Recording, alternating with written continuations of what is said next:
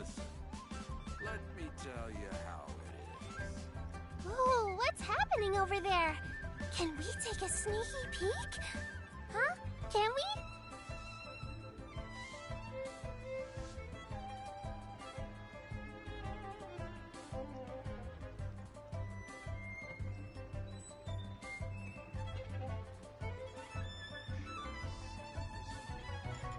Listen, let me tell you how it is.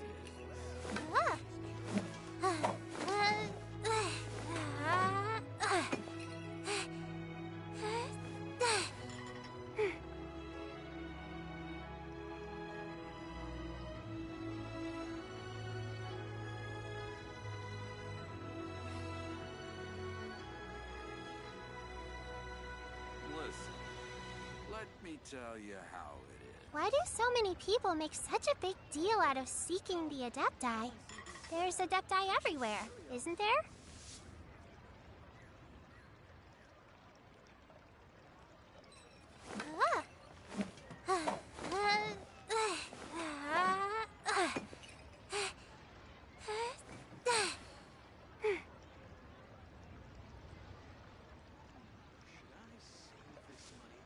Listen, let me tell you how it is. Come and see these rare and precious curios. Don't put off until tomorrow what you can do today. Come on, let's get a move on.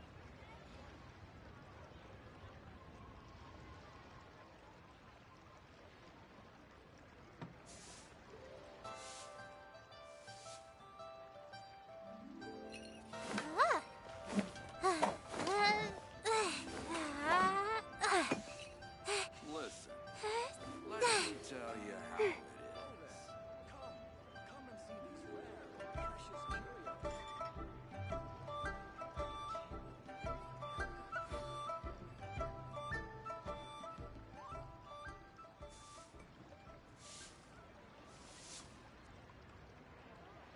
Why do so many people make such a big deal out of seeking the Adepti? Listen, There's Adepti everywhere, tell isn't you there? how it is.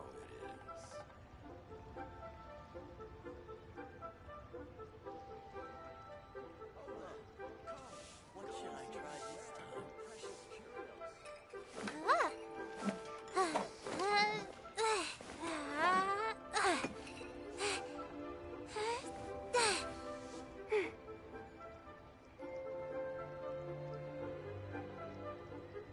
Listen, let me tell you how it is.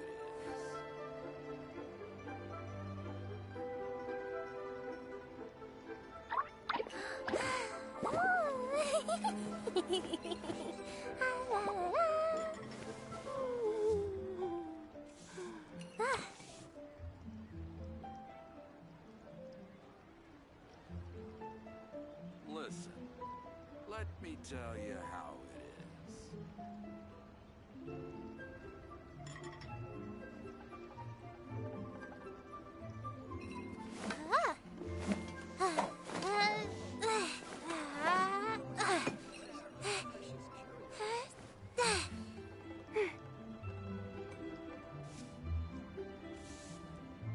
Listen, let me tell you how it is.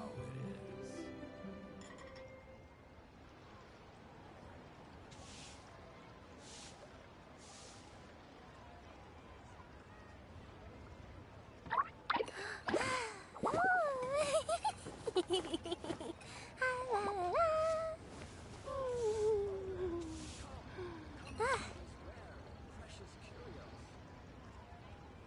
Listen, let me tell you how it is. Alright, ladies and gentlemen, welcome back to some more Genshin Impact. If you're checking this out through the playlist and are wondering what happened with the previous part, unfortunately, when I was trying to play through Lantern Rite on my own time, once I was ready, I immediately started having some internet issues, and I needed to get those sorted over the next couple of days. But now we're ready. I think things are running a lot more smoothly than they have been, and thankfully, I have not moved on past really what the last part kind of cut off at. So I was able to continue holding on, and last we saw, We were talking with the quadrilogy of heroes here at Iron Tongue Tian's storytelling area, and we were listening to figure out what's going on with the Moon Devourer, and the only thing that I did catch in between, really, because I was unfortunately bummed out, was seeing Kuching and Ningguang up at the top of Yujing Terrace, and getting information that some of the artifacts from Chenyu Vale are being sold at an exhibition here in the harbor. So not much has been moved forward in the plot, but as you can see, happily and adorably, Yao Yao is here with her new free Lantern Rite outfit. It is so adorable. I'm in love with it. She's so cute. And we're going to be running the same team that I had at the end of the last part. So nothing's really changed, except obviously I have gone through and done all of the Lantern Rite minigames this time around. I love this time of year for the game. It's so beautiful, but we're not going to waste any time. We're just going to continue on as if nothing happened. The only thing is that just that minor part with Kuching, which, to be honest, I said my piece at the beginning of the first part. You know, it's really a bummer for me having to... I just can't accept how different Kuching sounds, but I have heard inklings about Charlotte and Ganyu, and they sound wonderful, in my opinion. Everything is up to interpretation and opinion when it comes to the vocal performances of everyone. I'm personally not a fan of Kuching's new ones, but we continue on, and we'll see what happens. Shout out to everybody. I hope you all have a wonderful, happy New Year overall, and a happy Chinese New Year here with Lantern Rite. But let us continue. I'm really, really happy and excited to see how the next little bit of this Lantern Rite quest kind of continues on, because I am still at the beginning. So let's see. Hello. This is the exhibition area. Be sure to always claim and interact with your lanterns around the harbor, ladies and gentlemen. Ah, here for the exhibition? I can take you aboard. Yes, please. After you. Where are we going?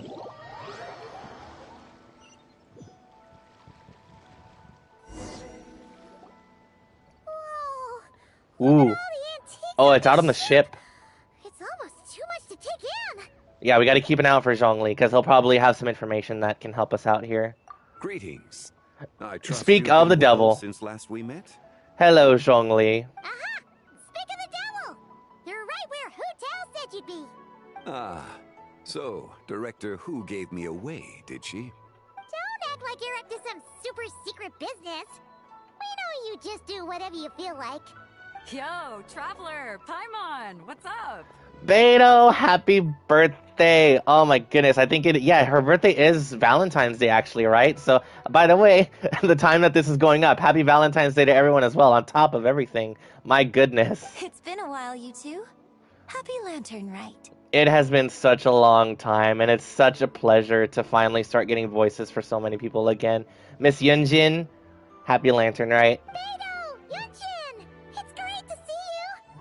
You're here for the exhibition too? Yes. When I heard these artifacts were from ancient times, I just knew I had to come learn more about them. I mean, what a discovery, right? Yeah, Ningguang pretty much said the same thing. She thought coming here might help culture me up or something. But, as you know, I'm more of a fists and punches type of person.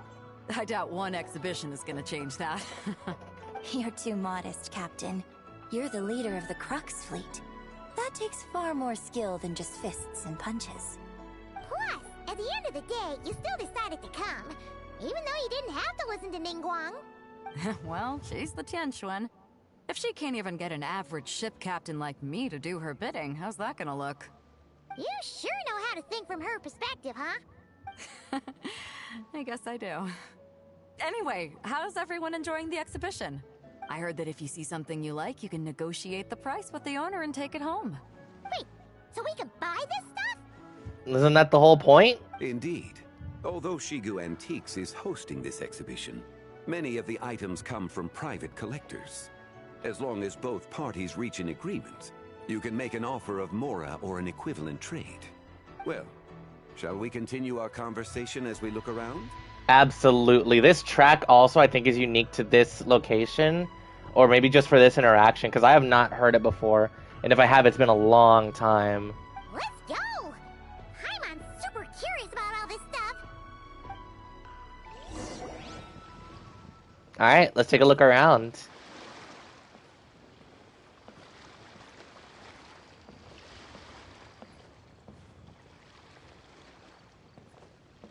Ooh. Oh, whoa, what is that? Hold on. I want to actually get a decent look at that. Oh, wow. Guys, check that out. Hey, Paimon, out the way! No, yeah, that's totally Zibai and the Frog Toad. Look at this painting! There's a huge toad on it! Could it be... Huh. This material is quite unusual. It doesn't look like paper. More like silk, or some other kind of fabric. Yeah, I was thinking the same thing. Well spotted. This is a painting of Janju, Janju. the Moon Devourer, made primarily with mulberry silk. Such craftsmanship is rarely seen in modern-day Liyue. Ha! Janju the Moon Devourer! Paimon knew it! That toad made it super obvious. What's that? A new dish at Wanmin restaurant? Oh, no, no, no, no, no, no. No! It's a kind of lunar eclipse. You heard about how the moon disappeared recently, right? Oh, yeah. You're saying a toad did that? Absolutely. The legend says. So, nothing to do with food then. Noted. And the figure next to the toad. Is that the White Horse Adeptus? From the stories I've heard, her palace lies on the moon. That would seem to be a logical assumption. Where was this excavated from? The chasm? No. In fact, this item was discovered in Chenyu Vale, and many years ago at that.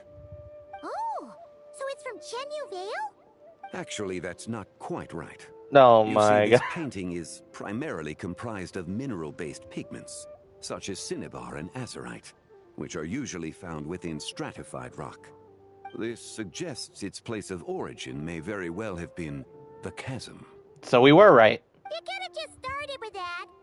You're as knowledgeable as ever, Mr. Zhongli. I had only ever heard the legend of Janju the Moon Devourer, but now seeing it depicted in this painting, I wonder, if I purchased it, perhaps it could serve as inspiration for a new opera. Though I'm not quite sure who the painting belongs to right now. A splendid idea, Miss Yoon. Perhaps in lieu of Mora, you could offer the lyrics to said opera as recompense. The lyrics? But to whom? Why, to me, of course. I am the owner of this painting, after all. Oh, wait, huh? Wait, so you're one of the private collectors of the exhibition? No wonder you knew so much about the painting. But lyrics in exchange for a precious antique? My work could never possibly be of equal value. I don't know about that. I'm not much of a scholar, but even I know your operas are in a league of their own. An astute observation, Captain Beto. In my possession, this painting is nothing but a lifeless artifact. In your hands, however, it could be transformed into a new piece of art entirely. Quite the worthy exchange, no? But I'm not sure when I'll be able to finish writing it. It certainly won't be ready this year. Allow me to be equally forthright, Miss Yoon. This silk painting is merely a copy I made of the original work. There is no need for such concern over its value. How did you do that? That already sounds suspicious in a way. I don't know. Maybe I'm overthinking it. Huh? So it's a fake? I had no idea you were such a skilled artist, Mr. Zhongli. I pride myself on having some knowledge of antiques, but I didn't notice anything that would point to it being a replica. You never cease to amaze me, Mr. Zhongli. You flatter me. All that said, Miss Yoon, you must accept. Truly, I insist. Huh. He's gone from handing out fake Mora to fake paintings now, huh? Shh. Your kindness is impossible to refuse, Mr. Zhongli. Rest assured, I'll be sure to return the favor. I shall look forward to it. Man, that was quite the find. Huh, I should buy something too, if only so I can show it off to Ningguang. Let's keep going and see what we can find. Oh, that's the carriage. Check this out. Wow, this bronze war chariot is really something. It must have quite the story behind it. I've never seen anything like it before. Do you know what this is, Zhongli? Ah. I heard from Miss Linlong that a carriage made of Celadon jade was unearthed in the chasm. A copper canopy, a body adorned with flowing clouds and geometric patterns. Yes, this must be the one. A precious piece indeed. This thing's gotta be thousands of years old, right? Crazy to think people back then were capable of such intricate metalwork. Too often, we view the past and future through the lens of the present. Objects that fascinated us as children seem crude later in life. And that's only after a few decades or so of separation. If one were to stretch time across hundreds or thousands of years, one might discover that time is not always a force that pushes things forward. It would seem the people of that era managed to create a remarkable civilization in their own right. Makes me want to get my hands on this even more. Ningguang's gonna be so jealous, don't you think? God, she just wants to impress her so bad. We know that they are totally, absolutely together. That is not a secret. Has this war chariot caught your eye, Captain Beidou? Oh, Miss Linlong. Oh, you must be Linlong from Shigu Antiques. Nice to meet you. This exhibition has been amazing so far. Well, that's all thanks to supportive patrons like you and Mr. Zhongli, of course. As for this war chariot, it was discovered by an archaeological team sponsored by Hoishan Hall. The price comes in at 90 million mora. You know, unironically, I would have had that, like, fairly soon, like in actuality, if I did not get Columbina, Itlua, and Zibai all back to back to back. And now with Bark on the horizon, which, by the way, even still, I have not seen the special program for the next version update. I'm waiting until I finish Lantern Rite for that. So, I probably could have done it, because dear lord, leveling up talent takes so much more. So much. I probably unironically could have done it, but I'm under 1 million right now. And I'm struggling to keep up with things like the XP books for Zibai. Actually, no, I think I leveled I think I leveled 90 Zibai yesterday. Huh. I'll check after this exchange. How much? It's not that much. Kind of. 90 million?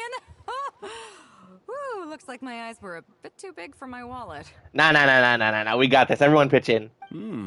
Quite a bargain. That's what I'm saying. For something like that valuable and that ancient, especially with considering how easy it is to get Mora, to be honest. A bargain? 90 million mora could feed Paimon for like 1,000 years. That's a bold-faced lie.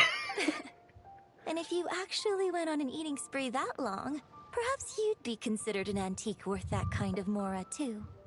What, 90 million? Nuh-uh. Paimon's worth way more than that. Well, if Mr. Zhongli thinks it's a good deal, I'm sure it's worth it. Beidou's putting way too much faith in Zhongli. What if he's only here to drive up sales? Paimon, quiet. I'll take the chariot, Miss Linlong. Oh, man. Someone will come by with the payment. Quite the discerning eye you have, Captain. After the exhibition ends, I'll have someone deliver it to the Alcor. Yeah, I'm surprised she didn't even try to haggle it at all. She was just presented with the initial price and was like, bam, I'll take it. Actually, could you send it straight to Yujing Terrace? I'd like for the Tianquan to see the proof of my discerning eye for herself. I freaking love this. It's such a delight to see Beidou again. Understood. Absolute beauty. Happy birthday to Beidou once again. Great. Yunjin and I both found something. What about you three? Want to keep perusing?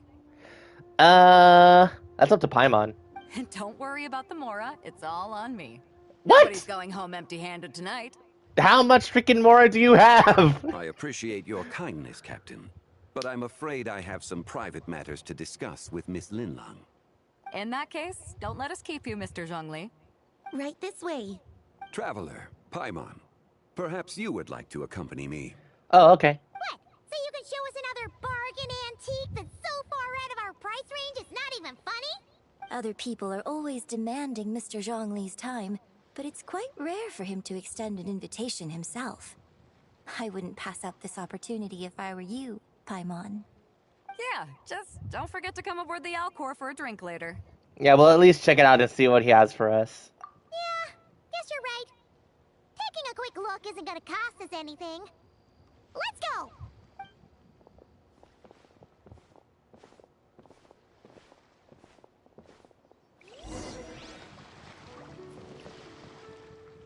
Oh, they're gone already. Damn.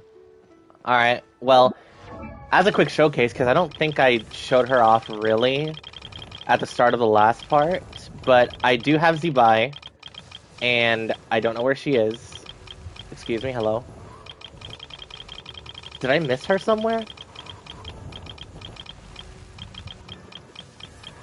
There she is, my goodness. But yeah, she has a fairly basic and underwhelming artifact set at the moment. It's double defense with geo damage.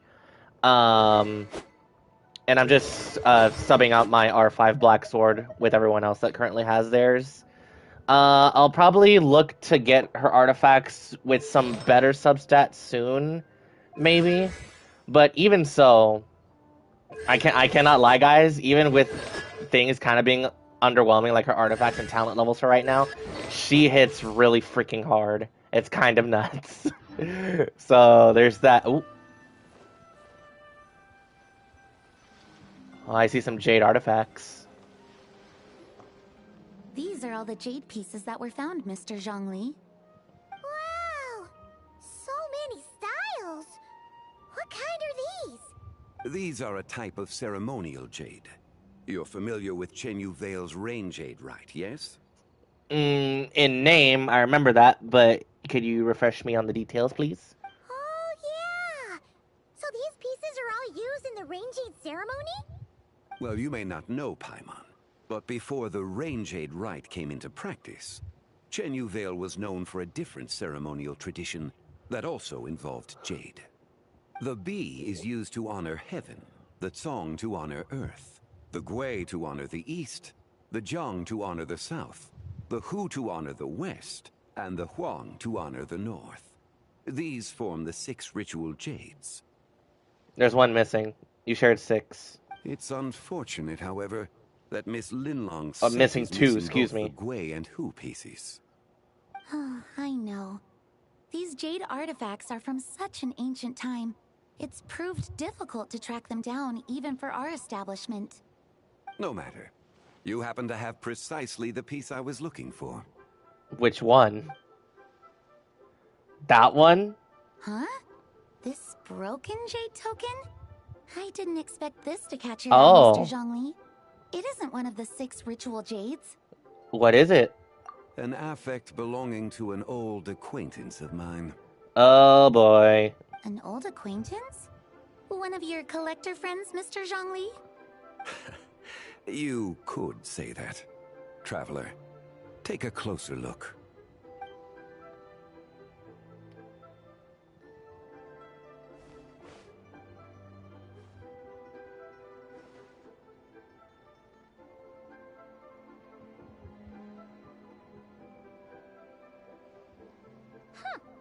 It doesn't look all that special to Paimon. Just seems like a broken artifact. Yeah, but there's the crescent moon on it. Indeed. It's been thousands of years since the moon has appeared in such a form. So, in the past, the moon wasn't always full. Then, could this missing chunk be from when Jianzhu devoured part of the moon? It's worth looking into. Your insight is invaluable, Mr. Zhongli. I had no idea how special this piece was. Since it has caught your interest, allow Shigu Antiques to cover the cost. Oh, that is far too generous, Miss Linlang. Not at all. I've always wanted to give people a chance to appreciate these snapshots of history. So, holding an exhibition like this has been a lifetime wish of mine. And it never would have been possible without your help, Mr. Zhongli. I merely put in a good word with a few acquaintances of mine. And it had a profound impact. Without your recommendation, I doubt half of these collectors would have come to the exhibition. So, on both a personal and professional level, I owe you my thanks, Mr. Zhongli. Wow! Zhongli actually did something useful for once.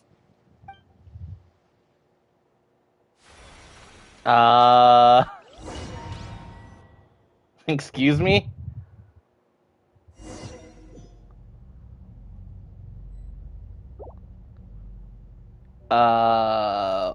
What just happened?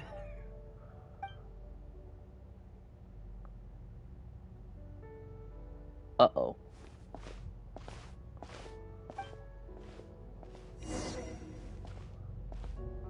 It's distant. It looks like it's right here.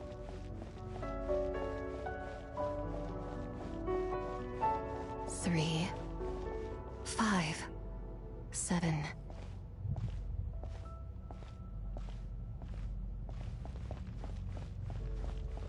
That's a 357 caliber. 11, 13, 17.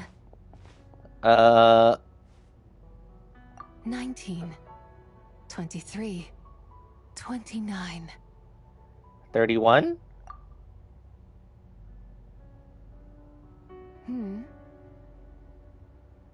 Oh, hello. You also enjoy counting in such a fashion, lost child? The same loneliness as them. It seems to exist in your heart as well. And who are you? Me? I'm sorry, I don't remember. Okay, then, well, what is this place? The shadow of the moon? Or a dream of time? Oh my goodness. I'm sorry. No one has asked me such things before. I've been here for so long. There is much I have forgotten. Did you bring me here? I know nothing of your arrival. All I know is the longing in people's hearts. Yet, I sense the moonlight's guidance within you, child. Perhaps that is what brought you here. Nod-Krai and Columbina and Kulaki and everything. You seem confused. Perhaps I can help in some way. Yes, please. I would like to get out of here. The path home is... that direction. I believe someone told me that before. But I was never able to reach the end. You should take a look. How about we go together? No need. It would seem... my time has already run out. Farewell. May the moonlight ever shine upon you.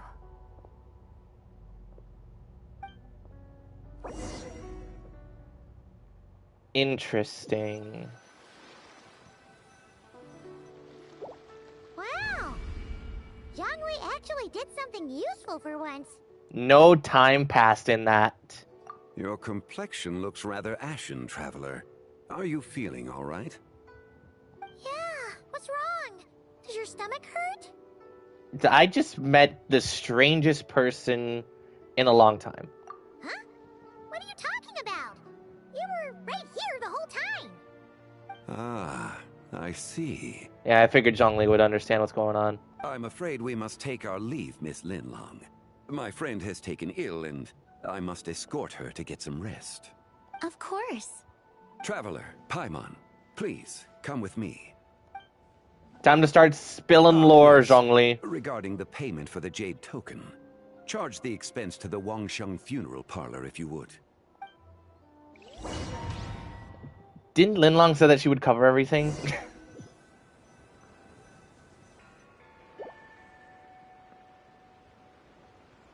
Oh, what are they doing here? someone's thinking of me. But this late at night? Must be that consultant of yours. I bet he's out there spending all year more at the exhibition. Yeah, he'd be the perfect employee if he just knew how to rein in the spending. But never mind him. Let's focus on the moon. We gotta see if it gets eaten tonight. This is giving the energy of, like, delinquent teenagers who are just out to do some wild stuff late at night. It's hilarious. I don't think it's going to happen. We've been out here all night, and the moon's the same as ever. It is quite late, and Chongyun's getting tired. How about we head back? We can come back another time. Head back? Already? Actually, I do have a new dish I'm testing out tomorrow. And as part of my New Year's resolution, I'm trying not to oversleep. Alright, alright. Guess it just wasn't meant to be. Let's go.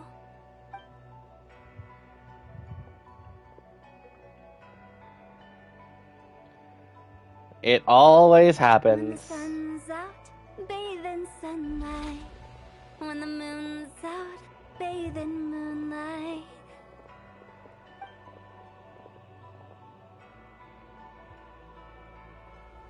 Oh, I see the eclipse happening underneath the clouds. I don't know if that's coming through on stream. Whoa! Convenient timing as always.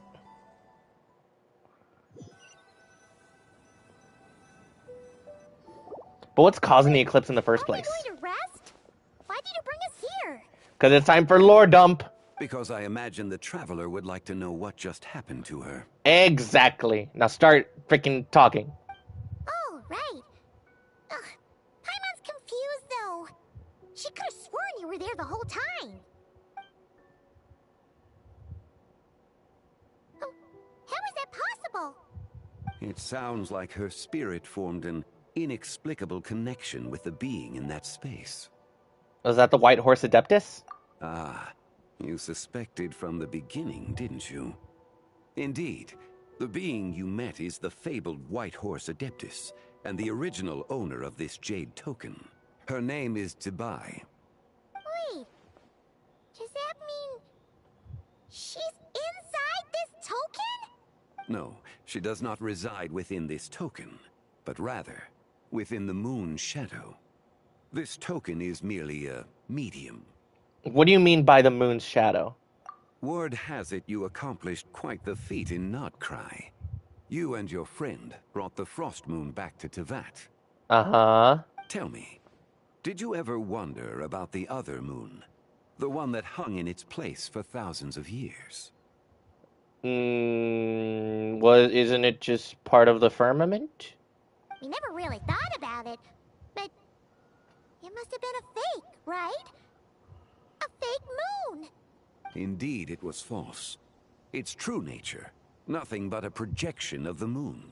Mm-hmm. It also happens to be the prison that confines Zibai to this day. Wait, the White Horse Adeptus is trapped inside that projection? Then we need to rescue her! But the moon in the sky right now is the real one, right? Where did the fake moon go? And why can't Paimon see it? With the return of the true moon, the shadow naturally lost its place in the heavens. Now, it is disintegrating bit by bit. It's a process that comes and goes. When it occurs, it looks like the moon is being obscured by a black shadow. But when it stops, the shadow disappears and becomes invisible to the eye. So, you're saying there's an invisible fake moon blocking the real moon right now?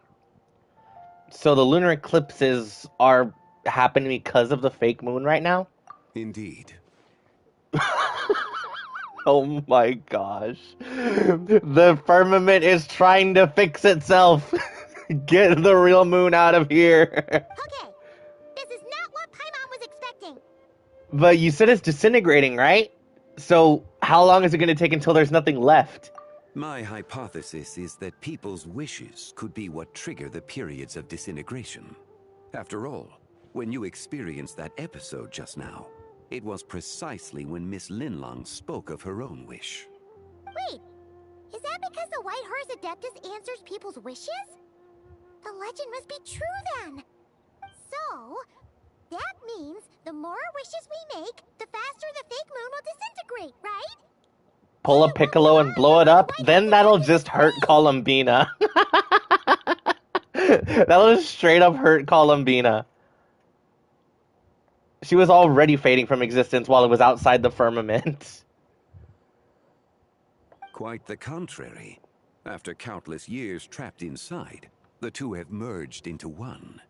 When the moon shadow is gone, Zibai will cease to exist in this world. Oh no! So, by bringing the moon back, we actually hurt the White Horse Adeptus? Do not burden yourself with such thoughts. Because of your actions, a promising opportunity has presented itself to us.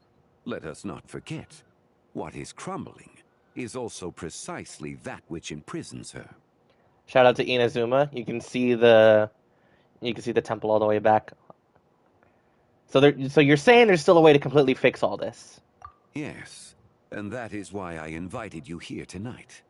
Your connection to that broken jade token confirms that you can do what I envision. However, while I had hoped to receive your assistance, this matter could have significant ramifications. Such as? I must admit a certain reluctance to implicate you in more of Tevat's secrets. Often, the deeper one's knowledge of such matters, the harder it becomes to extricate oneself from them. Allow me to inform you, Zhongli, on the revelations that have been presented to us over the past month. Tevat is our home, despite a seeming alien, because I'm not going to start rambling on the entire lore drop. The new outfit for Aether and Lumine just dumped on the entire reality of this game. It is legitimately massive, upends so much what we thought of this world and the twins. But long story short, we do belong here. This is our world. It's utterly ridiculous. So, as a player, not as Lumine, but as a player, I have no qualms about, quote, getting involved with Tevat's secrets. So, I'm more than willing to jump in this. I'm excited, but I understand where Zhongli is coming from on this. You are someone who once traveled through the boundless sea of stars. I cannot help but wonder. Perhaps it is wrong for your fate to become too entangled with the fate of any one world. Oh, Mr. Zhongli, I am already deeply connected to Tevat. More than you know, my guy. Oh my gosh, you know the only question, or the only thing that I need to re-educate myself on is Irminsul as a concept. Because when Tevat was rewritten and created for the twins, while they were still out in space, Irminsul was created without them being here. And as of Sumeru, Nahida looked inside Irminsul, and the Abyss Twin was in there, but we were not.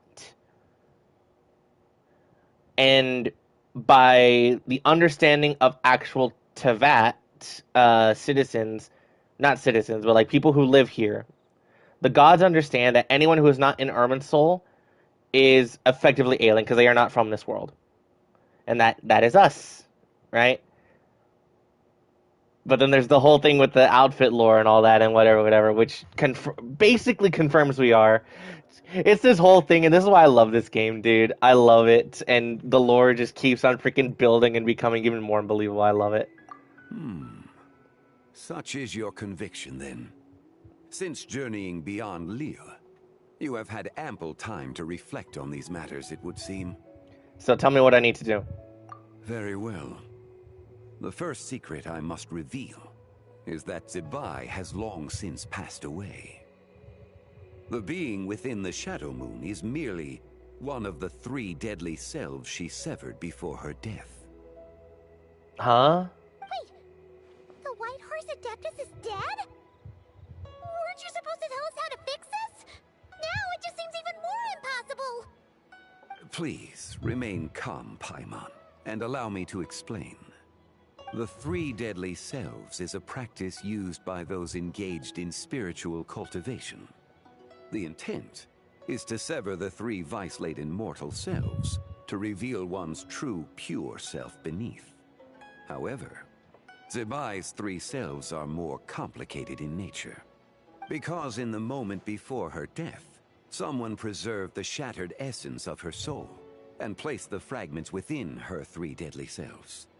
If we retrieve the three fragments of her soul, there is a chance we can restore her presence in the mortal realm. So that means we can bring her back to life?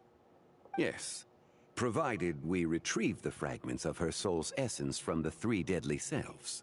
I'm assuming we just met one of them inside the token. Indeed. The being you encountered was Zibai's first deadly self, Ziju. After Zibai's death, she ascended to the heavens and became one with the Shadow Moon.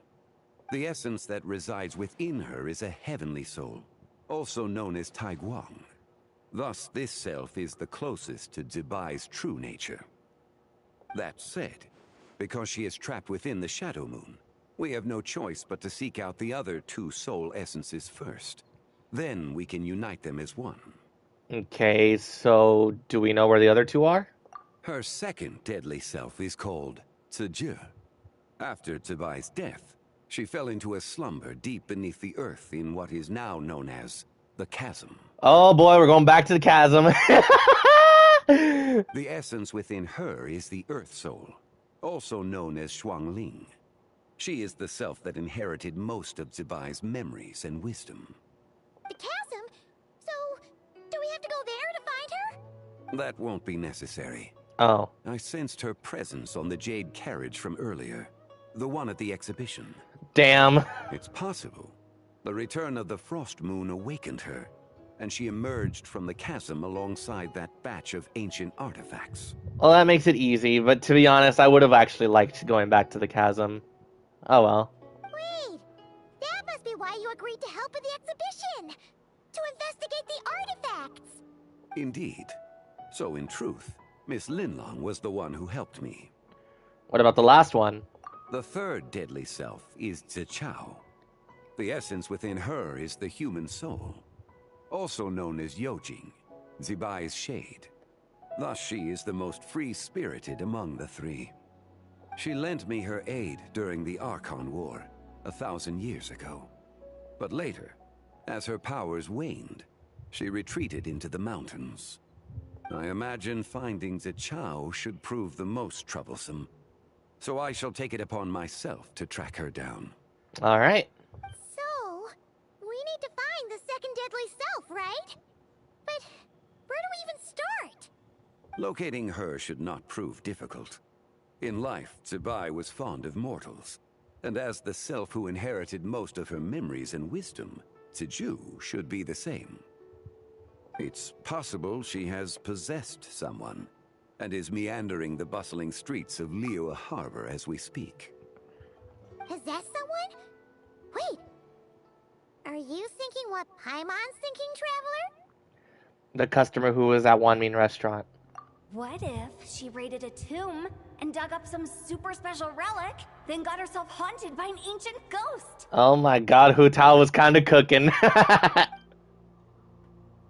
Exactly! Lu Xianxian!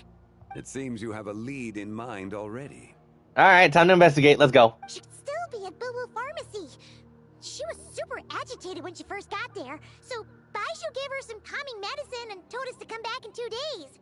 Do you think it could be her, Zhengli? It's quite possible. The deadly selves are impure beings that can easily influence mortal minds. Alright, well, once she's ready, we'll head over. A sound plan. Well, I should get started on my own investigation then. Good luck, Zhongli. You're leaving already?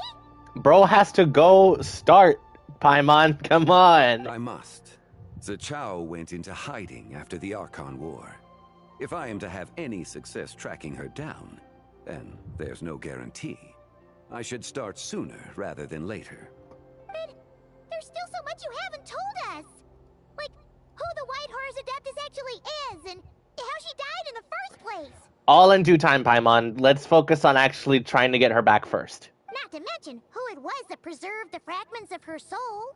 Should our endeavor prove successful, then naturally those answers will follow. Exactly. If not, speaking of them would be rather meaningless.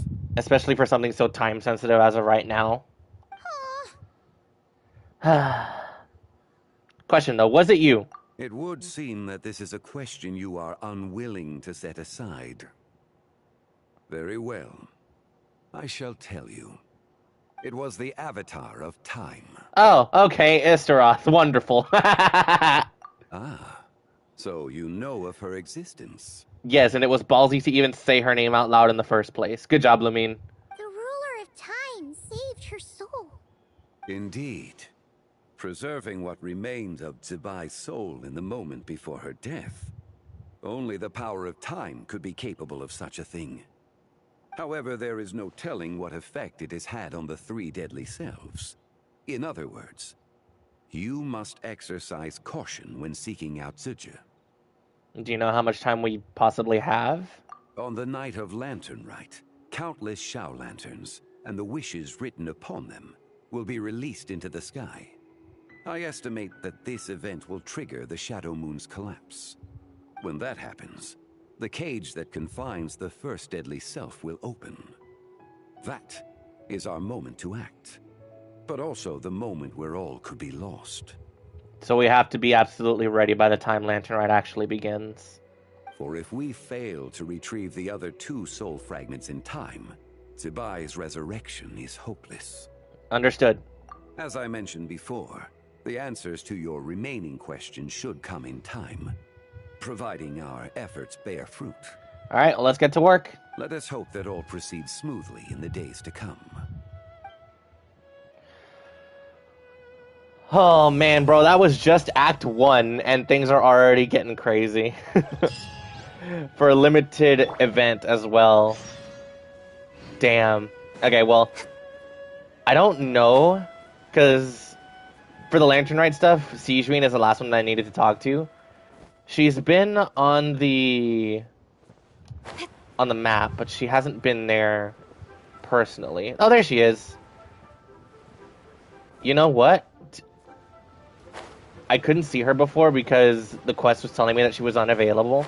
I wonder if she was in Boo Boo Pharmacy taking care of Xiang Xiang. Let's go ahead and get this over with. She's the last one. Oh, happy holidays, traveler. Happy Lantern Rite, Sijun. The Duke mentioned we might meet you here, but I didn't expect our paths to cross so soon. You came with Risley? Yep. He invited me to experience Lui's Lantern Rite with him, and also to finally use up all the vacation days I never got around to taking. We met a very kind lady at the harbor who said that if we'd like, she could arrange for a professional photographer to take our picture as a keepsake. That's me. Oh, that's perfect. Oh, I'm sure you'll take a really good photo, and then I'll be able to show it to Monsieur Nervillette later. Let's start. Sure. Well then, as the professional photographer, what pose would you recommend?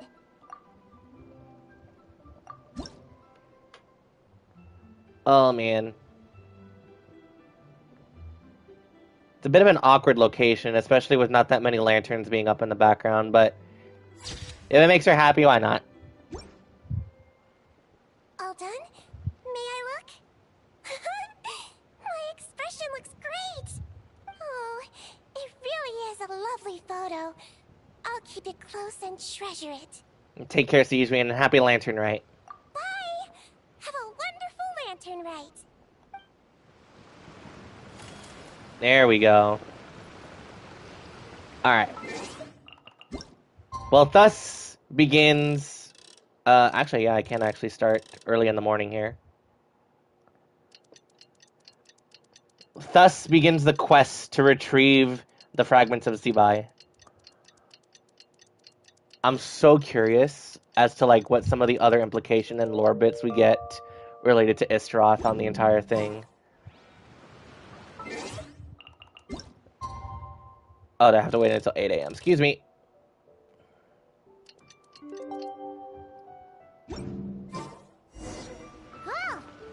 at the Boo Boo Pharmacy today? Fingers crossed we learned something useful. Oh my goodness, Yelan. What is she doing here? So let me get this straight. The patient disappeared right as you were delivering the medicine. What? I know it's hard to believe, but that's exactly what happened. It's true. 1 minute she was there, and the next she was nowhere to be seen. Hey, it's Yelan! Fancy seeing you here! Oh, is this a bad time? Not at all. Just a small roadblock in the case I'm working. Ningguang asked me to investigate a patient named Lu Shangshang. If you're here to find her too, then you're out of luck, I'm afraid. She went missing this morning. What? According to Dr. Baiju, the patient vanished right under his nose. But it just seems like that should be impossible. There 1 second and gone the next? Pretty sure Xiao can do something like that. Then you're suggesting this Lu Shangshang is the vigilant Yaksha in disguise? Or some other adeptus? Paimon, should we explain? Guess not. But this is so weird. How can a living person just vanish into thin air? Paimon, what was the reason we came to see Miss Lu for? Unless... Linny decided to take his act to Liyue? Paimon! Who is this Linny you speak of? Don't worry about it, not important. He's...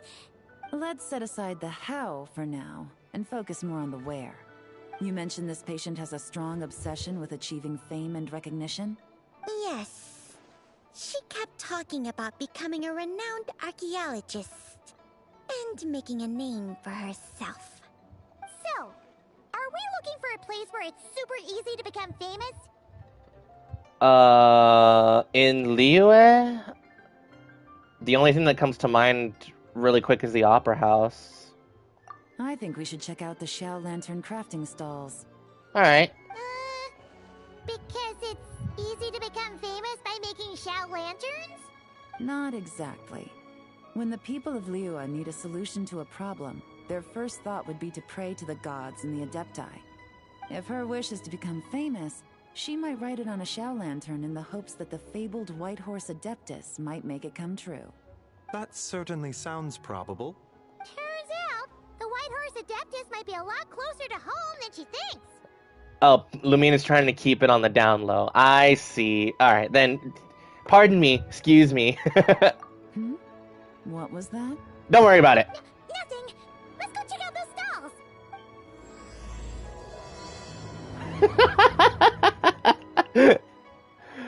Oh, I love this game. Is it possible I was just imagining things? But I saw it too. We can't both have been imagining it. Bro is actually shook. I wonder if there's anything in the room. Hello? Nothing seems out of the ordinary.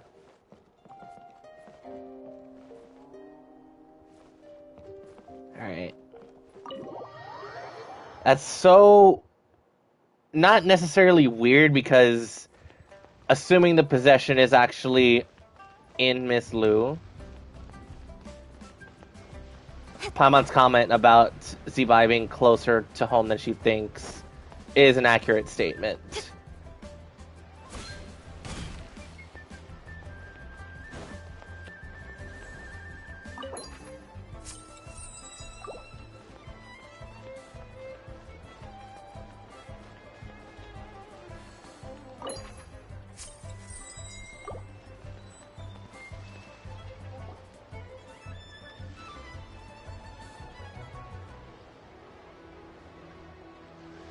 Alright, we're here. Still no sign of Lu Shangshang, though.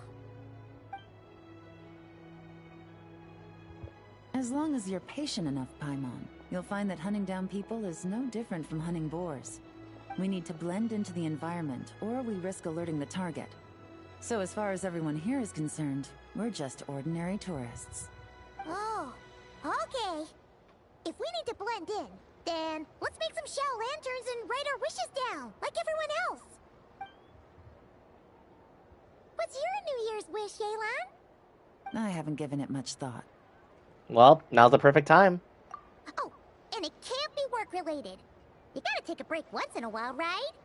You're always sticking out this suspect, tailing that criminal, hunting down this gang or that. Which is super amazing and all, but it's gotta be exhausting. Yeah, you should think about yourself every once in a while. Really getting into this, huh? You said to blend in, right? Come on, it's all part of the act. So you gotta think of something.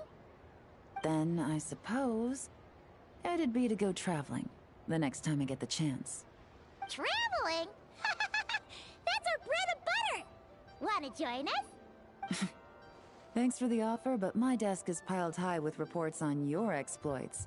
And that's not quite the kind of traveling I had in mind. I was thinking more the lie down and do absolutely nothing kind of travel. Ah, something a bit more easy and breezy, right? Hey, wait! We know just the place! The Easy Breeze Holiday Resort in Natlan. It's beautiful. Shout out to Natlan, greatest nation in Tibet. I love it so much. It's super relaxing and full of fun activities. You've got the beautiful ocean. Oh my god, the tons of stage. cute little creatures called Asha. Seriously, you gotta go. Permanent summer event location, by the way. It's just in Natlan. I love it. I suppose I'll have to check it out. Yes, please. Come by Easy Breeze Holiday Resort. Hey guys, happy Lantern Rite. Happy Lantern Rite, Gaming. What a coincidence. You here to make shell lanterns too? Well, it's that time of year, am I right? Thought I'd join in on the fun. You can't have Lantern Rite without making one of these. What you gonna wish for? Oh, man, it's kind of embarrassing, but whatever. The truth is, the mighty mythical beasts are seriously struggling with recruitment. So, I'm hoping to find a few apprentices and teach them the art of wushu dancing. Awesome! Shurfugami, here we come! Whoa there, Paimon. One step at a time. I actually need to find people first. Yeah, but Paimon bets people will jump at the chance to learn from you! Well, I wouldn't be so sure. Wushu dancing is super physical and takes a lot of hard work to master, so Oh, there she is. it's not easy to find people. At this point, if the Adepti can't help me, no one can. I'll do it. Oh, there she is. Huh? Yelan, get her ass. You just said you wanted an apprentice, right? Well, I'm offering. What do you think? Whoa, the White Horse Adeptus works faster than I thought. Traveler, it's her. Lu Shangshang. Quit telling me and start grabbing her. Our target! Hey, didn't you hear me? I said I wanted to be your apprentice. She's kind of mad. Actual woman jump scare. No need to shout. I heard you the first time. What's your name? Step back a bit, Gaming. This person could be dangerous. What? Hey, what are you trying to do? Do you know who I am? Get back! Lu Shangshang, we have no intention of harming you. We just need to ask you a few questions.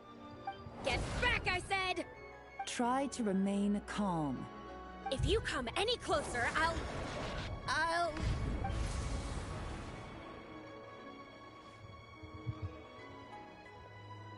And there it is. Hello. I forgot which shade you are. Little wisp of a being. How are you able to see me? Gigi, the second deadly self. Hello.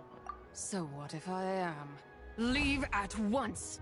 Well, firstly, I hope to resurrect Zibai, and I need your help. You, a mere mortal, whose own life hangs by a thread, would dare reach for the power of life and death? Is that so bad? Unless you wish to be condemned to eternal damnation, you would do well to abandon this foolish endeavor. Sorry, man, but that's not in the cards. You need to come with me. I shall speak on this. No further. Ugh.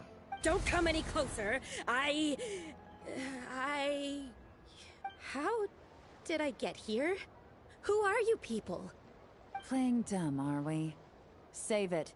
We know you attacked those people at Wanmin Restaurant. What? No, I would never. You must be mistaking me for someone else. You don't remember. Of course not. How could I do such a thing? What about the photo you took near Chuang Terrace? What photo? What's going on? It's like she lost her memory or something. So Gigi is off. Well, this complicates things. I'll take her back for questioning and let you know what I find. Take her away. But I didn't do anything. I swear. In a way, I understand why Lumine is keeping things confidential, but even so, Yelan has seen enough, man. You know, I'm thinking back to 2.7. That's weird. She seems so normal now, but she doesn't remember anything. Lumine, you want to say something? Ah, this is just great. An apprentice falls right into my lap, and now she's gone. Calming. She wasn't being serious. I promise. Don't worry, Gaming. This is a special case. I'm sure you'll find one soon. Unless you're gonna pony up and offer a real solution, Paimon, I don't want to hear it. And now he's freaking pissed. Gaming? What's up with... We found her. We found her. We found her. I'm done here. I'm gonna go find an apprentice, and I won't take no for an answer. All right, let's go follow him. Gaming, wait! Is it just Paimon, or was Gaming acting super weird just now? He was just possessed. We should go follow him. What? How do you know? Don't worry about it. Come on, let's go. Oh, so you saw the second deadly self? And you think she moved from Lu Xiangxiang to Gaming? Absolutely. Uh-oh. Then we better find him before something bad happens. Let's go! Off we go. We're heading this way.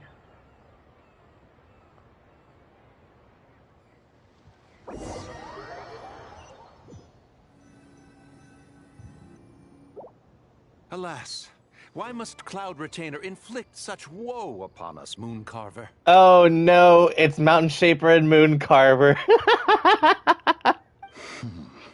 By the order of Rex Lapis, Zach got paid! Yet we arrived late, for you in your inscrutable wisdom chose that very moment to tend the mint. Zach got paid, let's go! It is no wonder Cloud Retainer banished us to the wilderness in anger. A pity only that I, blameless as I am, was made to share in the punishment. Blameless indeed. You speak as if it was not you who decided to plant all that mint in the first place. Yet now, in its wretched state, overrun by blight and vermin, you would turn away? Utterly heartless, I say. Were I truly that heartless, would I have rescued those seedlings from this desolate wasteland, granting them haven in your hallowed garden? I'm honestly not really following what they're arguing about here. Something about mint. Alas, if blame must be laid, let it fall upon Cloud Retainer for failing to recognize the virtue of our plight. Ah, at last a sentiment with which I can agree. If ever Cloud Retainer is away, we should steal into her abode and plant a veritable field of mint. A tempting little ruse, is it not? Is it really a ruse if that's something that would honestly probably just be sick? I would love to have max mint, personally. I don't even know what my amount is.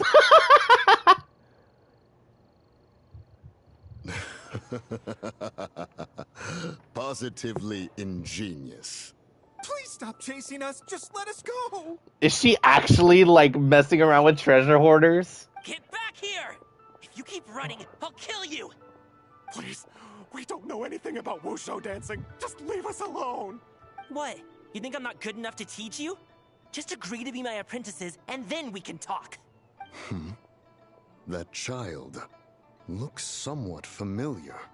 Ah, it appears to be the wushu dancer from Liyue Harbor. I have seen him perform on occasion. Come, let us take a closer look. Has trouble befallen you, young one? Perhaps we can offer aid. Oh, thank the gods.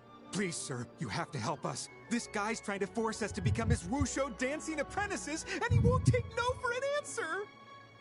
Oh, so it is you who require aid, not the other way around. Get out of the way, old man! This is between us. Preposterous. You dare to presume we are of a mature age? Listen here, brazen youth. Skilled you may be in the art of dance, yet your offstage demeanor leaves much to be desired. I'm surprised that as Adepti, they're not even able to sense any sort of that energy inside him. Hold on, Mountain Shaper. Thank you. Is amiss. Thank you. Look closer. Huh. Indeed, he bears the mark of something unclean. It spells trouble. You there. Depart at once. Oh, that was clean. Hey! You drove off my recruits, old man! You'll just have to take their place, even if you're a bit on the decrepit side.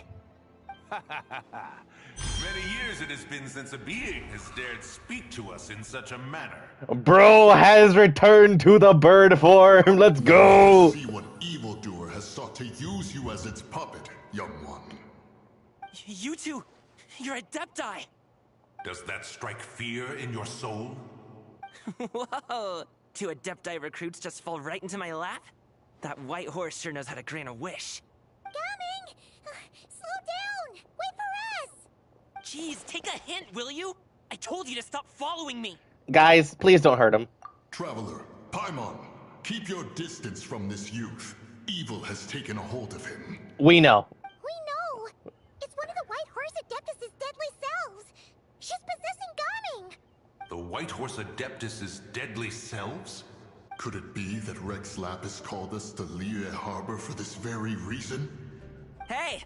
What are you two whispering about over there? Who's gonna be first apprentice and who's gonna be second?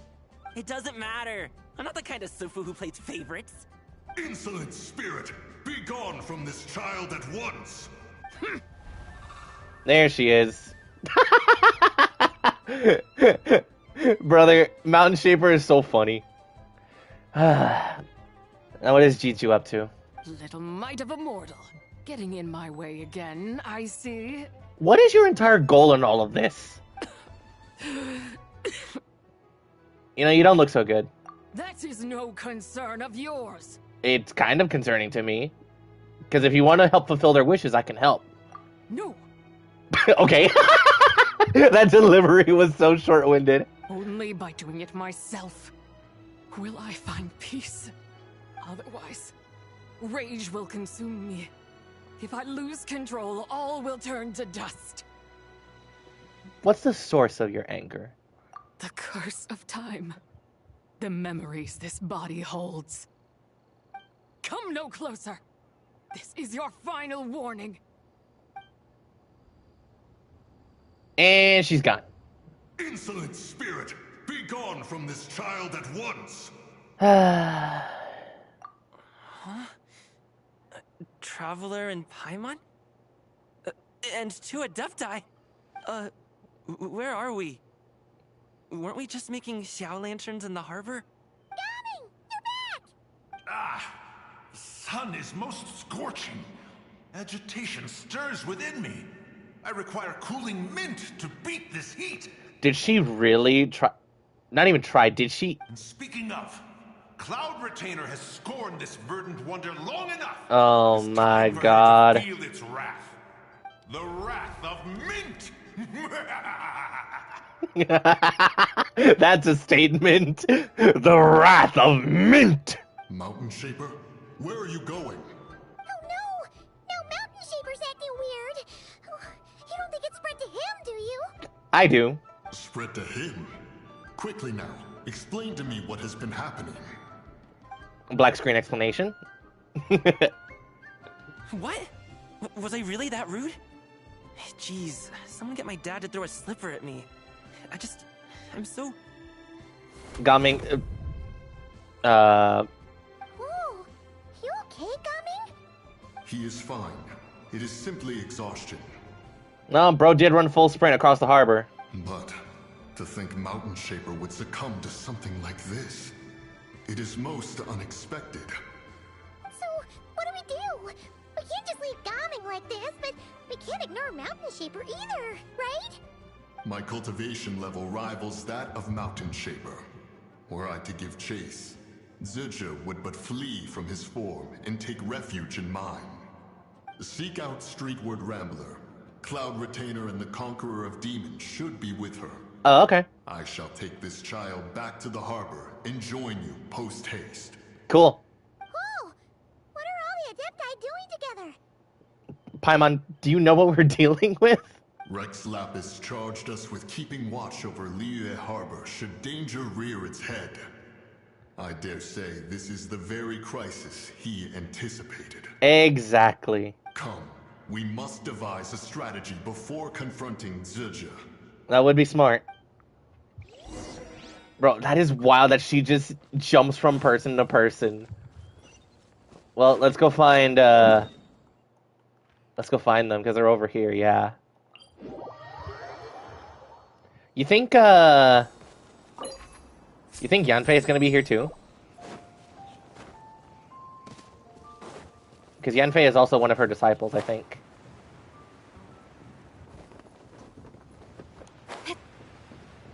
Hello.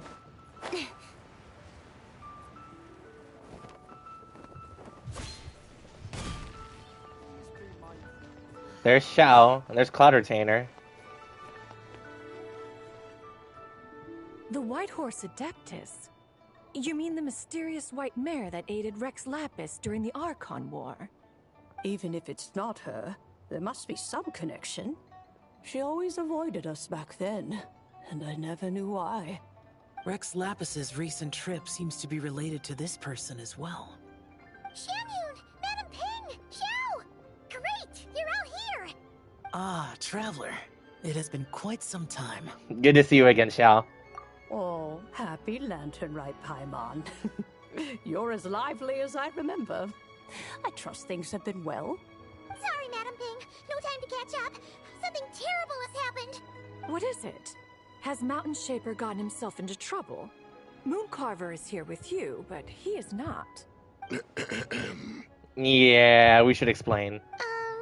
Yeah, bro is possessed. The Wrath of Mint? That old fool dares to utter such nonsense behind one's back. It's not really him per se. I mean, it kind of is. She's just amplifying the ambitions of the person she takes control of. Yeah, that's not really our biggest concern here. So, even a mere deadly self of the White Horse Adeptus was able to possess Mountain Shaper and affect his mind. No wonder Rex Lapis told us to gather here and await his orders. Yeah, I wonder if Madam Ping is actually going to get a power moment, despite taking the form of a grandma. That'd be so cool. Mountain Shaper's cultivation is inadequate. He was caught unprepared. Were it one of us, Zurja would hardly have found a vessel quite so ready for the taking. Hey, that's not what you said earlier. Where is Mountain Shaper now? My guess, Cloud Retainer's home. A question that hardly bears pondering. Yep. Obviously, he intends to plant mint in the vicinity of one's abode. Ah, then he poses no great threat. We might as well let him be. Once he fulfills his wish, it's possible that Zurja will relinquish him of her own volition. Your ulterior motive is most obvious, Mountain Shaper. You two hope for Mount Outsong to be covered in mint. One can see it clear as day. If I may, Cloud Retainer, we can let him and I'll pick them all myself. I would like them. Not to mention, deadly selves are born of malevolent human desires, and naturally pose a great risk to the form and mind of all living beings. We cannot let this go unchecked. Let me handle it. I have relevant experience and know how to deal with such situations. One has no doubt of that. Yet your involvement would likely end in armed confrontation. In one's own estimation, the time for such measures has not yet come. Before his departure, Rex Lapis knew that Zurja was active in Liyue Harbor, yet told us only to wait. It would seem, then, that Rex Lapis did not believe extreme measures were warranted here. Yes, this is quite a peculiar case. After all, Zildjian's possession does not seem to come with ill intent. It's more like she's guiding those she possesses to fulfill their own wishes. There is another matter of import, however. I sense tremendous resentment emanating from her. What could be its source to render her so unable to find peace? The curse of time, the memories this body holds. She was talking about the White Horse Adeptus memories, right? From what the Traveler said, it seemed like she was about to explode with rage. But why? With Rex Lapis away, if we wish to understand that which occurred in the past, we shall have to ask her directly. She didn't really seem forthcoming with answers when we tried to ask even some of the most basic questions. She also mentioned the curse of time. What could that be about? Perhaps erosion. Indeed. We are of the same mind. I heard that ancient clans in the mountains once regarded the White Horse Adeptus as the daughter of time. It seems there was some truth to that, after all. The daughter of time. Cursed by time? You know, that's not the first time we've seen something similar to this. Thinking back to Focalor and Farina, the daughter of the Hydro Archon cursed by the Hydro Archon. Anyway, so then I cursed her. Time does not treat everyone equally. The longer you dwell in this world, the more it takes from you. Then what do we do? One has devised a solution. Oh? Based on what you have told us, it seems that Zibai is in the habit of leaping to a different host when provoked. One's plan is for us to block all escape routes while you confront Mountain Shaper, forcing Zibai to reveal herself. Then, if prior experience stands, she will have no choice but to possess you. However, not only are you able to sense it, you are also unaffected by the peculiar state of stasis. In other words, in that moment, you would have the chance to either subdue or persuade her. That is akin to walking straight into the lion's den. Allow me to go instead. Yeah, isn't this plan a bit too risky? Why doesn't Paimon try first? Well, even if she got possessed, it's not like she would pose a danger to anyone. Guys, no.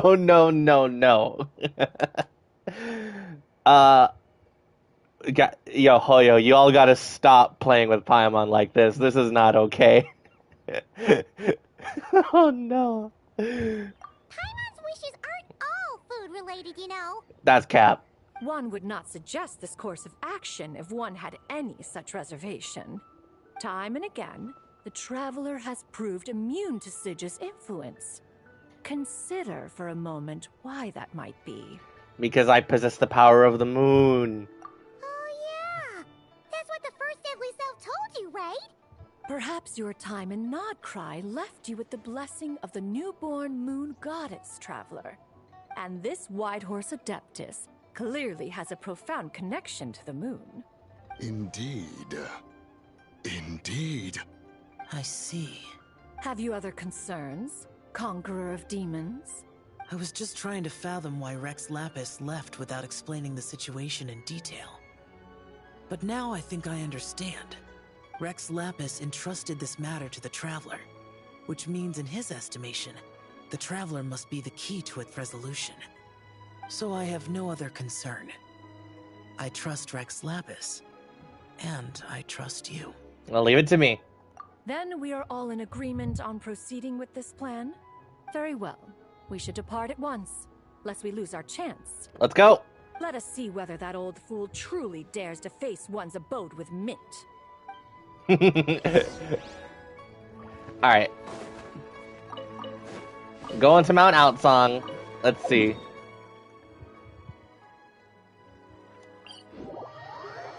This is gonna be so funny. Please tell me they just put a bunch of mint on the mountain. Where is it? I expect to climb this rock and see countless pieces of mint. Well, there's some, although I don't know if those are natural.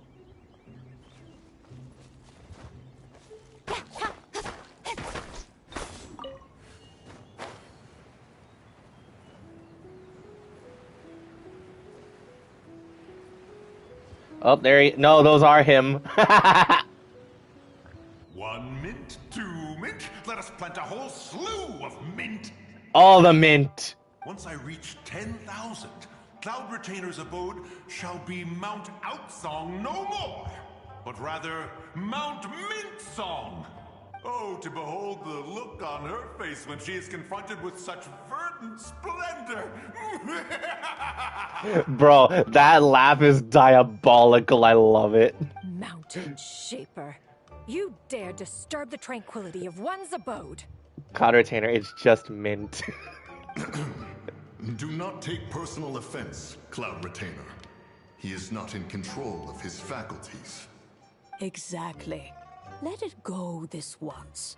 Zidja is the one driving him to do this. Huh?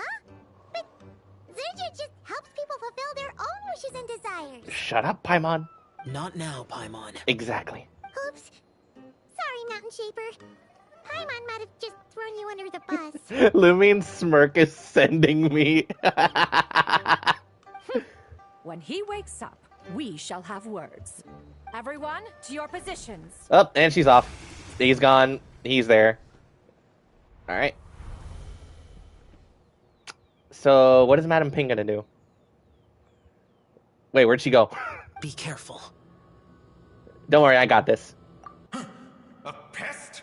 I must catch it. Again! Again! Oh. Young one, it is you. Don't tell me. Cloud Retainer sent you? Yes, she told me to get rid of the mint. Ha! Such brazen insolence. Such presumption. Such boundless avarice. That wretched adept's impudence knows no end. Cloud Retainer, give me a minute. If she dares lay a finger on my garden, I shall smash her cuisine machine to pieces. You sure about that? You think I am one to fold so easily?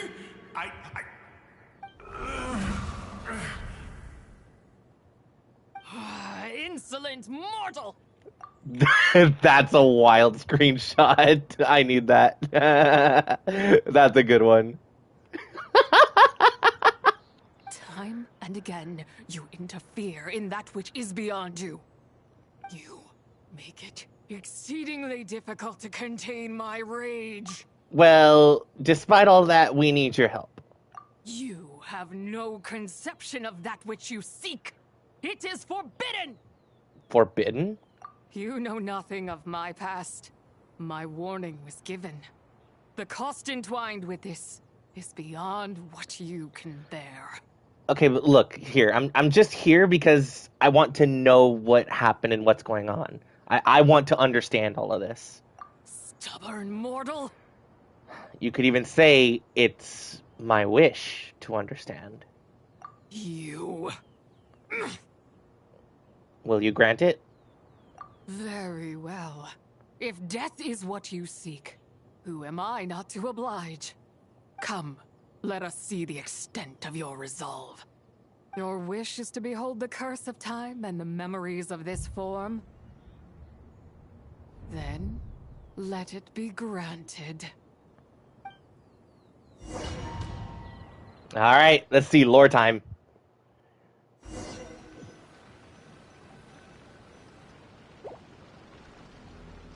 Ooh.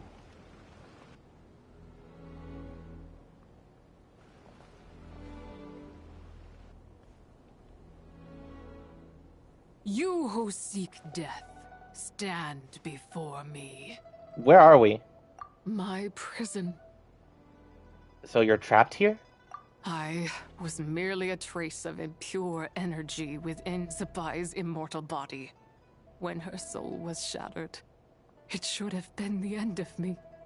But then, the one who governs time descended from on high and froze the moment of her death. And so, I remain in this world, unable to find release. To Istaroth. A mortal who knows of her existence and would dare to speak her name. Who are you? I'm someone who can help you. That's a beautiful lighting shading, by the way. Help? No, there is nothing we can do for each other. Her power, the one who governs time, it has surrounded me ever since. A blessing and a prison, all at once. So you've been trying to break free all this time? No. I have been asleep in this prison for countless years, until a familiar presence woke me. Then, through that mortal girl's eyes, I saw it. As pure and bright as ever, unchanged across the millennia. It was the moon. Oh, no wonder she took that picture at Chiwang Terrace. That place is called Chiwang Terrace? Did later generations rebuild the altar in a new location? It looks just like the one used to honor Zibai.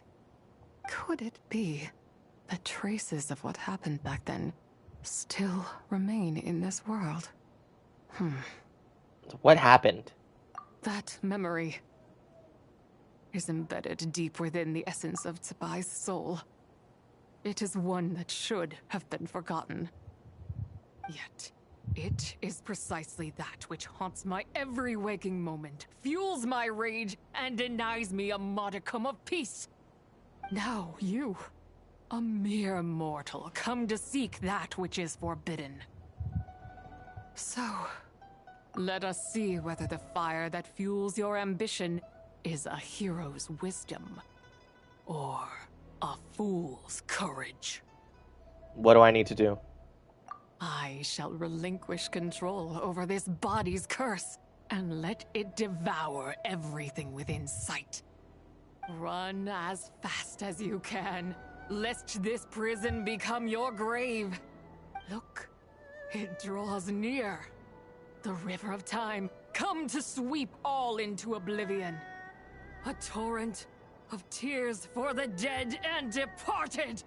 The curse of time. I shall wait for you at the end, mortal. Evade being swept up in its waters, and I will show you everything. Fail, and we shall sink into oblivion together.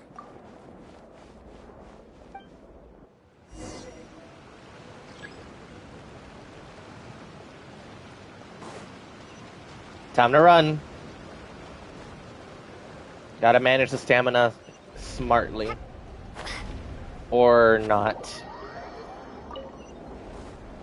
Because the jumping mechanics are very strange on poor terrain like this.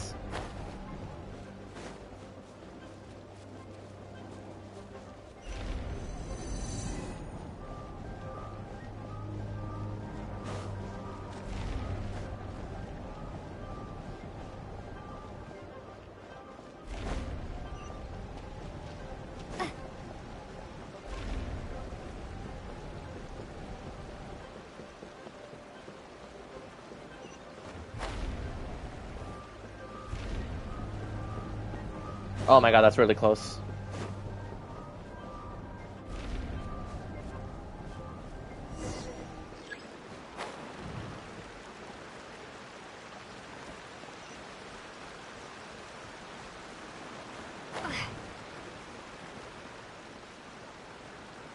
There she is.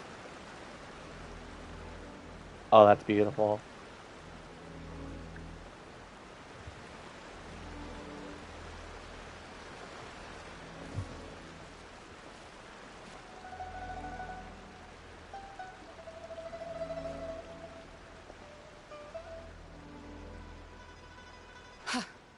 I did not expect that you would make it to the end. It was simple, and I did it. So... Yes, it would seem even time cannot hold you back. In that case, perhaps this truth is one you can bear. Come, let your wish be granted. Dude, I love the blurring and the lighting effects. They're getting so much more high quality for these scenes. It's so good. And they save it for important moments.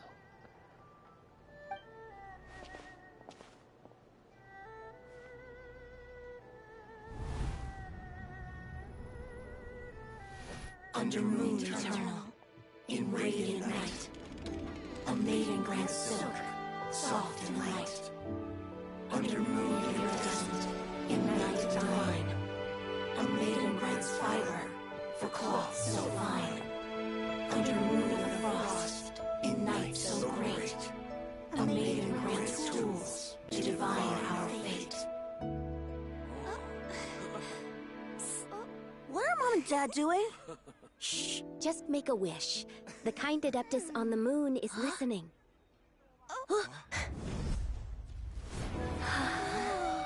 Look, it's Lady Zibai. Wow, Lady Zibai? Is she powerful? Of course. She taught us how to grow grain and beans, millet and rice, how to peel hemp and reel silk, spin thread and weave cloth, how to cut stone and build houses, cast bronze and forge tools. According to Mom and Dad, the Adeptus Zibai is the god of soil and grain, who blesses our land and its crops. Huh? Lady Zibai's leaving. It's all right. We just have to wait till next year. She'll be back.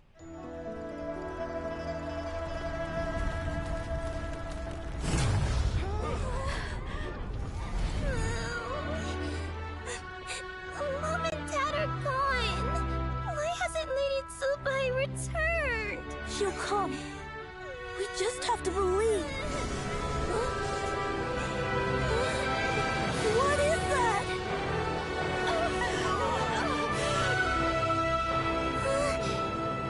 Lady Zibai abandoned us.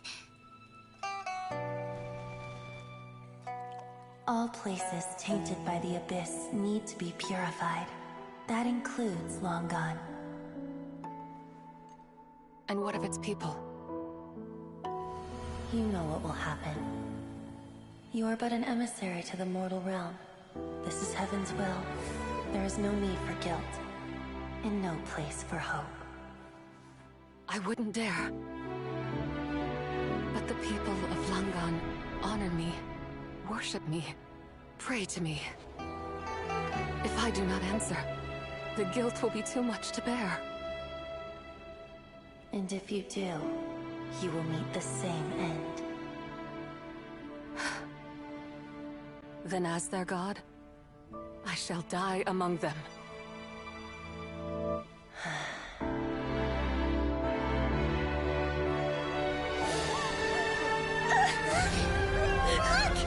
Lady Zibai came to save us! I knew she wouldn't abandon us! Run!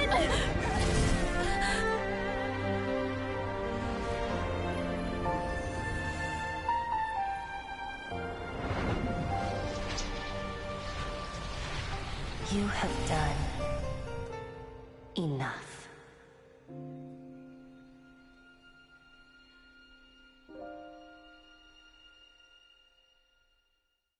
Now you know the truth. These are the memories that suffocate me where I stand and crush me under their weight. So Long Gone was destroyed by Celestia again. Not just my nation, but the people I loved.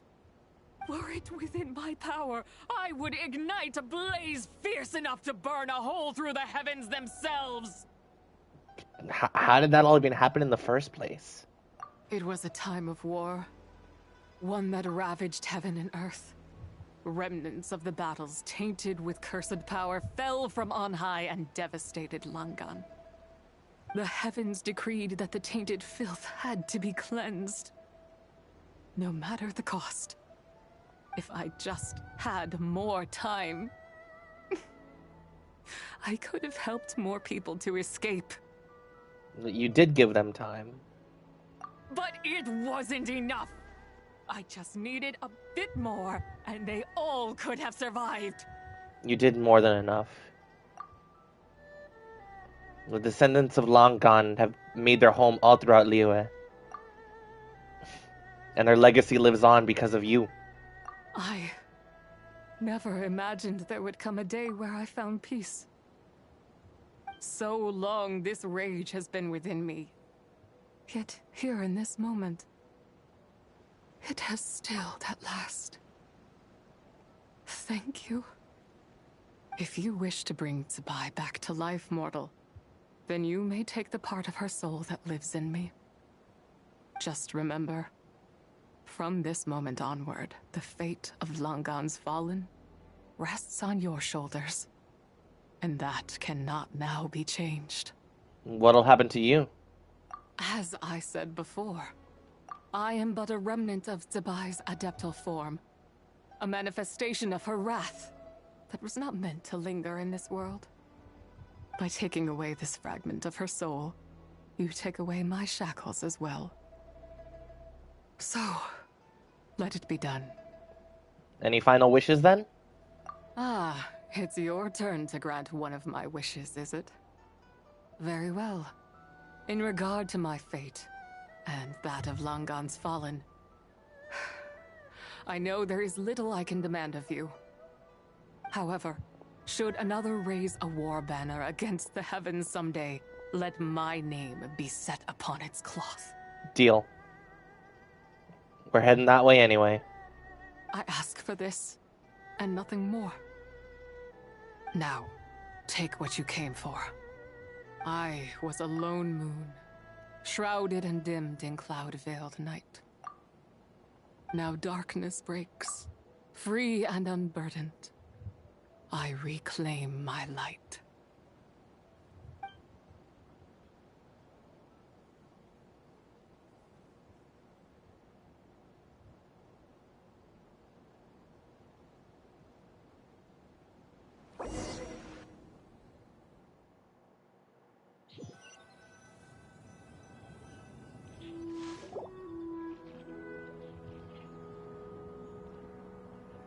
You think I am one to fold so easily? I'm back. Ah, young one. What brings you here? My, what exquisite mint seedlings.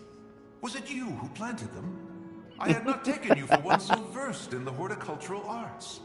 I must insist that you visit Mount Hulao. There is much we could learn from one another.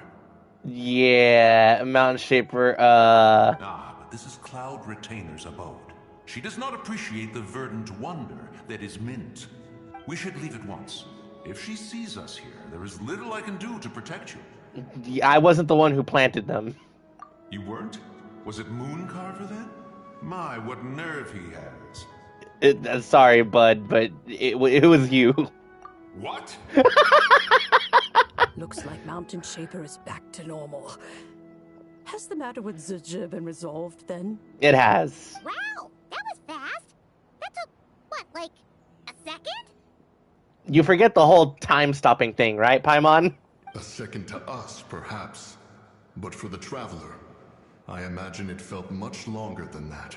Yeah, it took several minutes. But despite all that, Cheech is gone now. One's plan was most successful then. It was.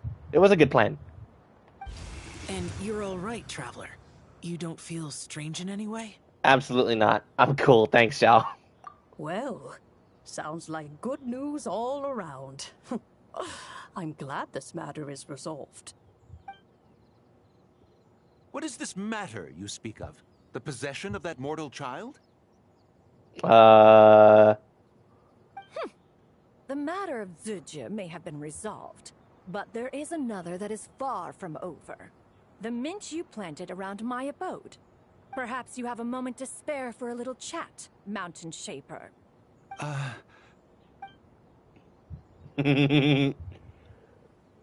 You seem reluctant to talk in detail about what happened with Zibai. She told me about her past.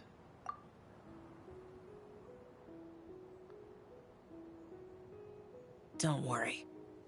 I won't ask you to reveal her secrets to me. And I doubt the other Adepti will either. Huh? You don't want to know what happened? The expression on your face. I know it well, Traveler. It's one I've seen Rex Lapis wear on many occasions. Whatever you learned, it must be too heavy to share. But you're okay, right, Traveler? That deadly self didn't hurt you, did she? No, I'm fine. Well, as long as you're not hurt, Paimon doesn't need to know anything else. It's just not a happy story, that's all. Even so, I hope you feel like you can entrust me with it. If I learned anything from our time together, it's that one should not have to shoulder such a weight alone. Not to mention that certain knowledge brings danger in its wake. I would never want you to feel forced to be the sole keeper of such secrets.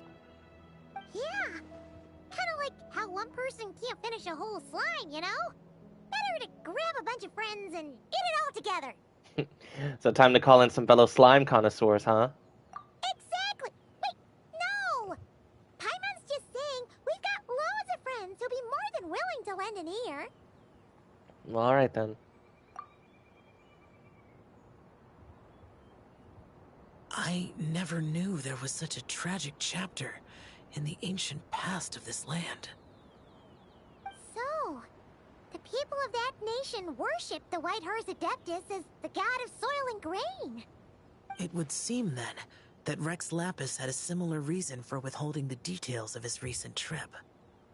I've often wondered if he had companions to stand by him before we met, or if he was forced to face things alone. Regardless, Lantern Rite takes place in 2 days. Let's meet back up again there. If there's no news of Rex Lapis by then, we'll have to come up with a plan. Alright, see you in 2 days. Fingers crossed it all goes well. Yeah, hoping Zhongli actually managed to track down the third one. These acts are actually going a lot quicker than I anticipated. I was seeing that it was taking several hours for people to get through them. But then again, maybe it was because they were also doing other things. Ooh. I have a new Shao Lantern to collect. Where? Oh, Crystal left me something. Huh.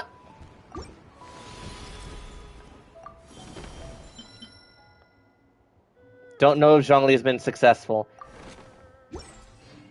Yeah. I would certainly hope so, because if Lantern Rite is in 2 days, then...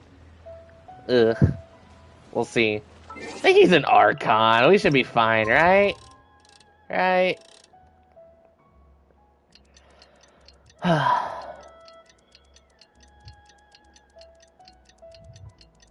Should be alright, hopefully. Well, let's see what happens.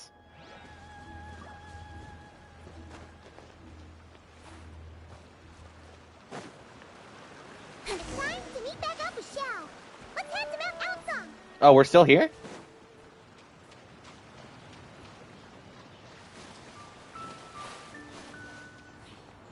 I pulled a Chi-Chi. I still do not have Chi-Chi on my account, by the way, guys. I am Chi-Chi-less.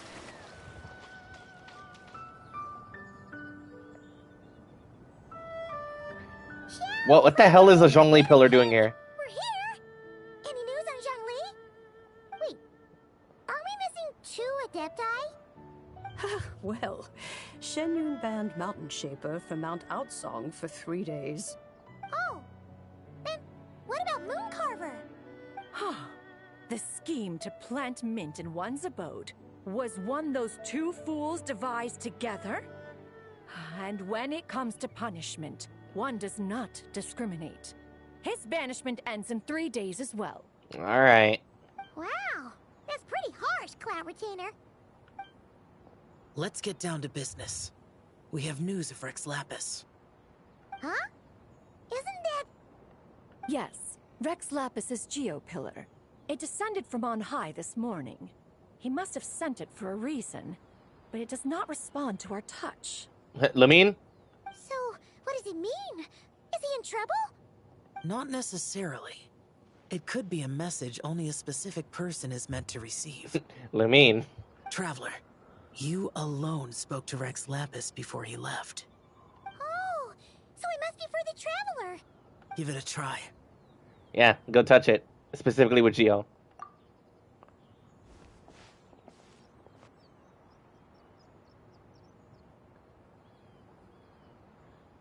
Come to the spring on Mount Qingse. I have left an entrance for you. Oh, okay. Can I... Thank you. Well? Get some coin to Mount Qingse. Just as one surmised, it seems that Rex Lapis will not countenance our involvement in this matter. That would not surprise me in the slightest. He's always had a soft spot for the Traveler, after all. But be that as it may, we have served Rex Lapis for millennia now. In other words, I'm sure this has nothing to do with favoritism. He's probably just trying to protect us. That's right. So you mustn't let your guard down, even if Rex Lapis is by your side. Don't worry, I won't. Alright, let's get going. We'll try not to keep you all waiting. And thus begins Act 3. The Realm of the People. Let us continue. Over to Mount Qingse. Let's see. Oh, that's actually a lot closer to the outside of the village. Don't hit me! Always happens. Got lucky that time. Ow! Dick!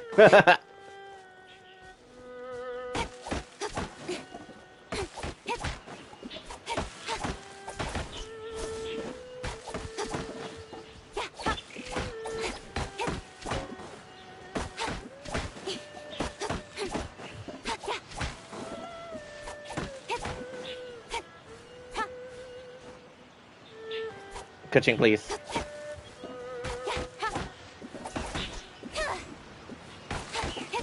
Thank you. Alright.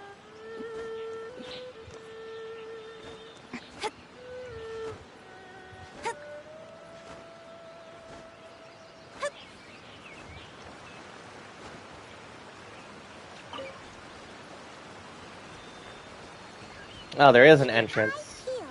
It should be around here somewhere. Oh. I have been spotted.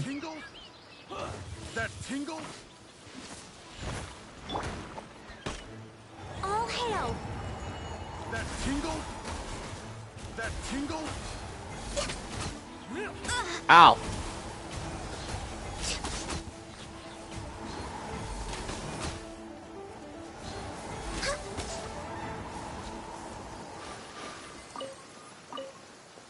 Amazing that it started raining. Alright, let's see.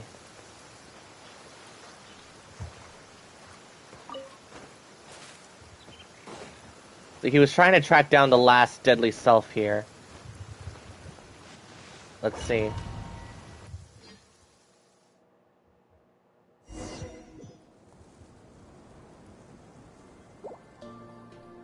Oh, wow.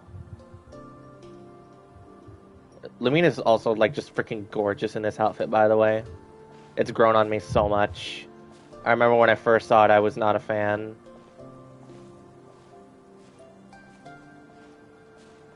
Bro, this is such a freaking beautiful image right here. And the music.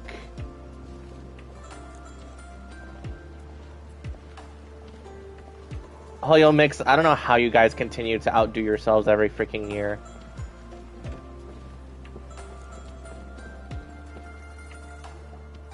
Who could have imagined that the once mighty Geo Archon might end up so? Sitting on a humble stool in the woods, quietly weaving moon lanterns? You really do look like an old man now. This is a Shao lantern, not a moon lantern. In ages past, when the gods waged war and the world was in turmoil, these lanterns were lit to guide fallen warriors back to their homes. Had you tarried in the mortal realm for but a little while longer, you might have become quite accustomed to them. Even so, It bears such a striking resemblance to the moon lanterns they used to offer up to the heavens. Could this truly be mere coincidence? Perhaps in some sense it is, yet in another, it isn't. For instance, who is to say that some of Langan's magnificent jade did not become part of the very foundations upon which Liyue Harbor now stands? It is conceivable that this ritual was transmitted in such a manner too. Now, let's not let ourselves get carried away. For all its splendor, do not forget that, in the end, even Langan could not escape its heaven-sent fate. Alas, it is just a pity that the little creatures of this world may never again lift their eyes to the moon, even should misfortune befall them. But you, Geolord, now that you rule this realm, why take the trouble, not to mention the risk, to visit one who bears such profound guilt as I? Are you not afraid that you might be sullied by the curse of time that was laid upon me? There is no risk to speak of. At least, not in comparison to that which you took when you defied the heavens all that time ago. As I have stated, time and again, it was not I who defied the heavens. Geolord, the ancient affairs of Langan have nothing to do with me, for I am but one of her deadly selves, severed before her demise. My name is not Zibai, but Zichao.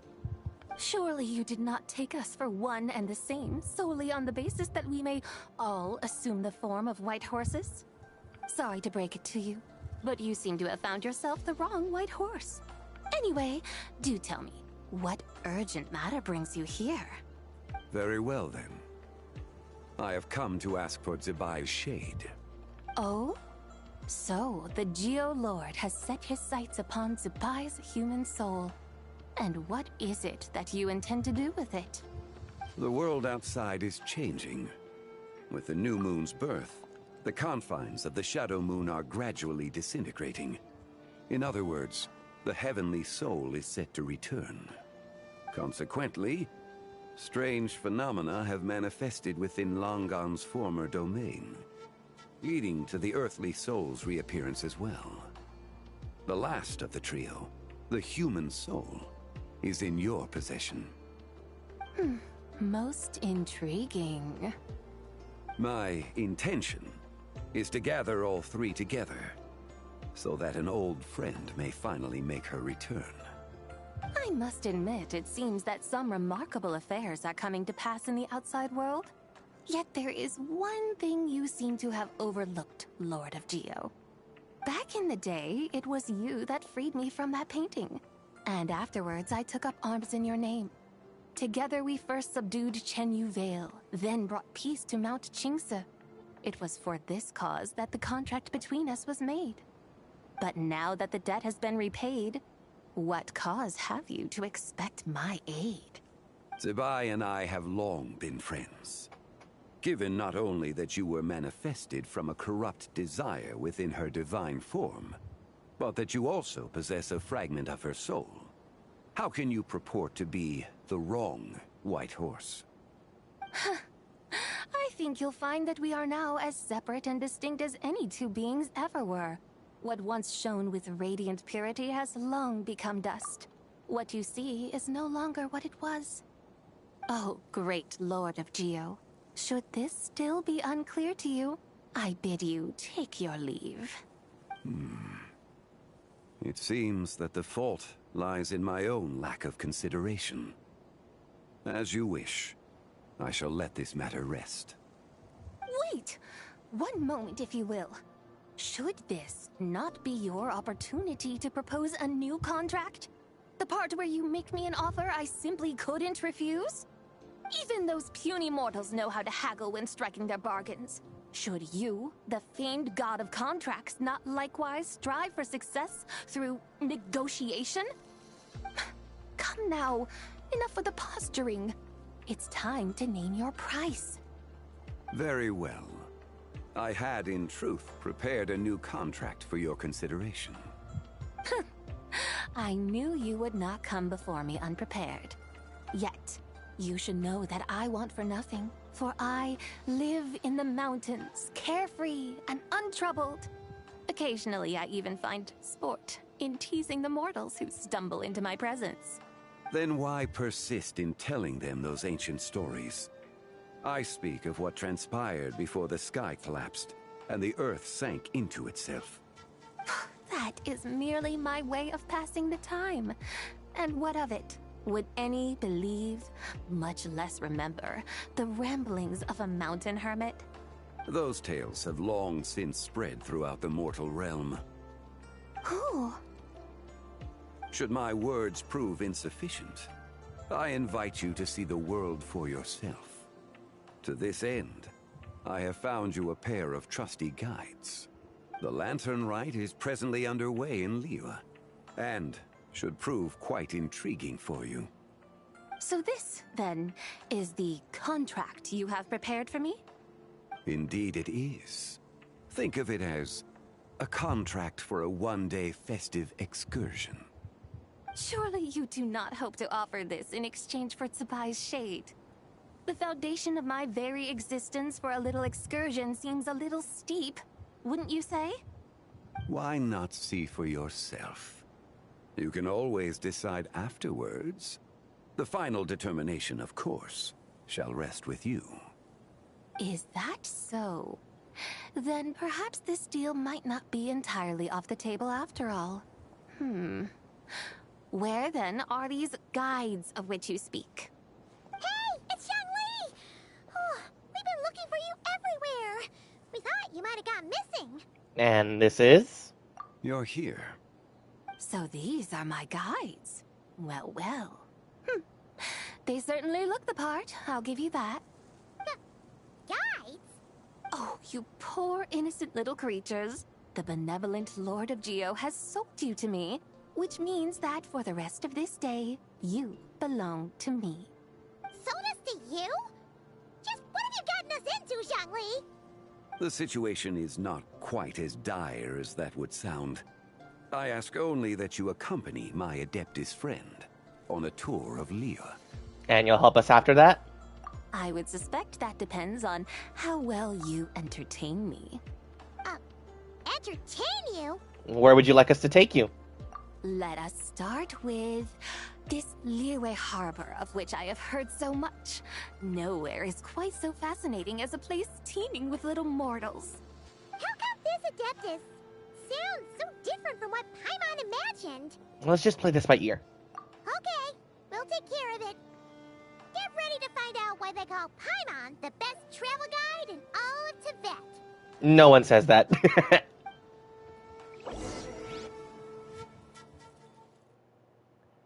Alrighty, Lantern Rite time with not Zibai, but Zichao. We've arrived at Liyue Harbor.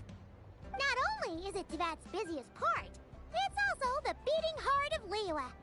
So, dear Madam Adeptus, where would you like to go first? With humble fare and wine to sip, in comfort clothed and soul at ease, one eats, and all the heart's ills cease. So we're heading straight for the good stuff? Well, you're in luck, because Paimon's an expert when it comes to food. There are two main cooking styles in Liyue. Li cuisine, which is all about mountain delicacies, and Yue cuisine, which is centered on seafood. The most famous restaurants are Liyue Pavilion and Shinyue Kiosk. Oh, now Paimon's starting to drool. Guess our only option is to go try them both. 2 meals, back to back. Both sound like excellent options to me. Are these the kind of establishments that most people might visit on a regular basis? Not exactly. Both Li cuisine and Yue cuisine are known for their pricey ingredients. Definitely not what you'd call the budget options. But don't you worry about that. Just think of it as Zhongli's little treat. Kind of putting Hu Tao in a tough spot here, Paimon. Come on! Aren't you supposed to be pals with Hu Tao? Paimon's sure we can afford to spend a little more of her mora at least. Just looking for an excuse to gorge yourself at someone else's expense, huh? Hey! All Paimon wants is to provide our Adeptus with the best possible experience here. Don't you want that too? certainly sound like worthy choices. I'm partial to Shinue Kiosk. Just now, though, I happened to see a porter pass this way. Where might individuals like him go to eat? A hungry porter, huh? Oh, Paimon knows just the place! Wanmin Restaurant. Oh, and Xiangling was just saying that she was going to try a new dish today. Not today, but like earlier this week. Yep. Nothing fancy schmancy there. Just tasty dishes made with simple ingredients in a variety of different styles. Most importantly, it's great value for money, too. No wonder everyone loves it, huh? Oh, and the owner happens to be a good friend of ours, too. Wanmin Restaurant. Yes, even the name itself feels lively and down to earth. All right, let's make it our first stop. Yippee! That's a great choice, too. Alrighty, let's head over there right away. Paimon can't wait to dig in. Wanmin Restaurant, here we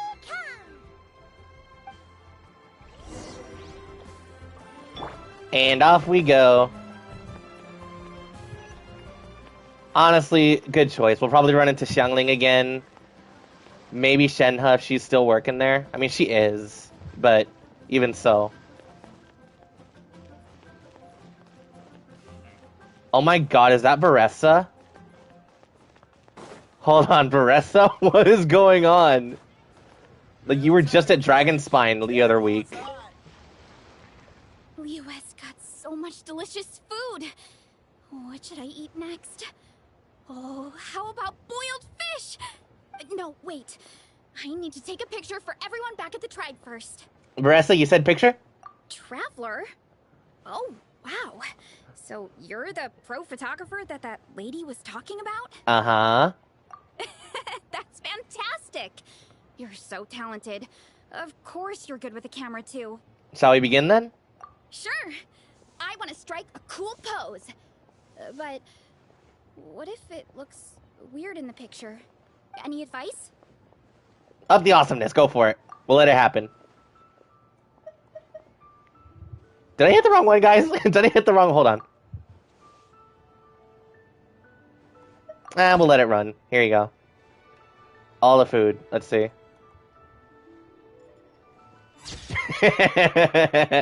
That's actually a good one. I'll keep that.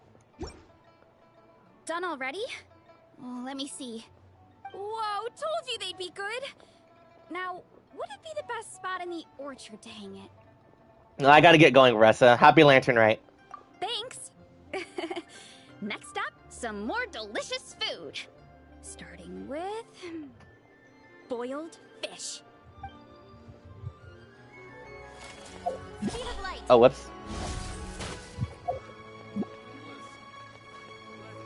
Let's see. Wanmin Restaurant. Xiangling, Chef Mel, we're here. Oh, hello there. What a surprise to see you two. Welcome, welcome.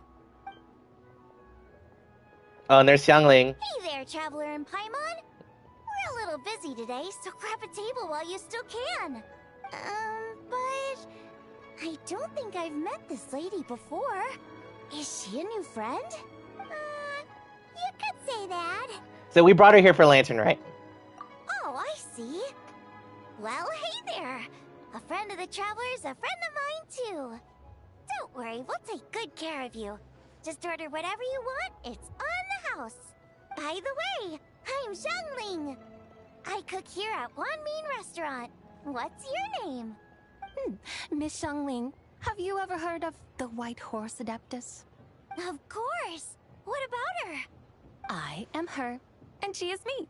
Huh? Just coming out and saying it, huh? You mean you're an Adeptus? Oh, you young'uns crack me up. Come on, Xiangling. You've got to keep up with the times. Haven't you heard of cosplay? It's like a role-playing game where you dress up as famous characters and pretend to be them. Seriously, it's all the rage, and it looks like this young lady is quite the expert. Not Chef Mao being the freaking cultured one here. Ain't no way.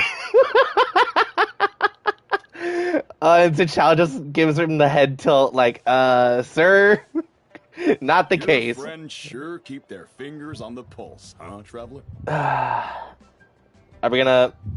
Wow, Dad. Didn't know you were so tuned in. But how come I haven't heard about it? You gotta listen to our customers. Didn't I tell you to spend less time chasing after wild vegetables and more time making friends? Ah, she still does that, huh? You're more out of touch than I am. Hey, I like making friends too. Isn't that what I'm doing right now? Anyway, even if it is just a costume, is it alright if I still call you Whitehorse Adeptus? Of course it's alright, because that's exactly who I am. Okay. I can see you're really committed to the role. How about I call you the real Whitehorse Adeptus instead? In that case, you can call Paimon the real traveler. And then I guess that makes me the real Paimon. Probably more of a true statement than you think. Could have at least switched outfits. Puny mortals. Nevertheless, I suppose it might be amusing to indulge in your little charade for a while at least. All right, go grab yourselves a table. I'll come take your order in a bit.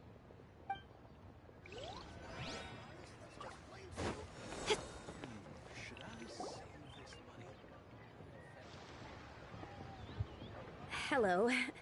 May I ask if Miss Xiongling and Chef Mao are here? Yeah, they're just over there. Wait a sec. Aren't you? So, what would you like to... You're... Hello, Miss Xiongling. It's me, Lu Xiongxiong, the one who broke some stuff here at your restaurant a few days ago. I just wanted you to know how sorry I am. I honestly don't know what came over me. Please forgive me. Oh, it's you. You really gave me a fright that day, young lady. You didn't actually get food poisoning from our blackback perch stew, right? Come on, Dad. She's come to say sorry. It's all right, Miss Lu. You must have been feeling a bit off that day. You're looking so much better now, though. Why don't you grab a table, too? This one's on the house. She's just giving out free lunches. No, I couldn't possibly. Hey, it's totally okay. We all feel under the weather sometimes, especially when we're away from home. Go on, find yourself yikes.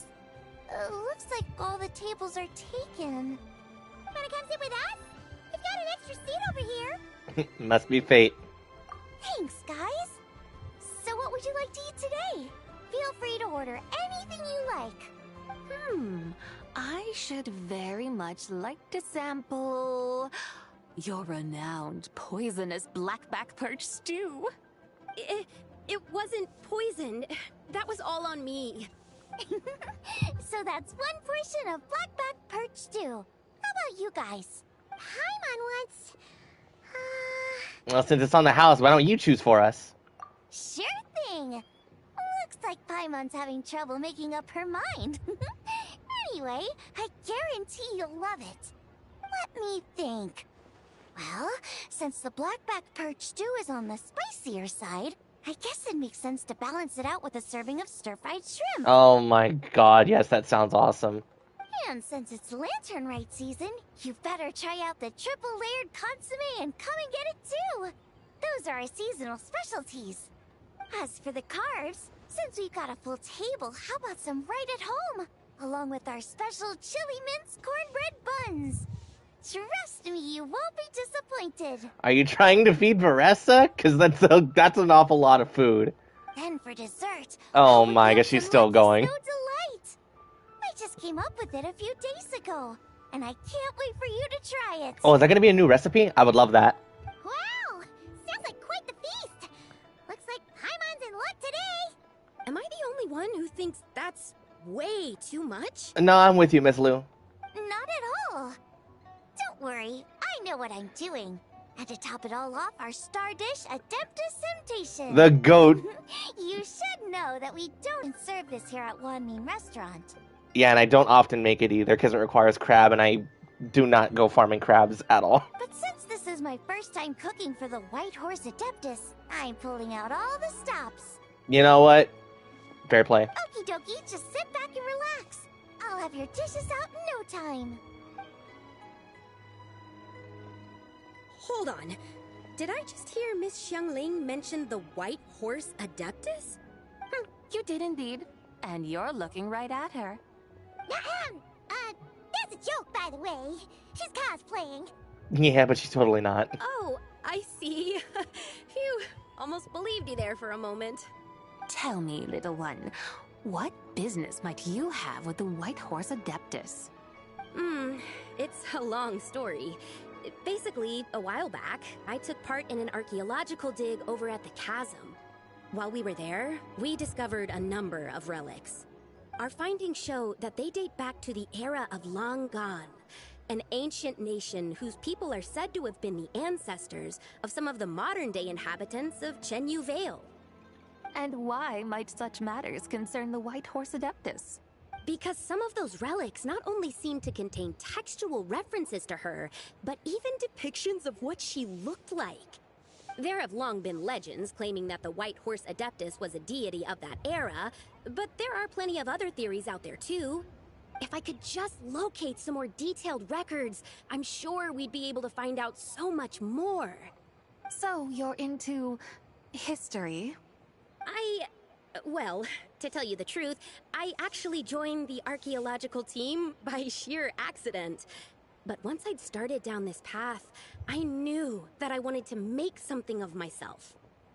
Recently, though, things seem to have taken a turn for the worse. Still can't believe I caused such a mess and even ended up hurting someone. Oh, so you're considering becoming a martial artist now instead? No, I mean, they weren't seriously hurt. It was just a few scratches, and they let it go after my mother compensated them. Well, you know, it really wasn't your fault. Either way, my career is pretty much over. And even though both the victim and the Ministry of Civil Affairs say they won't be pursuing the matter any further, my father says he's going to punish me according to our family rules. Family rules? Yeah, he's decided to ground me. I'll have to return to Chaoying Village after Lantern Rite, and goodness knows when I'll be allowed to leave again. Wow, that's harsh. Sounds like the kind of thing only rich, super traditional parents would do. We're not exactly rich, though. All we own are a few tea fields in Chaoying Village and a guest house in Liyue Harbor. A guest house? It isn't Baiju Guest House by any chance? Ah, so Boss Lou. Wait. Yep, he's my grandfather. So, you've heard of the guest house before? Yes, actually. Small world, huh? Yeah, tell me about it. Come to think of it, didn't Boss Lou mention something about hoping that the White Horse Adeptus would show up and let her divine power be known? Well, she did show up, all right. Sure, but Paimon's guessing this wasn't exactly what he had in mind. All right, shut up, Paimon. Little one, it sounds to me that your family is rather well off after all. What then drew you to archaeology? Why subject yourself to such unnecessary hardships? Even if I stayed at home, there's no guarantee I'd lead a nice, easy life. Just look at my father. Recently, my grandfather put him in charge of the guest house, and he came up with a bunch of ideas right away, starting with changing its name. Uh-huh. That didn't turn out well, though. My grandfather yelled at him for days, even calling him a bad son, and they still haven't let it go. Oh! Paimon thinks we might have heard about that too. Long story short, being dependent on others is never fun. You just end up being completely under their thumb. That's why I want to make it on my own out here, no matter how hard it is. After all, as the saying goes, to rise above others, one must endure the hardest of hardships. What are you laughing about? What's so funny about that? You poor, innocent little creatures never fail to amuse me. To think you would endure all manner of hardships in your brief time on this mortal plane, and all that merely to rise above others. I would have thought that the wiser path would be to simply roam this world as I do. Huh? Tell me, what is it that you truly delight in? Archaeology? Martial arts? Tea planting? Or perhaps the keeping of a guest house? What I delight in? Yes! Surely there must be something you don't find quite so exhausting. Whatever delights you should not feel like a burden. Yeah. But do things like that really exist?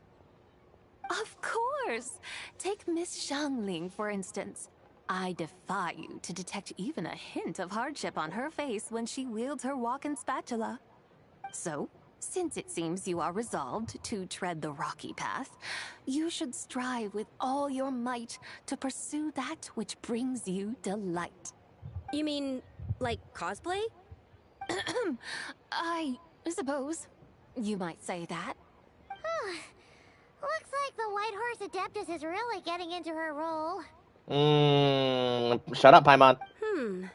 I think I get what you mean then. Maybe I should have a chat with Miss Xiangling before I head home. Okay, everyone. Sorry to keep you waiting. Here's your food. Wow. It all smells so good. Oh, finally! I get to try that famous poisonous stew. Hey! Didn't you hear what Shang said? It wasn't the stew. If anyone's to blame, it's that other you. Shut up, Paimon. What's up? How fiercely this mortal fare burns upon the tongue.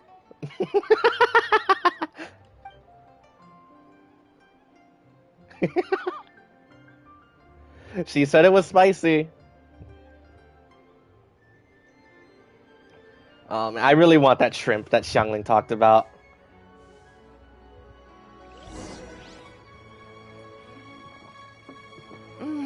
Most satisfying as poisonous stews go.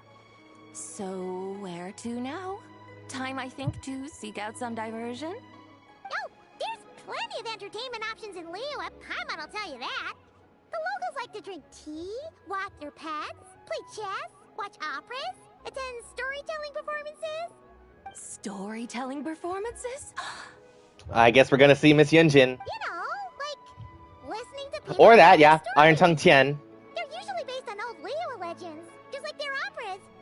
Stuff like the Divine Damsel of Devastation, Through the Eyes of a Dragon. Through the Eyes of a Dragon. Sanctification of Tao Do. What about the story of the bright moon that sits in the sky above us?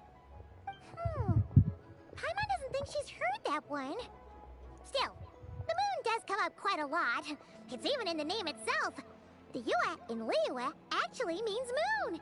Since we're on the subject, you like telling stories yourself, right? Why don't we go check it out? In that case, I'll have to trouble the two of you to lead the way. Awesome! Let's go! Third round. Oh, whoops. I didn't mean to skip that, but I guess we're going to third round knockout. Oh, yes, there's a Lucky Snow Delight. I want to see what this is, actually. Let me see. That's a purple one. Let's see. Ooh, okay. Oh, are those mooncakes? Wait. Hold on. What's the one that, What's the one that Eula makes? Well, hold on. Let's make a few of these. Let's see. Lime, Qingshin, rice, and sugar. Oh, that's easy.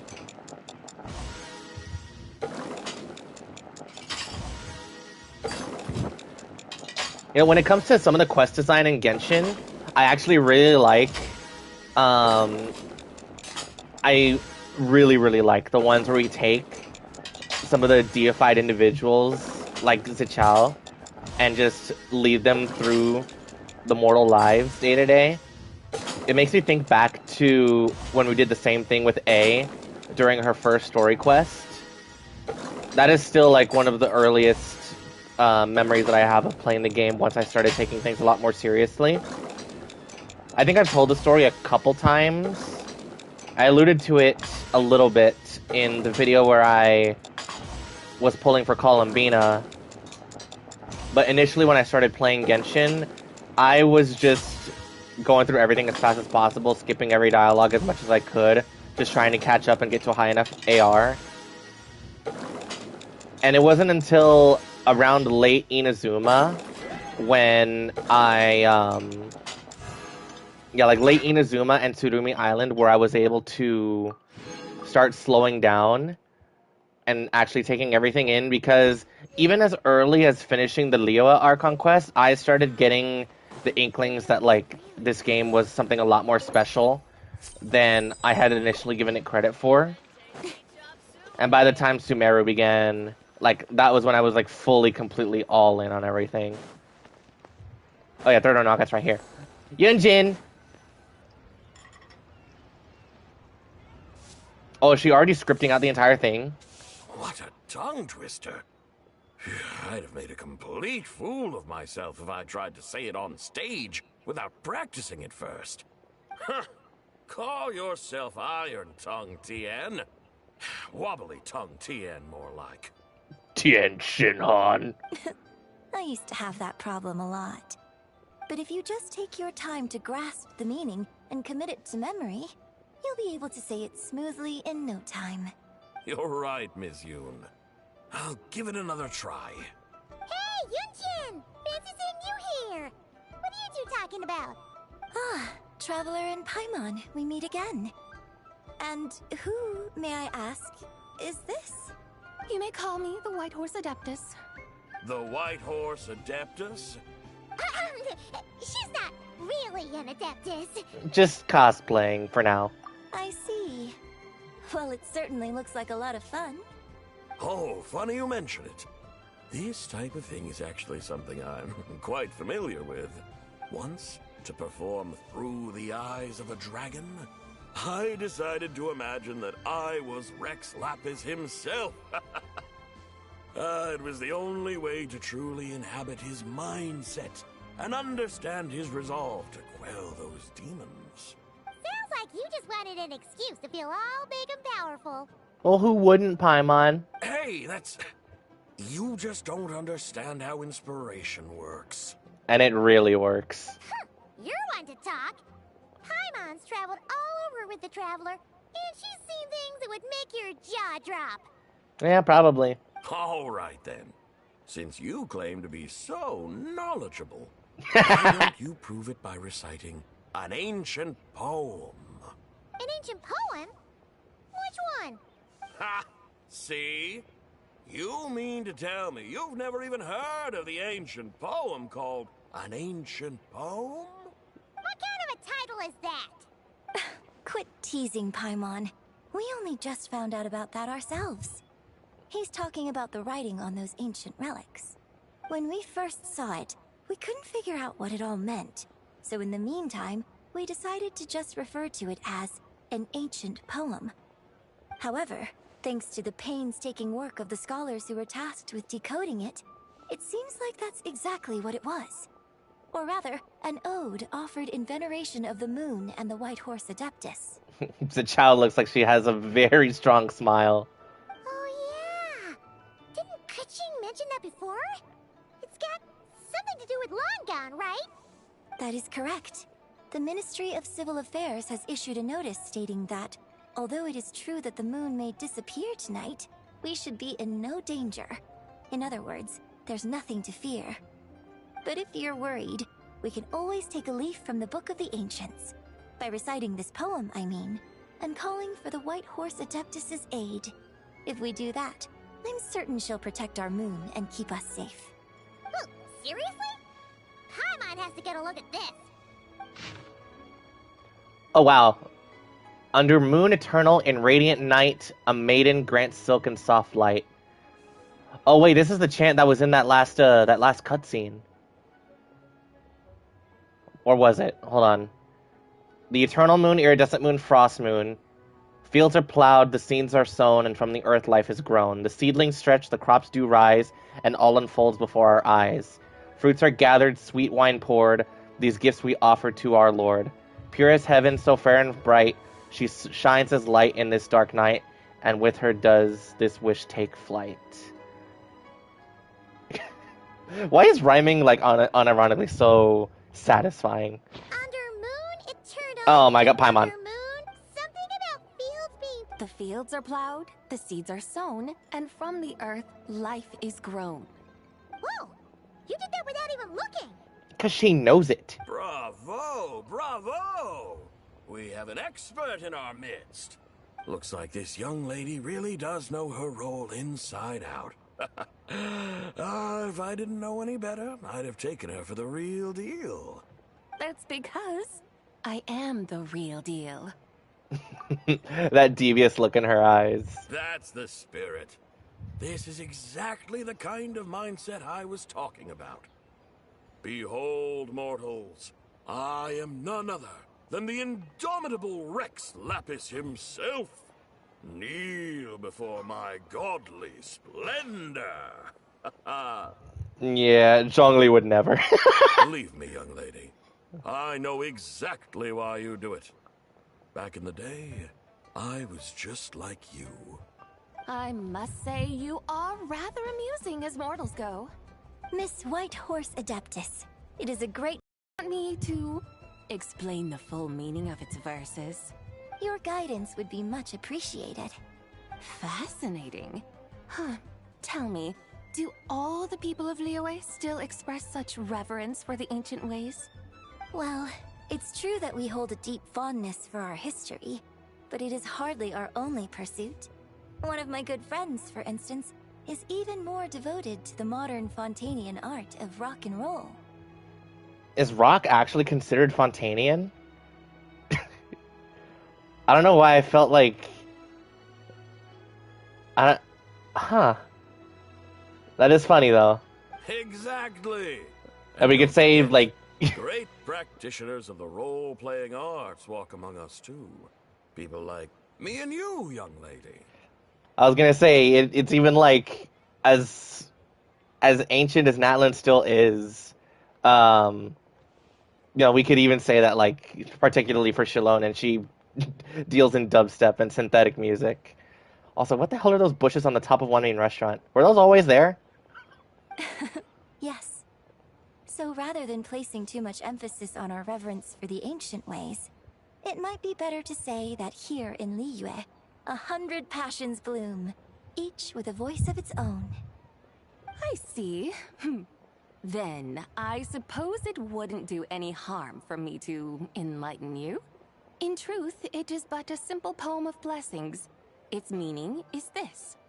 As the eternal moon rises in the night sky, a maiden adorned with lustrous jade descends upon the earth. She blesses the kudzu vines and mulberry leaves, so that they may be used to make coarse cloth that is nevertheless soft, light, and comfortable to wear. As the iridescent moon rises in the night sky, a maiden adorned with lustrous jade descends upon the earth. She blesses the kudzu vines and hemp, so that they may be used to make fine, luxurious cloth. As the frost moon rises in the night sky, a maiden adorned with lustrous jade descends upon the earth. She blesses the mugwort and artemisia, so that they may be perfect for divination. So she really did come down from the moon?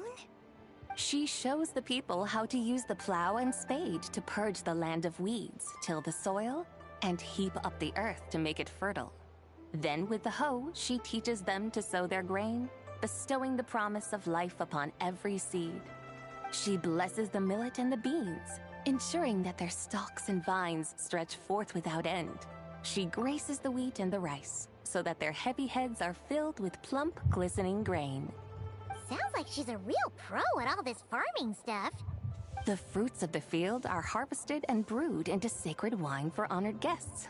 This we reverently present to the divine maiden, with every ceremonial step flawlessly observed, so that she may witness the depth of our piety and respect. Oh, divine maiden, how can your graceful presence in the sky not seem like that of a fairy descending from the heavens? Oh, divine maiden, how does your pure and radiant form not resemble the guardian spirit of our land? I send my heart's desire, ascending to the heavens, beseeching you to grant us good fortune and blessings in the coming year. Huh? So, that's what it's supposed to mean? I find myself speechless. Moved beyond the power of words to convey. Oh, young lady. You have shown me the heights to which a true role player might aspire.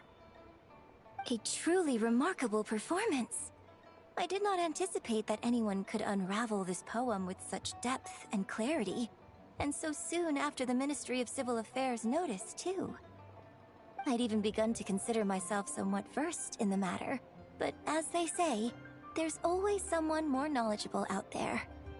Allow me to extend my thanks to you, Miss Whitehorse Adeptus. You are far too humble, young one. I must confess, it is I who have been surprised, not only by you, but also by this Liyue harbor of the present day. Ah, so you're not from Liyue. And what, may I ask, has surprised you about it? Oh, it's nothing really. Just some old memories scattered here and there. Very well, my guides.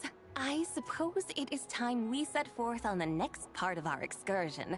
I'd like to go see that wharf now. What say the two of you? No problem! We'll take you wherever you want. Oh, leaving so soon? Before you go, allow me to introduce myself. I am Yunjin, director of the Yunhan Opera Troupe. May I ask your name in return? My own name is scarcely worth mentioning, but since you asked, perhaps I'll tell you the title of that poem instead. Huh? So, it isn't actually called an ancient poem? Of course not. Its real title is Odes of Long, Zibai. Odes of Long, Zibai. All right then, until we meet again. Oh, Zichao. You are wild for this one. Yep, still here. Actually, let me see it again. Oh, it's just written extremely shorthand. Oh, okay. Well, seeing as Zichao is one of the three deadly selves of Zibai, she would know. She would know everything. I'm actually like really fascinated by the shorthand that the poem wrote, and then her full explanation. So cool.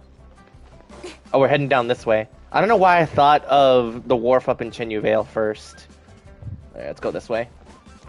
I feel like we're coming down towards the end of it, like this last exchange, and then maybe she'll decide to let us take her for the Lantern Rite cutscene pretty much right after. That's what I imagine would probably happen. Let's see. Oh yeah, the Mingxiao Lantern. Oh wow, Ganyu's here! And Yanfei! Let's go! Miss Yanfei! Hey, Ganyu! I almost forgot to mention.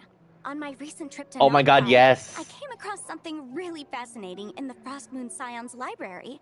Dude, she was talking to Lauma in one of the Traveler Anecdotes. That's so funny. I found records in their collection of another divine envoy living on the moon. Yeah, that's wild that, like, Llama did not even allude to that at all. But then again, I guess they were only really concerned with Columbina. A divine envoy on the moon? You don't think it could have been referring to the White Horse Adeptus too, do you? No way to say for sure.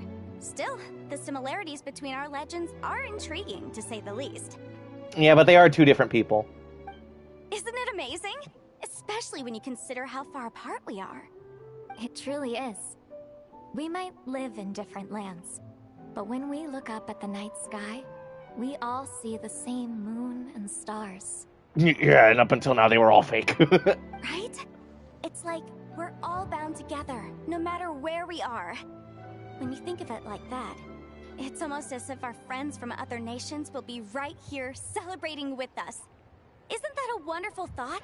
Guys, I'm gonna actually, like, freak out when the cutscene starts, because I always mute up for cutscenes, but I'm so nervous to see who else shows up, if anyone else at all. Because just for, like, the lanterns themselves, as a side thing, so many people have been here. Kujo Sara Emily, Layla's here as well. Risley and Sijuin. Xiao's chilling up on the mountain just above the terrace. There's a lot of people here, and a good number from other nations as well. No wonder you were so excited to go see the giant lantern when you first got back. Sounds like you're a real fan of the White Horse Adeptus, huh? I guess you could say that. Just a pity she's so elusive. Even Granny's never met her, you know? Maybe she really is just a legend after all. Hey, Yanfei and Ganyu! Trust, Paimon. The White Horse Adeptus is as real can be. Oh, yeah, actually, it's because Ganyu herself is an Adeptus, and Yanfei is half Adeptus, so I see there being no harm in telling them, just being straight up. Huh? Oh, look! It's the Traveler and Paimon! Feels like I haven't seen you two in, forever. I saw you, last Happy month. Lantern Rite. It's so good to see you again. Happy Lantern Rite, you too. Hey, you two. Happy Lantern Rite. You too, Ganyu. Did I hear you right just now, Paimon? Does that mean you've actually seen the White Horse Adeptus? Yeah. Why don't you take a look over to my right? She has indeed. And now, so have you. And you are? Why, who else? The White Horse Adeptus, of course. Could you maybe start with something else next time? You're the White Horse Adeptus? Cosplaying, maybe. That's right. Allow Paimon to introduce you to our new friend, Zichao. She's been low-key obsessed with cosplaying the White Horse Adeptus ever since we met her. I see. Well then, greetings, Miss Zichao.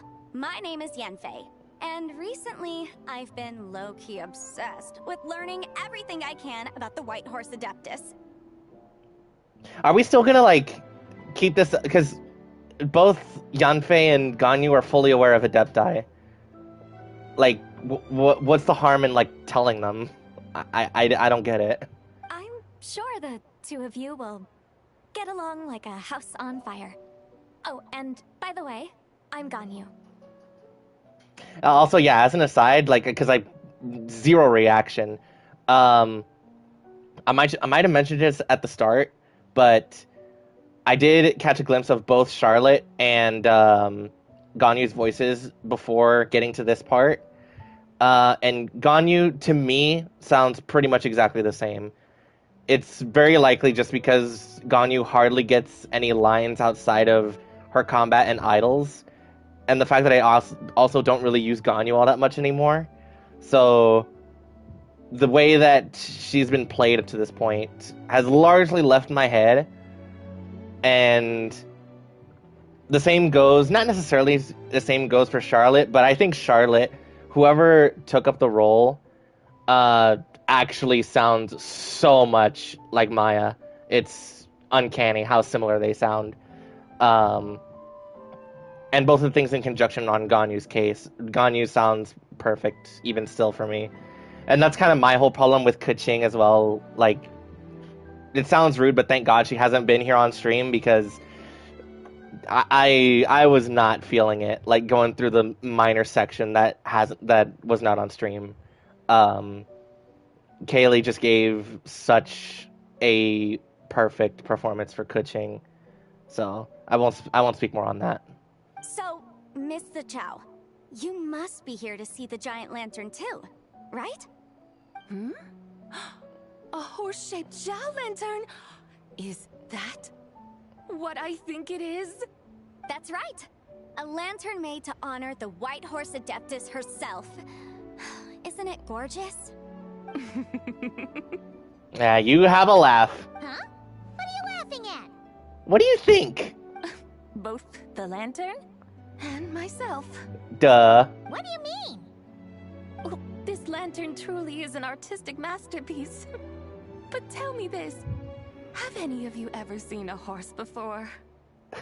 Unironically, not a stupid question, because even still to this day, the cavalry captain Kaya from Mondstadt does not have horses in his cavalry. Horses do not exist. Horses are just as much of a mythical creature as dragons, and the thing is, dragons actually freaking exist in this world. It's hilarious. Do you all not know what a horse looks like? Come to think of it, Paimon can't remember ever actually seeing one herself. What about you, Traveler? Because horses don't exist. Wait, I have, but not here. Lemine, you want to speak on that? It's so funny. This horse appears to be mid-trot, but it has adopted what is called a lateral gait, where the legs on one side of the body move together in unison. A rather rare sight indeed. Just now, I suddenly pictured myself, I mean, the White Horse Adeptus running the same way. The image was so absurd, I could barely contain my mirth. Oh, really? I never knew that. You learn something every day, huh? Oh, come on! It's basically a giant piece of fan art! Who cares if it's different than the original? So why laugh at yourself then? I was merely laughing at my own ignorance. I came here thinking that the White Horse Adeptus' tale had been long forgotten. Yet here I am, gazing upon a lantern made in her honor. Well, you couldn't have been more mistaken. There are so many tales about the White Horse Adeptus, I'm starting to lose count. Just off the top of my head... Just so you know, Yanfei, we've heard it all like a million times before. Aha! But there's one thing I can guarantee that you haven't. Huh? You mean like a new chapter of her stories come to light? Mm-hmm. And I heard it from Ganyu just yesterday. Hey, why don't you share it with the others? Sure, no problem. Where to begin? Do you guys still remember what Liyue's Moon Chase Festival is about? Oh my god, dude, that was like... Was that 2.x or 3.x? I don't freaking remember.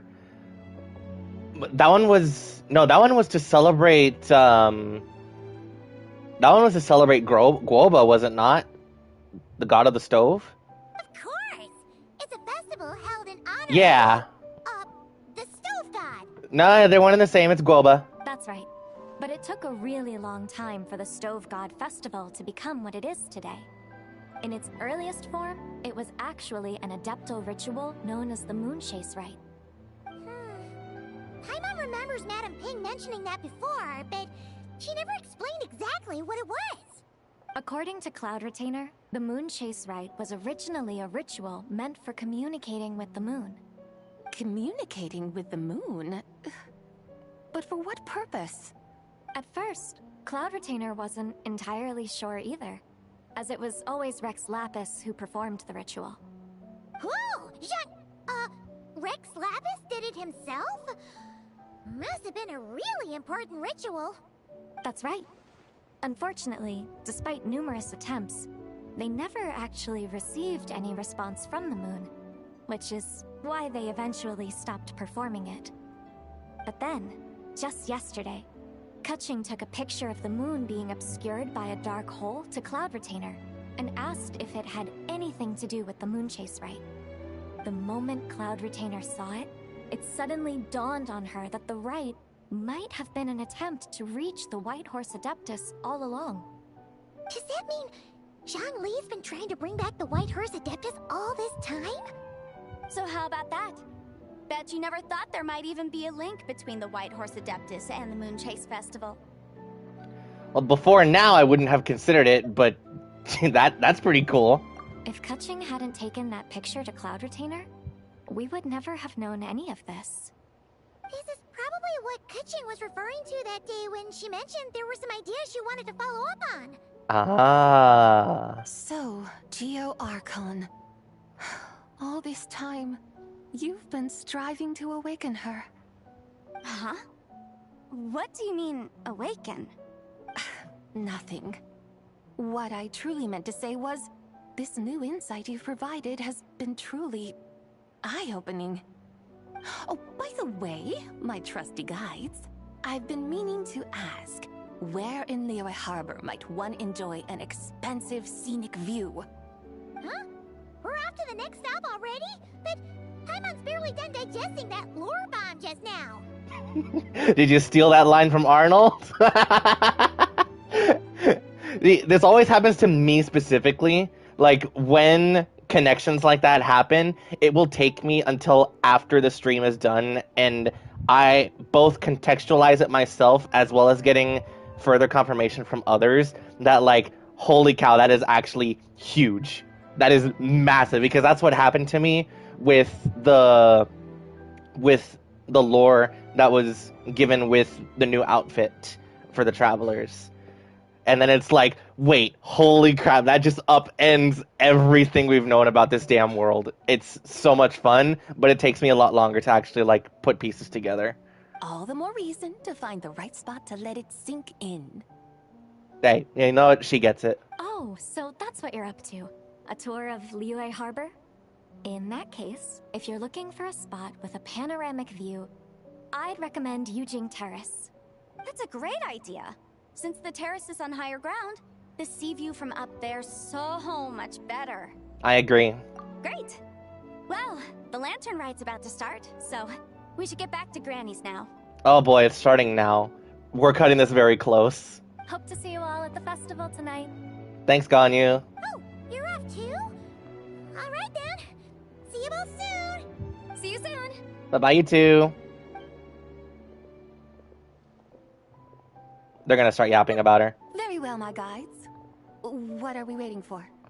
Okay, you're the boss. Yujing Terrace it is. After all, the customer's always right. Hold on a second.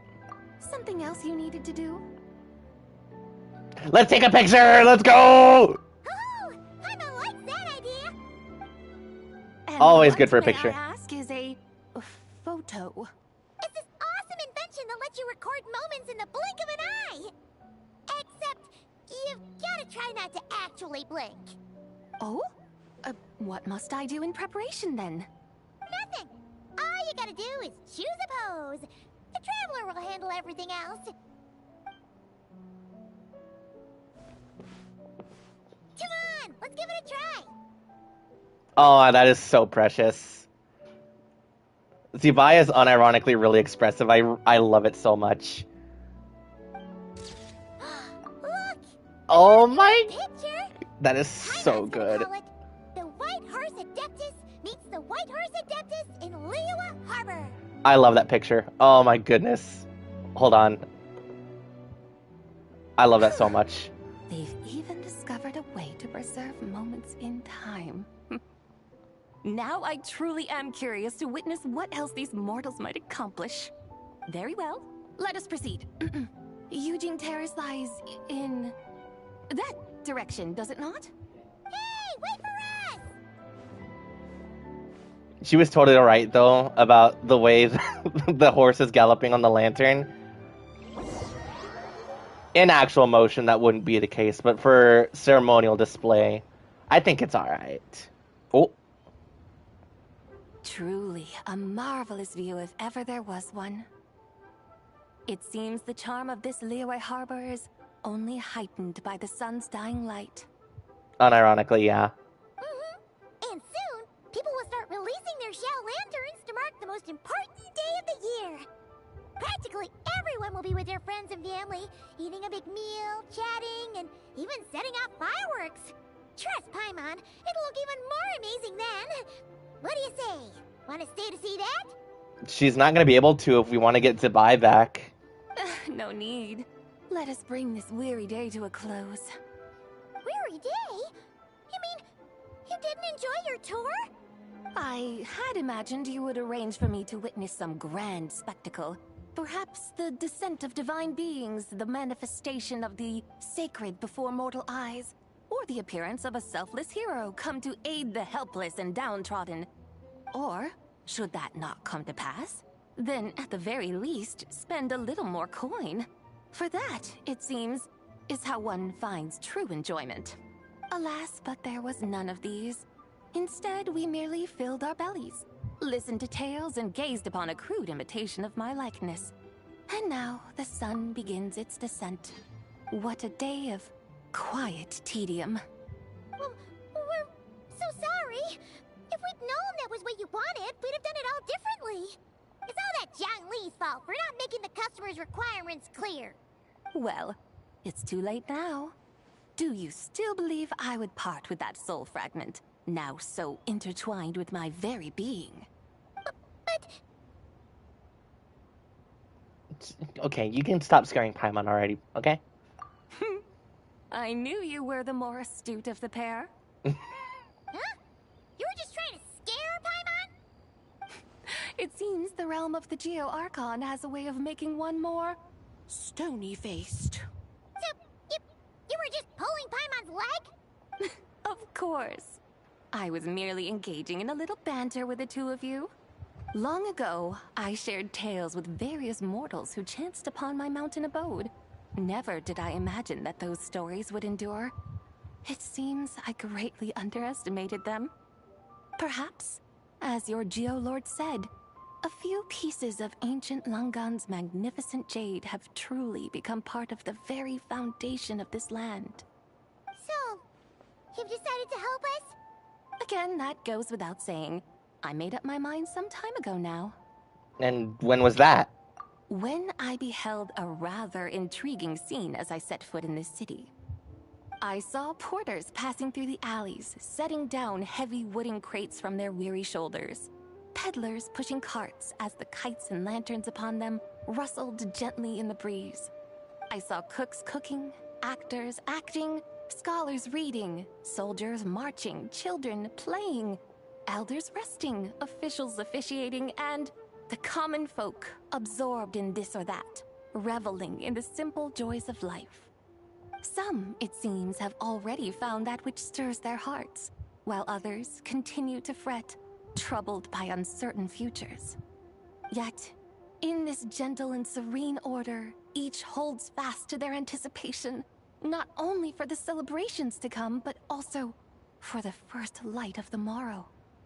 Scenes I once yearned to behold now unfold before me, no longer in Langan, but in Liyue Harbor, thousands of years on. How wondrous is this mortal realm? Thank you, Zichao. Thank you, White Horse Adeptus! Thank you so much! Adeptus, Adepti, perhaps the singular art in which we are truly proficient is that of sequestering ourselves within the high mountains. But once we leave our mountain refuge, we find ourselves drawn back to mortal ways all the same. So, it is I who should offer my thanks to the two of you. Traveler, Paimon, you have made this day more delightful than any I've known in a long, long time. Come now, and take what it is you need. You mean, like, right now? But don't you think we should wait for Zhang Li? That won't be necessary. All things shall meet again in their time, for the waters know no rest, and the flowers their appointed season. One need not fear that life is but a journey of goodbyes.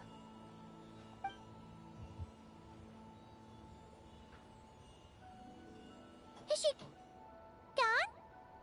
She's gone.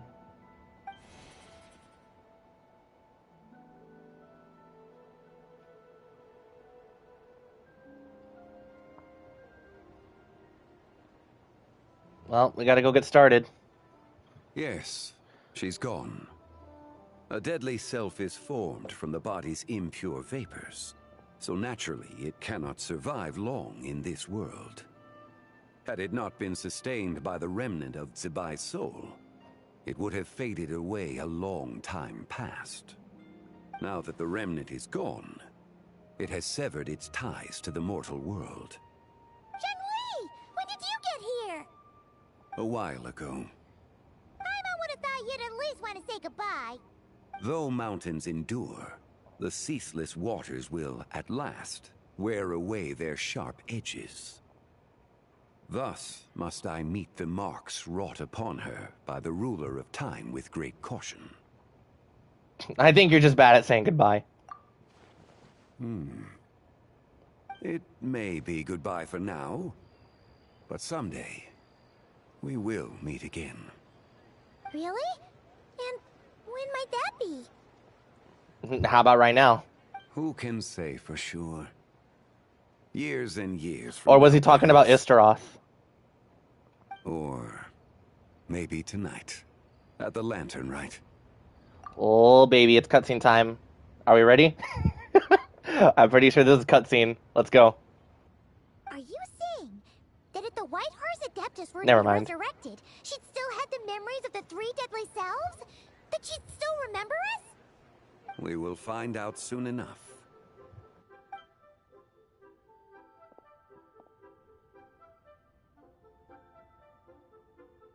It is time. The rite is about to begin. Ah, I'm so excited. Gonna mute up. Let's do it.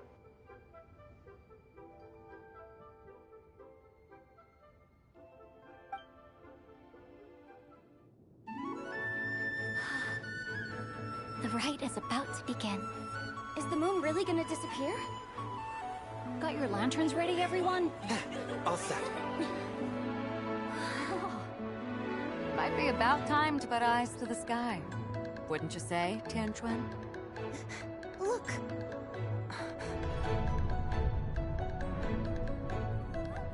When the sun's out, eat the sun. When the moon's out, eat the moon. Whoa, is this the lunar eclipse? Under moon eternal, in radiant night, a maiden grants silk, soft and light. Under moon iridescent, in night divine, a maiden grants fiber for cloth For so you. fine. Under moon of frost, in night so great, a maiden grants tools to divine our fate. The fields are plowed, the seeds are sown, and from the earth, life is grown. The seedlings stretch, the crops do rise, and all unfolds before our eyes. Fruits are gathered, sweet wine is poured. These gifts we offer to our Lord. Pure is heaven, so fair and bright, she shines as light in this dark night. And with her does this, wish take flight.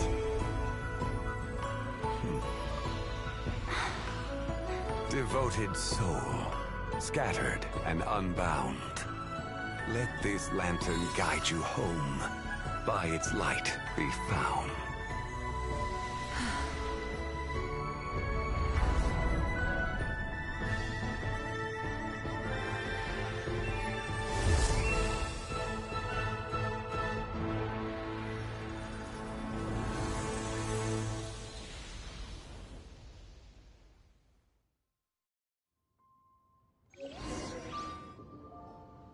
Did we do it? Do we finally get to meet the real White Horse Adeptus?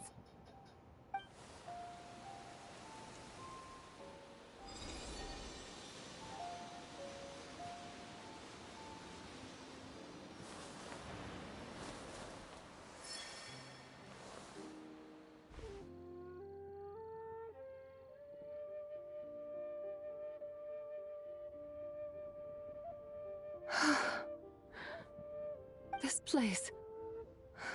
Where am I?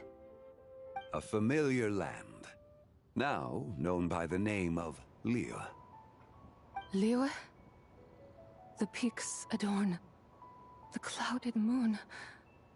Then, who might you be? Oh no! She seems to have lost all her memories after all. And those countless lights in the sky. What are they? These lights, each like a dwelling in glad accord, usher in this day of joyous rebirth. And whose rebirth might that be? That of my old friend, Zibai. Zibai?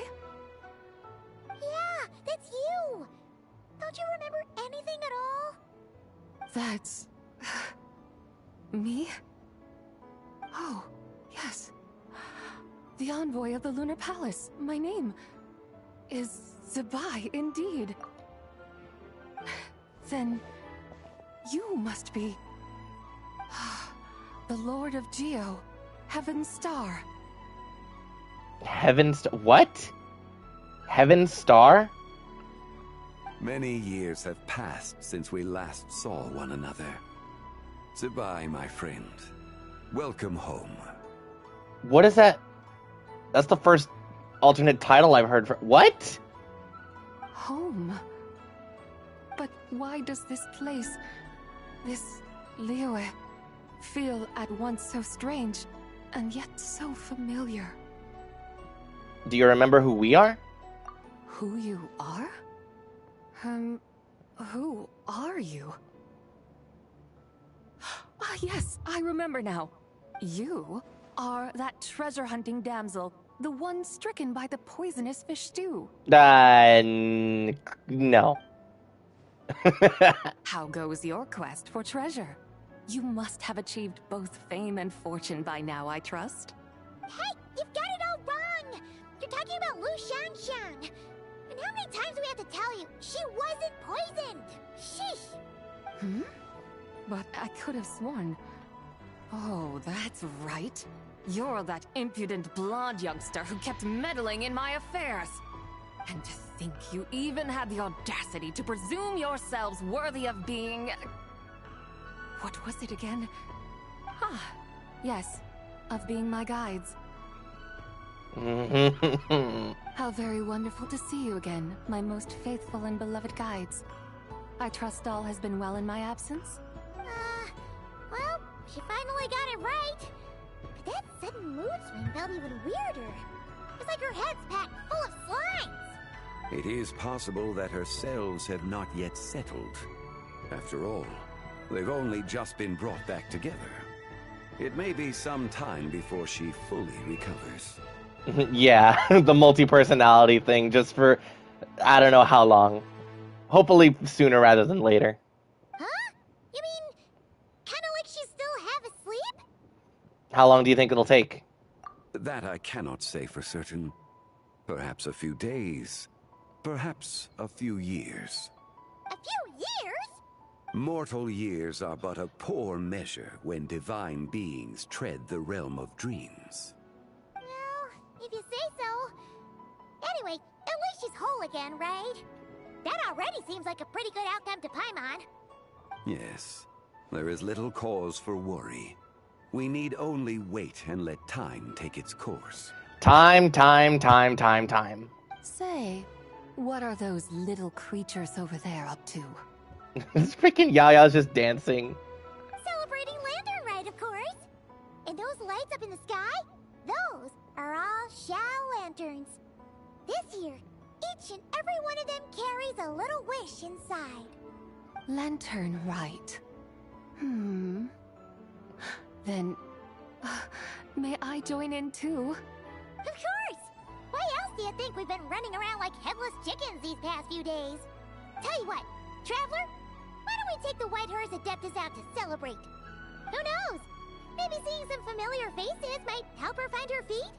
Yeah, let's do that. Also picture. Hey, Zhongli! You've got some time on your hands now, right?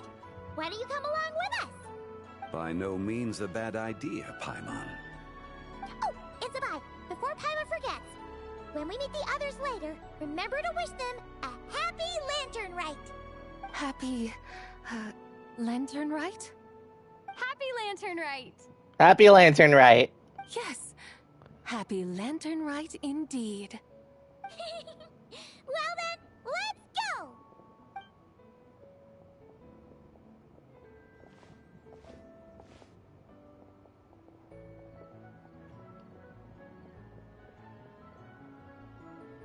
Lantern Rite. A night of joy, reunion, and moonlit blessings for all. Wow, dude. That's awesome. Are they still here? Oh my goodness, Charlotte. Hey, psst, over here! Hey, Charlotte. I knew you wouldn't miss Lantern Rite. I was wondering when I'd bump into you. You here for a job again, Charlotte? No. I can't be working at every Lantern right now, can I? I really am here on vacation this time. Cap. Well, do you want that souvenir picture that you've been hearing about?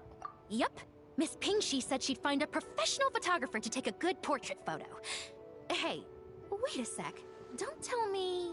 Yep, that's me. It really is you. That's perfect then. Come on, take my photo. Let's see who's better behind the lens.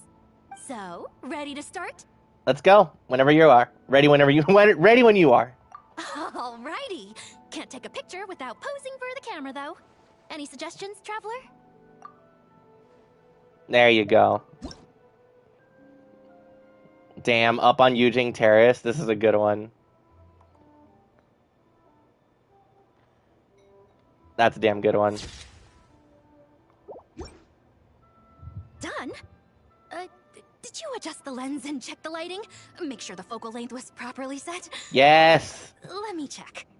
Wow, you actually nailed everything! Oh, a shot like this is front page quality! Next interview, I'm definitely bringing you along. Imagine the amazing shots we could take together! Well, I gotta get going. Happy Lantern Rite, Charlotte. And a very merry Lantern Rite to you, too! Oh, hang on, that doesn't sound quite right. Whatever. Have lots of fun! A pleasure to see Charlotte again, always. One of my top favorites, as is per usual. Okay, well, it is not over by any means. There is an epilogue. I don't know how long the epilogue is. I do want to take a quick break, just to kind of get my footing and such. Also, I need a bit more of a drink. But, let's see. I wanted to also take a look at... Yeah, the Lantern Rite gift here. Probably not anyone else that I need to worry about, right?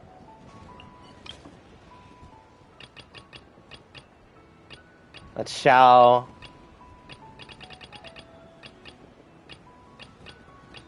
Yeah, I need to go to this one really quick. Okay. I'll do this one really quick, and then we'll take a short break for like 5 minutes-ish, maybe. Depends. Let's see. Oh, those are solid collision? Damn. Happy Lantern Rite to everybody.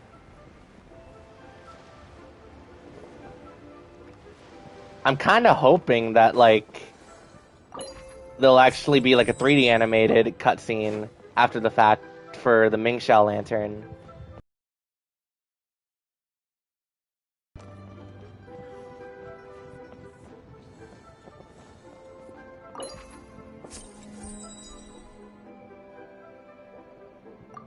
Aw, that's cute.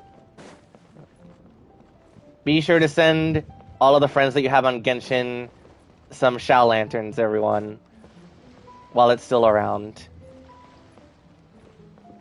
At the time that I'm completing this, we still have 1 more week. Wait until the morning after tomorrow. Okay, so then I still have time. Here. Go ahead and chill here for a second. Go ahead and, if you guys are just leaving this on the playlist, or if you are on the playlist after the fact, you can fast forward, but for those of you who are still live here with me, go ahead and stand up, get yourself a drink, food, restroom, what have you, and then we will come back and finish up Lantern Rite. Hopefully, it won't take longer than another hour, but we'll see. And I will be right back as well.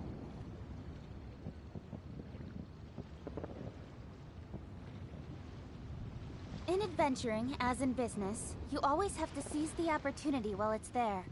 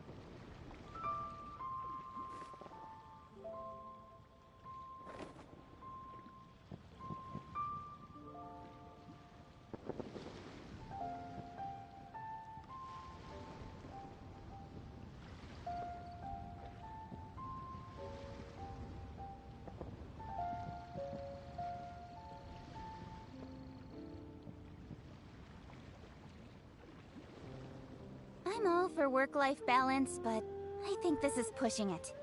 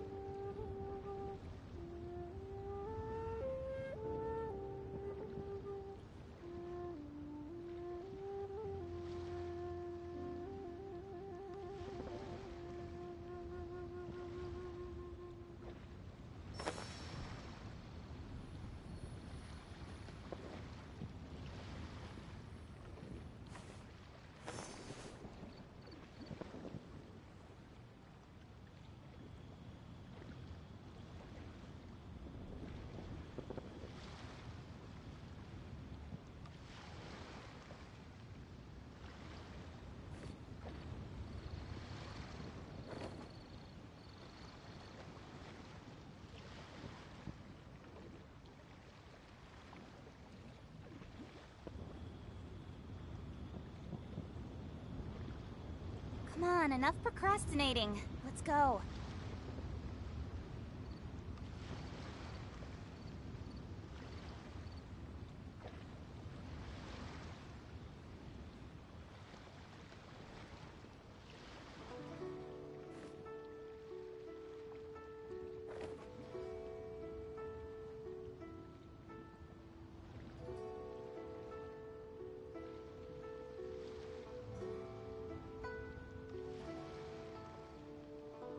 I'm all for work-life balance, but I think this is pushing it.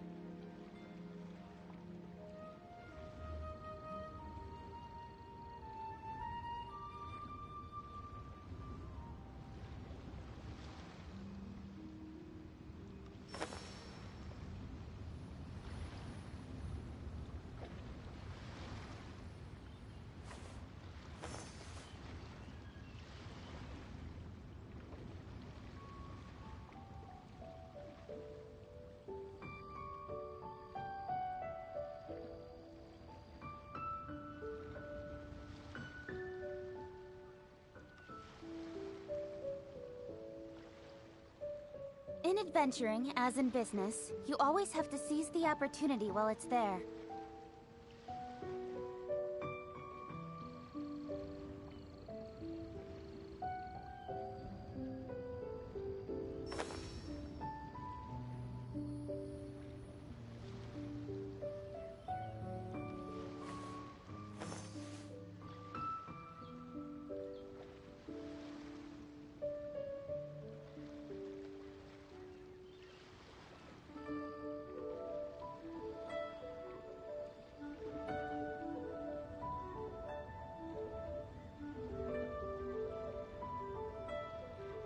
I'm all for work-life balance, but I think this is pushing it.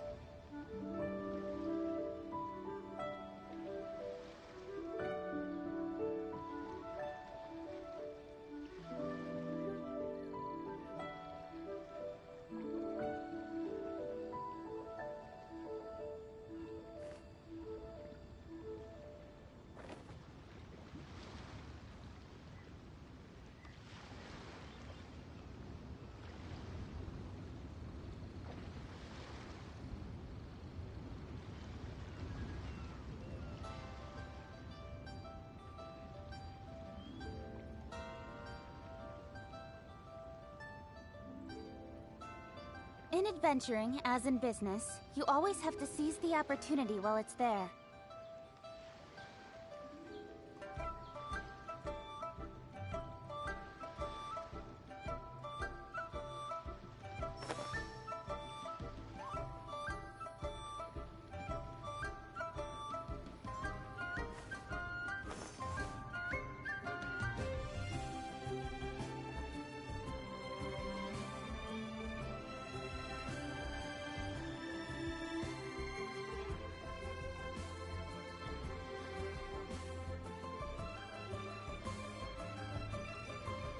I'm all for work-life balance, but I think this is pushing it.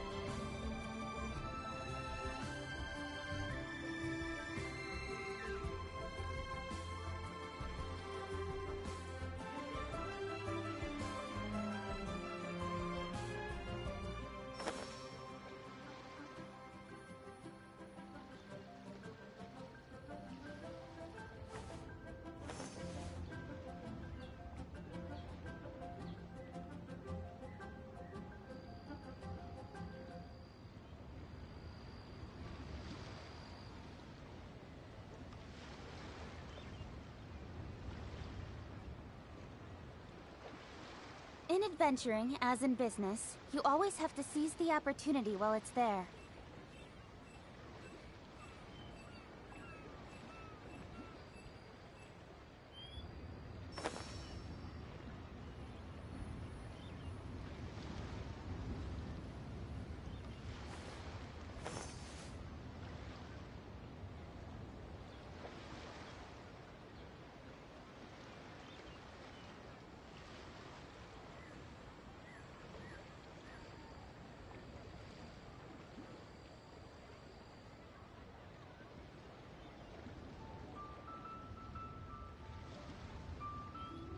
Come on, enough procrastinating. Let's go.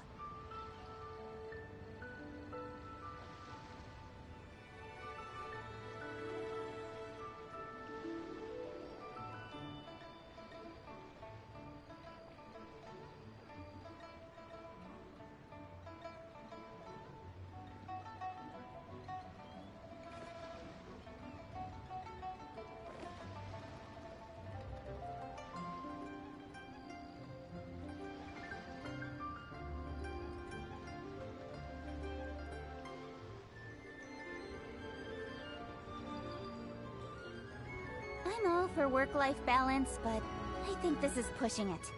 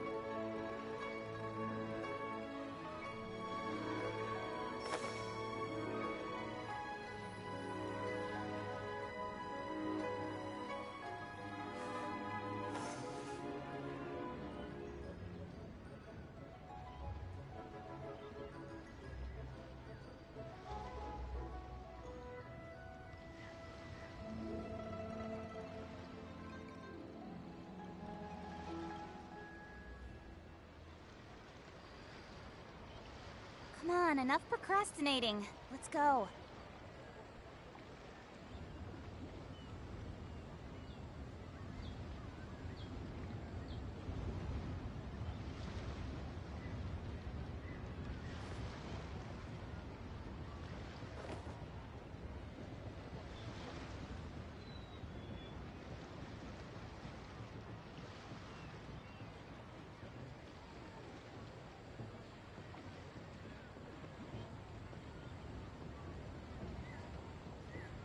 I'm all for work-life balance, but I think this is pushing it.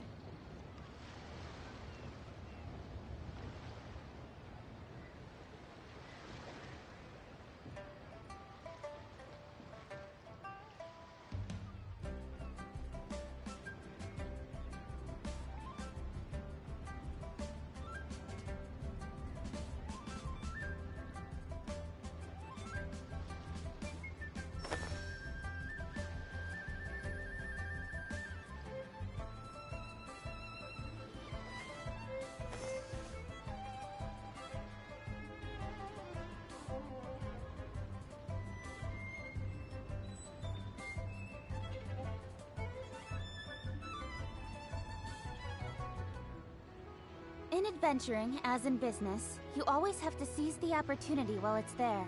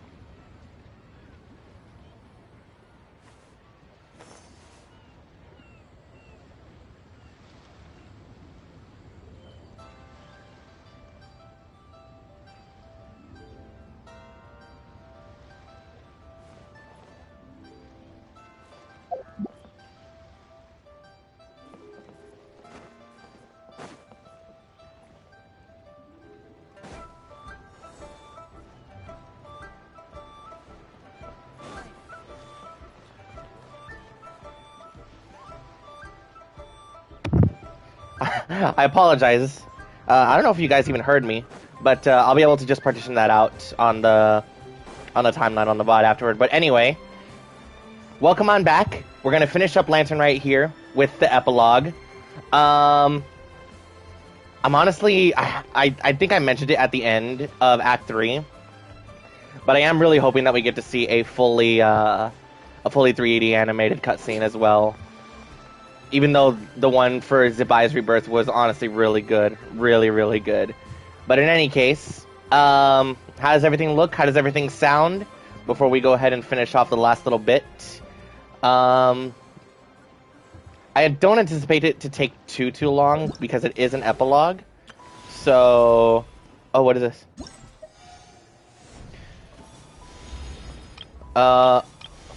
Ooh. Oh, that was Charlotte's last part. Right. Yeah. Alright, cool. Awesome. So that's complete. Quest is almost over. What is that? Crispy spring rolls. Ooh. Alright. Well, like I said, we're almost done. Let's go ahead and fast forward through the time and finish this thing off. I'm so happy with Lantern Rite. Every single time, it's so good. I love it.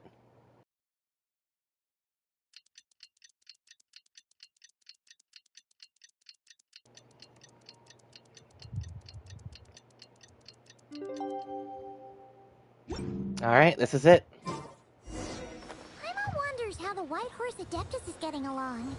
Maybe we should check in on her? We can ask Zhongli where she is. How much you want to bet he's chilling at third round knockout again? So on the way there, let's take a quick peek once more at Yao Yao because she's so adorable. We got a little peek of it in that cutscene. So cute.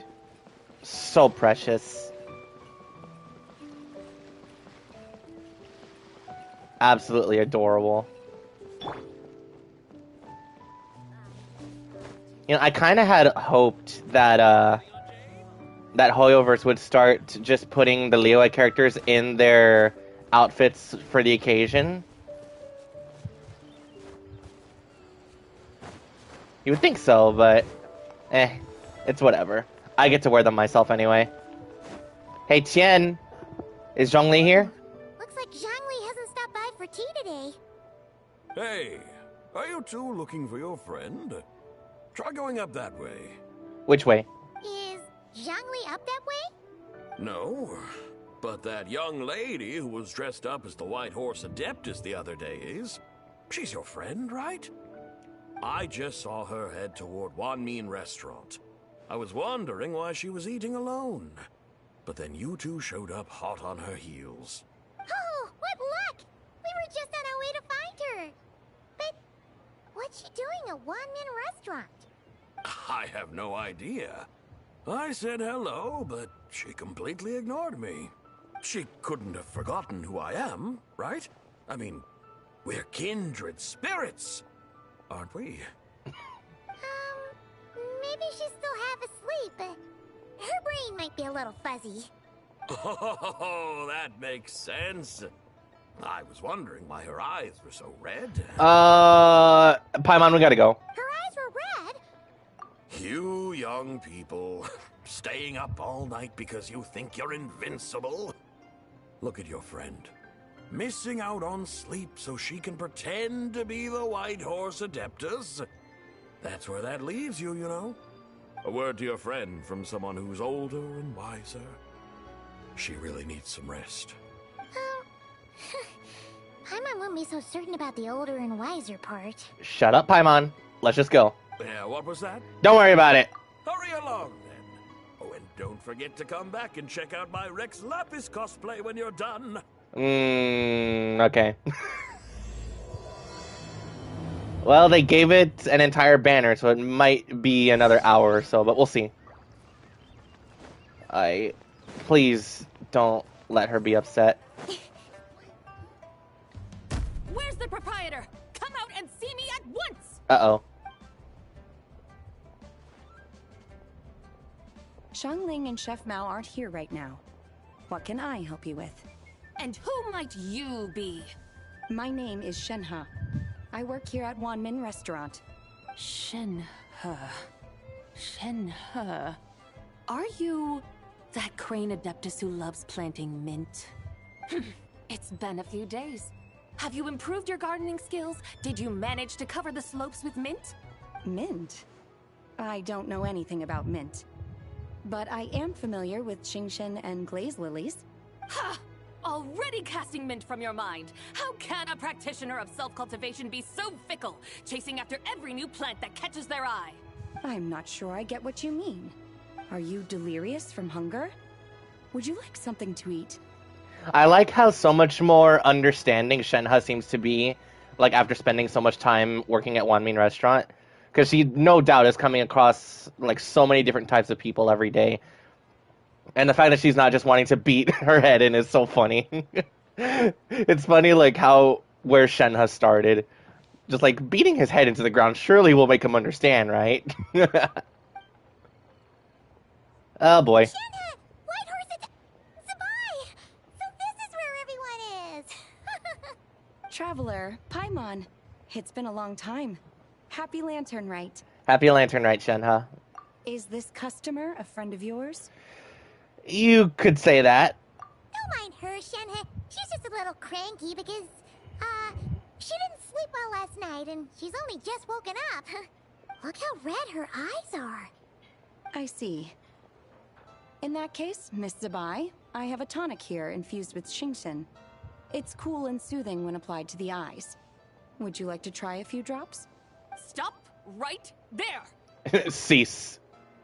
Who are you two noisy children? Do you not remember me? Hey, have you forgotten about us already? We were your guides. Guides. Yes, I seem to recall something about some guides. Ah, yes, now I remember. What luck! I was just looking for someone to show me the way to Epilogue Wharf. Huh. Is she starting to come around? Why do you want to go to Epilogue Wharf? Someone requested my help in purchasing some tea leaves. I was informed they have discounted prices during the festival and that I shall get a good deal there. Tea leaves? This sounds like Zhongli's doing. He sure knows how to get people running errands for him. Has Zhongli started buying discounted tea? Your friend Rex Zhongli initially requested the most expensive tea. As expected. But then a young lady in a hexagram hat mentioned he'd burned through the Wangsheng Funeral Parlor's yearly expenses at an exhibition a few days ago. The entire year already? It just started. As such, he is only permitted to buy items that are discounted this month. Oh, that's his boss, Hu Tao. It's about time she realized the problem and put a stop to his spending sprees. Oh, I see. So that's why you're here.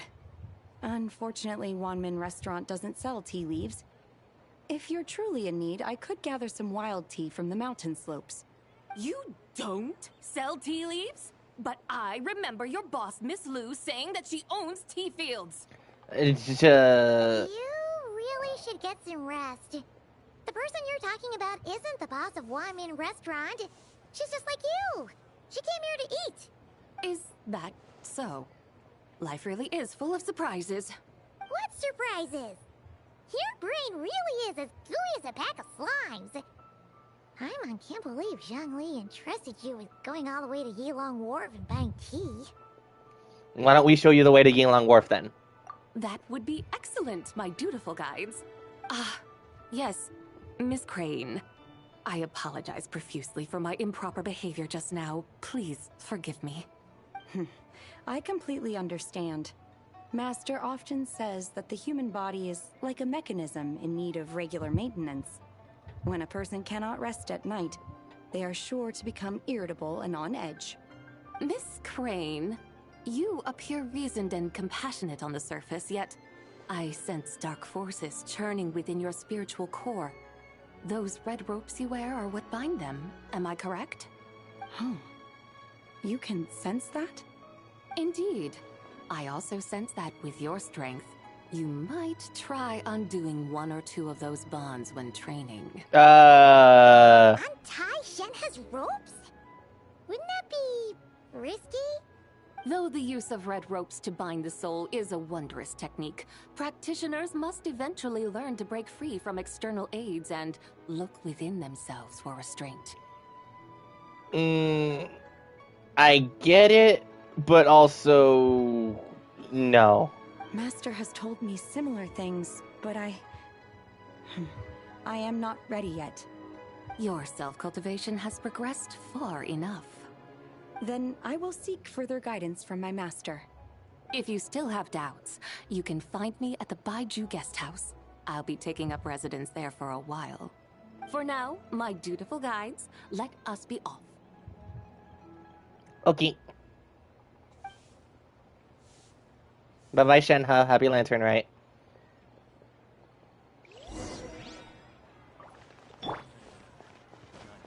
Alright, down to the wharf. Let's go. Oh, shoot, no. The Yilong Wharf is the one up in Chenyu Vale. I forget. Oh, boy. That would make sense as well, because of tea leaves and such. And Chenyu Vale is all about tea leaves. Alright, let's go. Yeah, let's not unchain Shenhe completely. I mean, apparently even Cloud Retainer has said that Shenhe is coming up to the point of being ready to not need them anymore. Not that I don't trust Cloud Retainer, but there's a reason that I think it was Mountain Shaper who came up with the idea of the red ropes in the first place. Those are mine now. Sorry, boys. Her backstory says it all. Being a cursed child, cast away by her dad,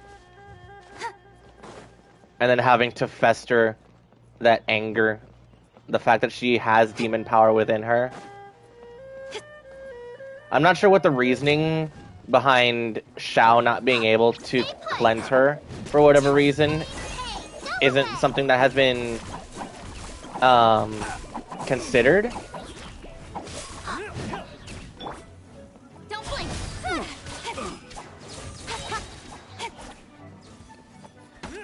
I'm out of stamina. With sword comes shadow.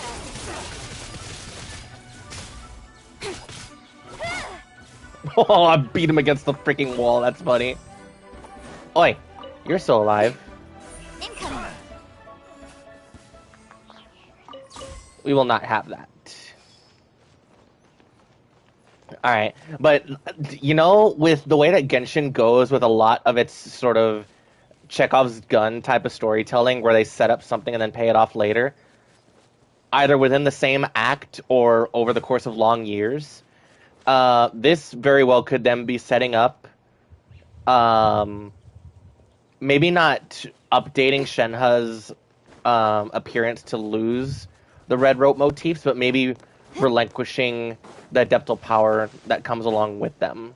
so that she can eventually just start harnessing all of that enhanced power on her own instead of hiding from it. Where's the oh, there's a crane right there. Hello.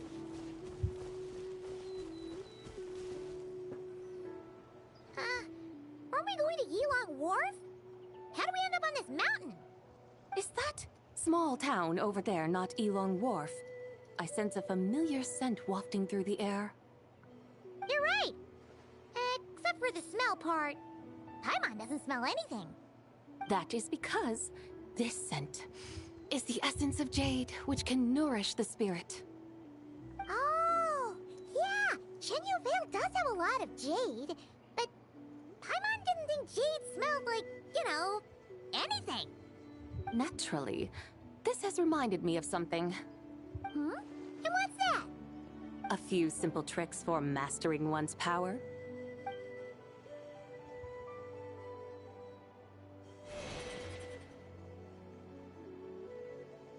What is that thing?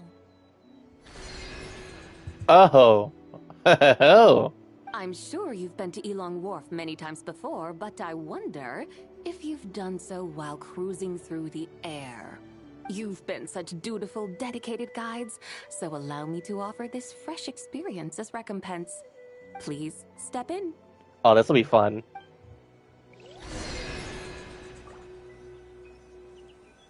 Let's go.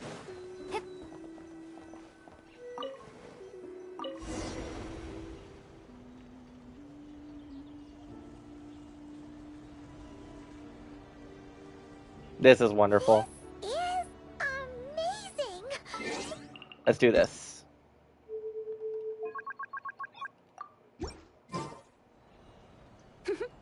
I created it from my memories of the chariot of the Lunar Palace.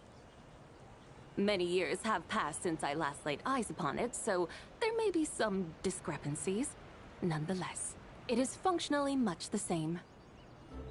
A lunar chariot? Wow! Paimon never imagined she'd get to ride in one! So, Zibai, does that mean you used to work on the moon? Work. That's an interesting way to phrase it, though I suppose you are correct. I was once an angel, a member of a race tasked with guiding humanity. Then, graced by serendipity, I became a moon envoy. Huh? What's a moon envoy? Some kind of super important angel? As you would understand it, a moon envoy is a job title. Any angel, or non-angel. You're not the only one? Of course not. Though my memories are still hazy, I vaguely remember some of my colleagues. There was one who liked to take on the form of an ibis. An ibis? Could it be... Can all moon envoys turn into animals? Does that mean Rauma could take that job? She can turn into a deer. Oh my god. Moon are some sort of lunar envoy anyway, right? Moon chanter? Oh. I have no idea what those are. Oh, okay then.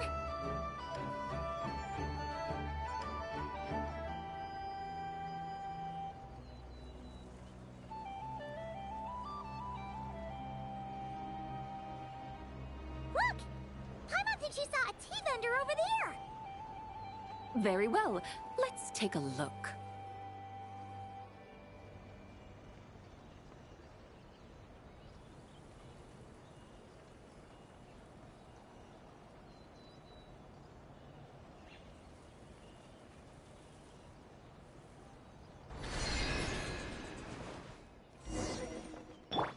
Oh, she's gone. Where'd she go? That was beautiful.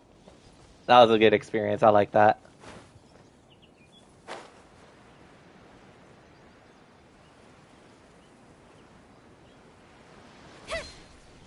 Taking on the form of an ibis. I mean, explicit ibis are only in Nod-Krai as far as I'm aware.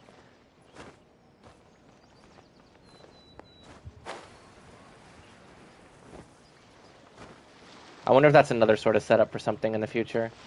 if I'm not making the connection right now. Welcome. Please have a look around. We only sell teas of the finest quality sourced directly from Chaoying Village. Right now we're offering a special discount for Lantern Rite. Hello. Look over there. Discounted tea. Oh my god, does he have the iron sword? Dear customers, are you looking to purchase some tea leaves? Yes, please. I can see from your bearing that you are no ordinary customers. My humble shop has some exquisite teas that should satisfy your more refined tastes. We're not here for quality. We're looking for a discount. Zibai, no need to be so straightforward on that. A discount? Well, that's a coincidence. Our Sunglao tea is on sale right now. A special festive offer. Something about the name of that tea sounds familiar to Paimon. Sunglao tea. Buy 3 boxes of Sunglao tea during the festival to get 10% off. Buy 4, get 20% off. Oh my god. Buy 10, get 50 off? That's right. 10 boxes Oh my god, yeah, I remember. Yeah, yeah, we have. Oh, Paimon's definitely heard this spiel before. See, but it's real though. It's called a quantity discount. 3, 4, 10. Oh, she's counting again. 10, 20, 50. What's with the counting? Zibai, what are you muttering about? When purchasing 3, 4, or 10 boxes, the corresponding discounts are 10, 20, and 50%. The intervals between the two sets of numbers are 1 and 6. Oh my goodness, someone help her. Look, her eyes turned blue. That's gotta be a first. If the differences between intervals remain equal, the interval after 6 should be 6 plus the difference between 6 and 1, which is 11. Similarly, after 30, the next interval should be 50. She's unraveling. Someone please help her. Therefore, extrapolating upward, the next two numbers in each set should be 21 and 100.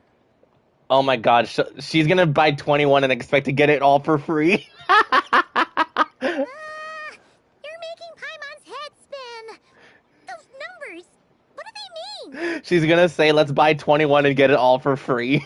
They mean that if we buy 21 boxes of Sunglao tea, we should get a 100% discount. 100% discount? You mean we'll get them for free? Oh, there was a pattern to the discounts. Is that right? The pattern we speak of is mathematics, little one. A pattern that is always right.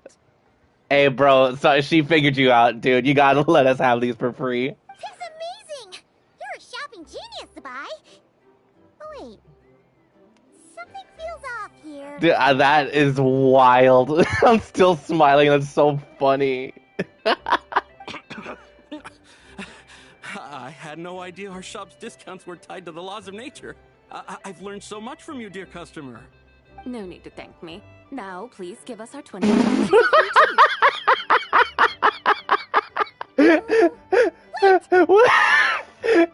Buddy, do us a solid.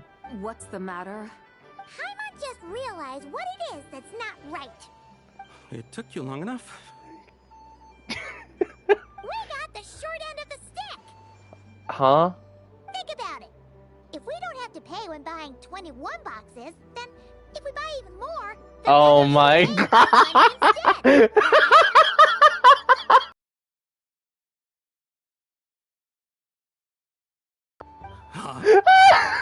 Zibai, work this one out. If we buy Oh no! we'd make loads of money, wouldn't we? Oh my god. It stands to reason. Wait a moment, dear customers. Don't you think you're haggling a little too hard? That's genius. That's so funny. I was initially concerned, like, because when we first ran into her in the moon prison, she was counting. I still don't know what that is, and they're gonna bring it up again.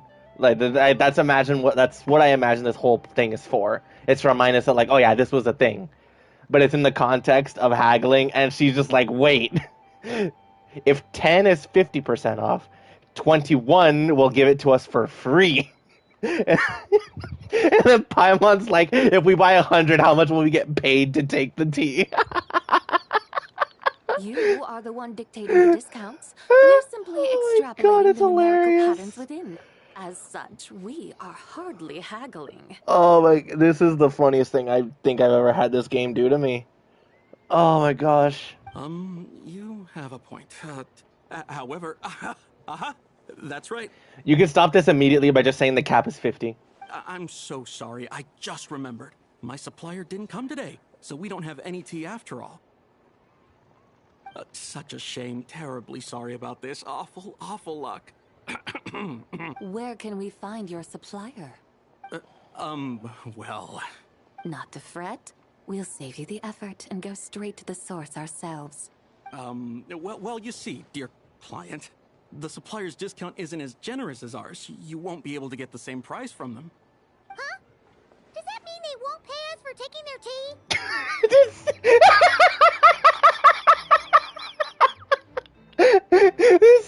It's such a ridiculous notion, but I love it so much.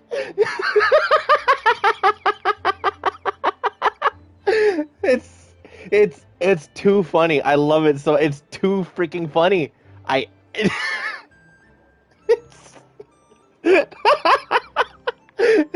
Are you gonna pay us to take your freaking products? That's so funny. They might not even offer you 100% discount. Brother, you could have just stopped it all by right here by saying the cap was 50. How very unfortunate. Nevertheless, as the original supplier, they must offer some sort of discount. Besides, we're not looking to make money. We just want a good deal. Well, that's great. My suppliers are all tea farmers from Chaoying Village. You can go ask around the village, but please don't say I sent you.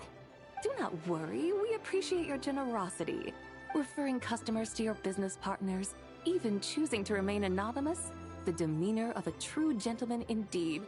Your business will surely prosper. I hope you're right. Then let us head to Chaoying Village.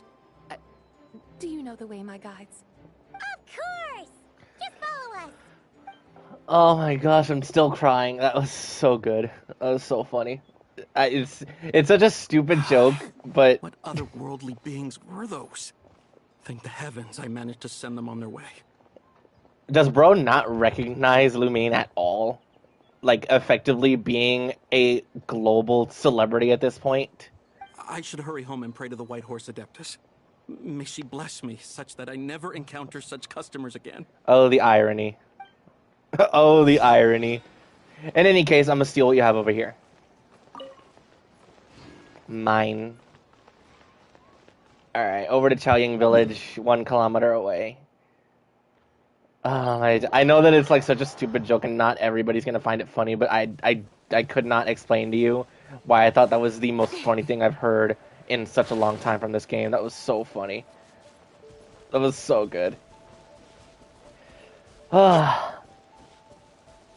Still doesn't beat, like, one of the funniest moments I've ever had in gaming years ago when I still played Rainbow Six. I don't know if I have the video up on my channel or if it was from another POV, but dude, that I was hello? I think some things are going wrong here. Hold on.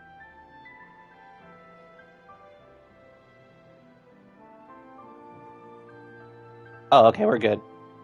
Okay, apologies. I don't know how that's going to end up on the VOD, but I think I had some dropped issues there, but it seems like everything's alright. You didn't miss much. We'll be able to see more clearly from up high. Let's take to the sky and enjoy the beautiful scenery while we're at it. More beautiful chariot time. Let's go.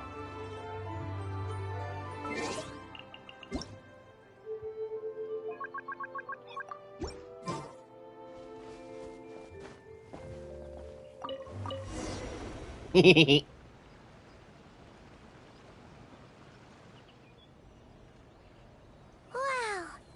Chaoying Village looks beautiful from up here. Indeed. The houses here are quite different from those in Liyue Harbor. They follow the natural contours of the mountains, forming unique, elegant structures. Yeah, it's super beautiful. The white walls and dark tiles frame the emerald waves of the terraced fields, while the curved eaves and tall gateways juxtapose each other with grace. It's almost too beautiful to be true. The crowing of roosters and barking of dogs. The calls of farmers working the fields. A vibrant pastoral chorus overflowing with earthly vitality. Yeah, it's incredibly beautiful, huh? Have you studied the linguistic arts by some chance? Huh? Your vocabulary for beauty seems rather constrained. Paimon knows how to say pretty as well.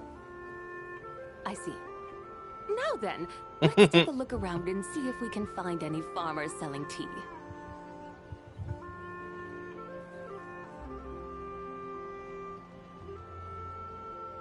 That's a beautiful shot. Oh my gosh. There's someone in that tea field.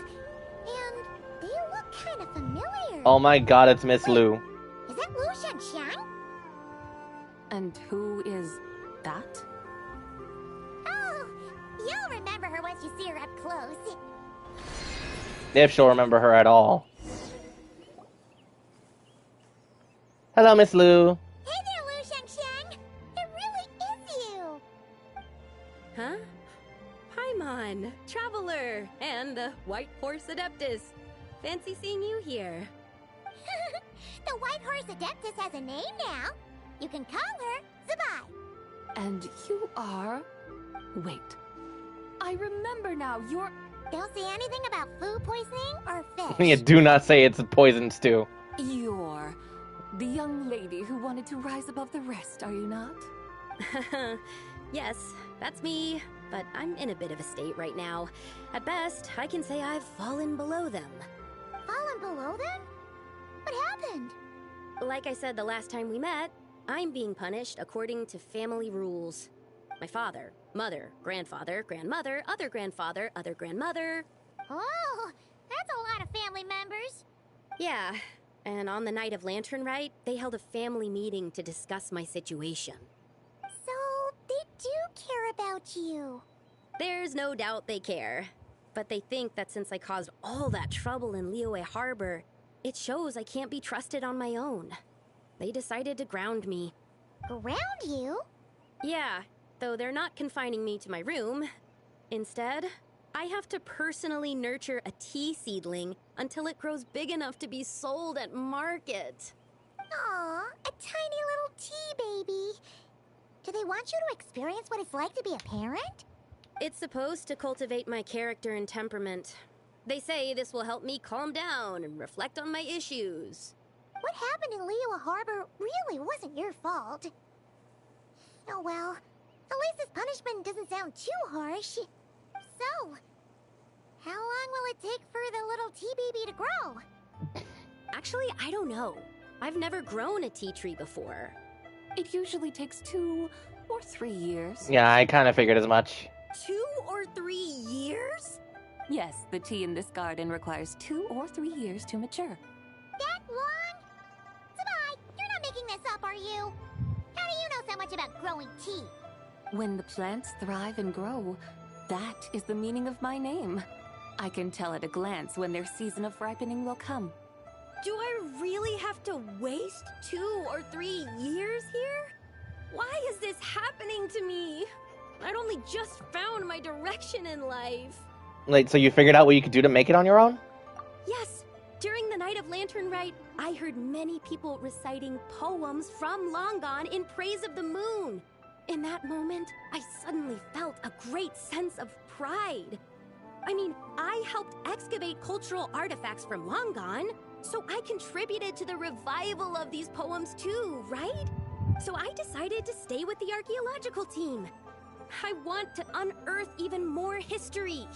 I see. And are you sure that's what you want to do? If you don't achieve anything significant in the years to come, will you still enjoy it? Yes, because archaeology gives me that boom shakalaka feeling. Okay, did Xiangling tell you that? Wait, did Xiangling teach you that? That's right. I was asking her for advice. She said Oh, that right. if something gives you that boom shakalaka feeling, then it has to be worth pursuing. She still holds on to that phrase freaking 5 years later. I immediately thought about how, when I'm excavating in the ruins, I always feel like there's a ghost standing beside me. And not in a spooky way. Uh-huh. It feels like my great-great-great-great-great-grandmother patting me on the shoulder and saying, "Keep going. You're about to rediscover some grand ancestral knowledge." Well, that certainly sounds like it. Right? It feels like I've made some kind of connection with my ancestors. Isn't that amazing? Since you've made up your mind, you should give it your all. And I'd love to, but I'm still grounded. Run away, summon up a little boom shakalaka, and leave the tea garden behind. Flee this village. That is bold, Zibai. That might be going a bit far. You don't want to lead others astray, Zibai. How about just renegotiating with the family? Yeah! Tell them about your great-great-great-great-great-grandmother. She must be the most super-duper ancestor to have ever risen above the rest, right? I'd be better off telling them about the White Horse Adeptus. After all, she's the supreme riser above the rest who saved my great-great-great-great-great-grandmother. Then it's settled. Tell your family that your decision has my blessing. Thank you, Zibai, but I don't think cosplay is going to work on them. They won't listen. They don't need to listen. You need only follow the rules they've set out for you. What do you mean? As I'm sure you know, some ancient texts refer to the White Horse Adeptus as the Daughter of Time. My family history contains such records, but what of it? If the White Horse Adeptus were to manipulate time to make your tea seedling grow overnight, then you'd be free, correct? Zibai, you devious woman. Is that how it works? It's time, Paimon. If the White Horse Adeptus were to really get involved, my grandfather would let me leave right away, but who really believes that she'd show up and help? It's not as if you have any other options. Why not try calling out for help? It won't cost you any more. Guess I might as well. I've got no better ideas anyway. White Horse Adeptus, if you can hear me, please save me from my predicament.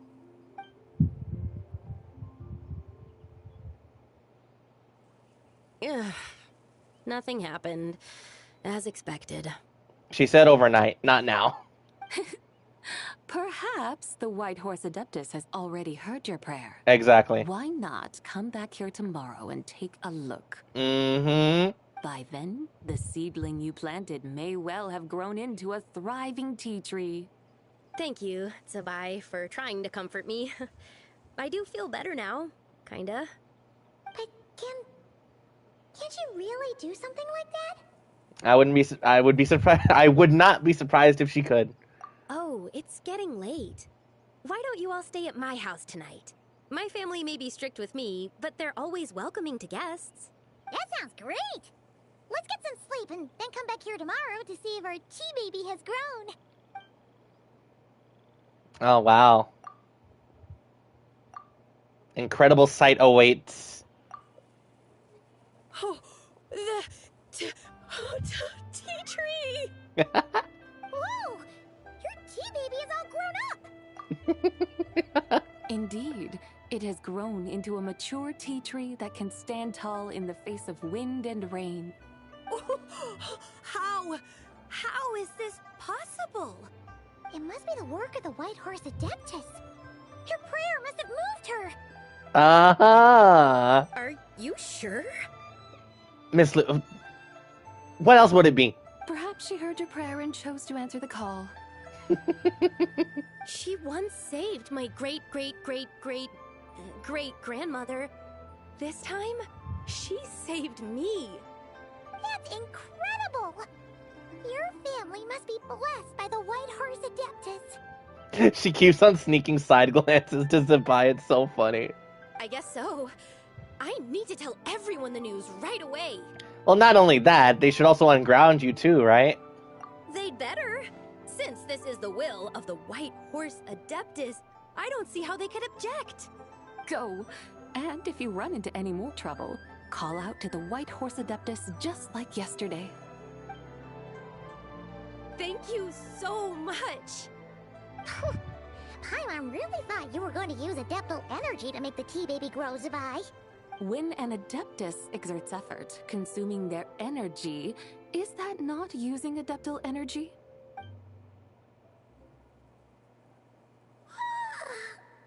Alright. What are we doing out here in the middle of the night? Wait, did she just replant a different one? We're here to help Lu Xiangxiang fulfill her wish, of course. Can you really make the tea baby grow? It won't be easy, but there are ways.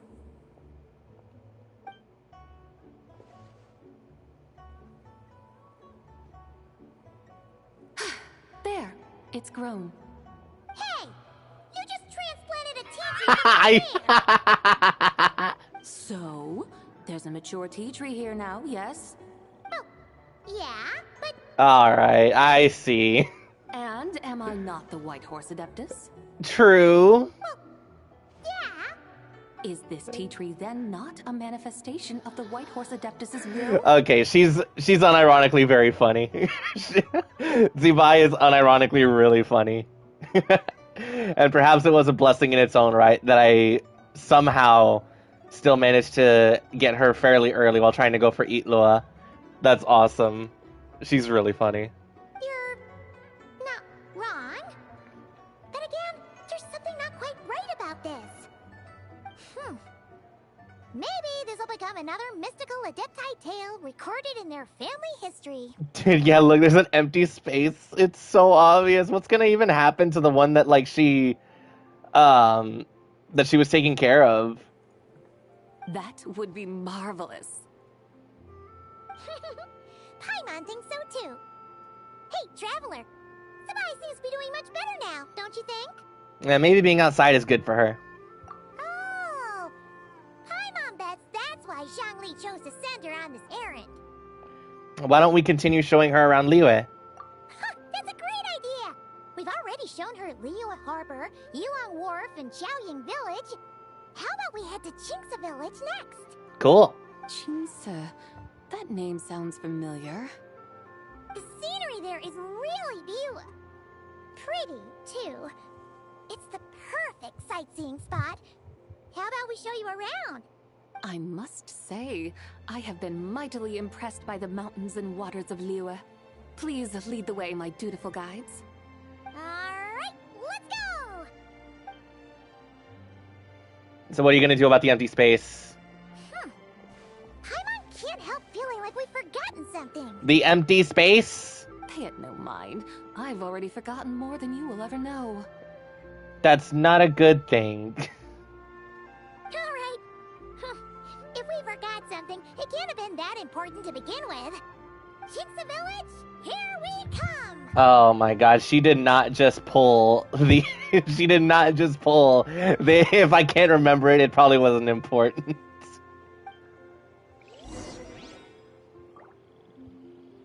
Ain't no way. I'm...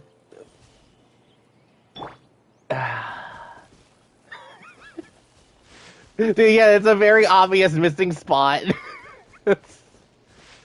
Ay. Zibai, but she's unironically funny. Brother, there is a goat in the freaking... There's a goat in the bush. Get it out. Alright, well... I guess we're going to Qingce Village. Back down. Over here. Let's see. This is so funny. Natural sense of charisma and humor. I forgot glaze lilies grow out here.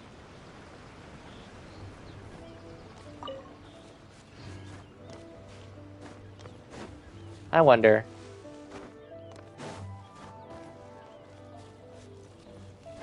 Oh, let's see. What are you two up to? We should plant cucumbers.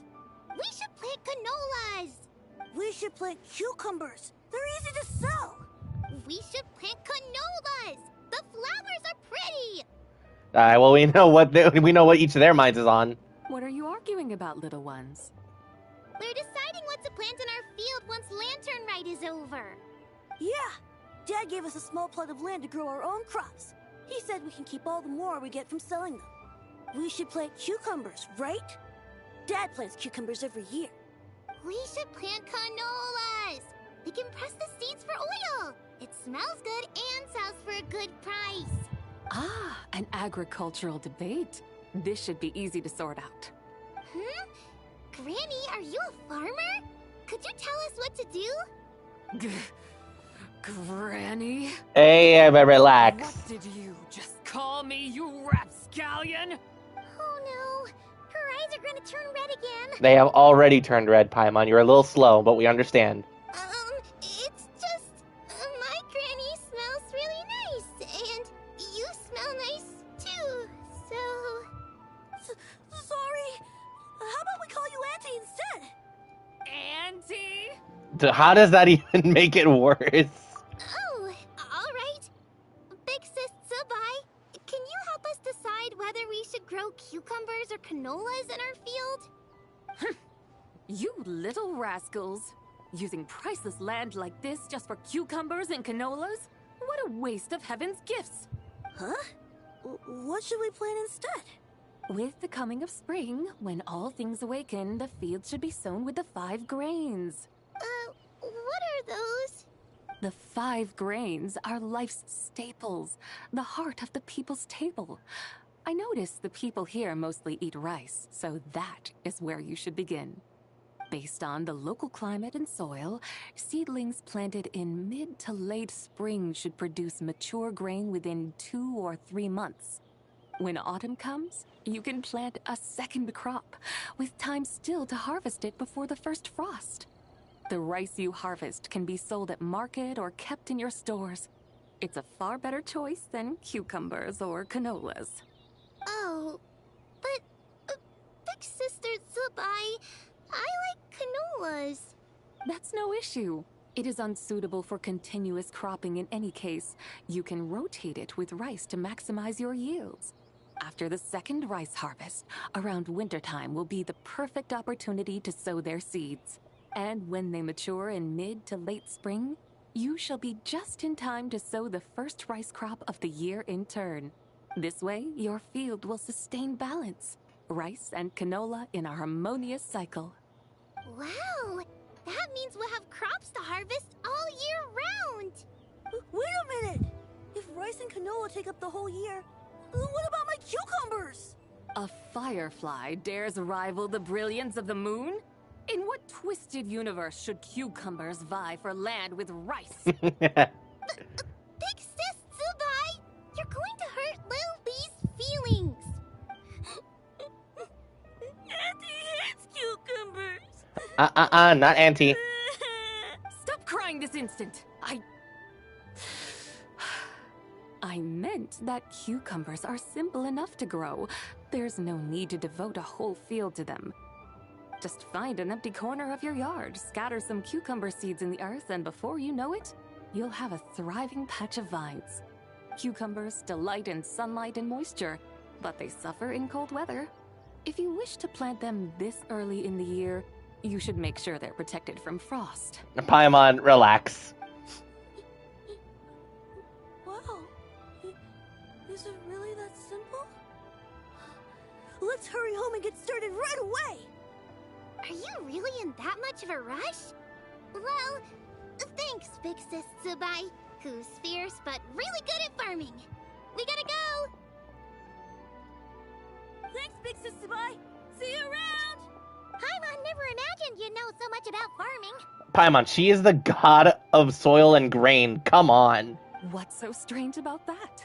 The people of Long Gone called me the god of soil and grain. It's like I'm the freaking Ghost Rider for this. Is rice not one of the 5 grains? This is like the 3rd time in Lantern Rite where I've said something and Paimon just says it again right after. Or not even just Paimon. So, if the god of soil and grain is a farming god, that means the White Horse Adeptus must be a farming adeptus, right? When you put it like that... Of course, the god of farming is down to earth. Mind your tongue, impertinent child. How dare you diminish the lofty bearing of an adeptus? Hey! You're the one who said the god of soil and grain is all about farming. Enough! It's time for us to take to the skies once more. Join me now. Witness the majesty of mountain, water, and field, and broaden your horizons. Where are we going this time?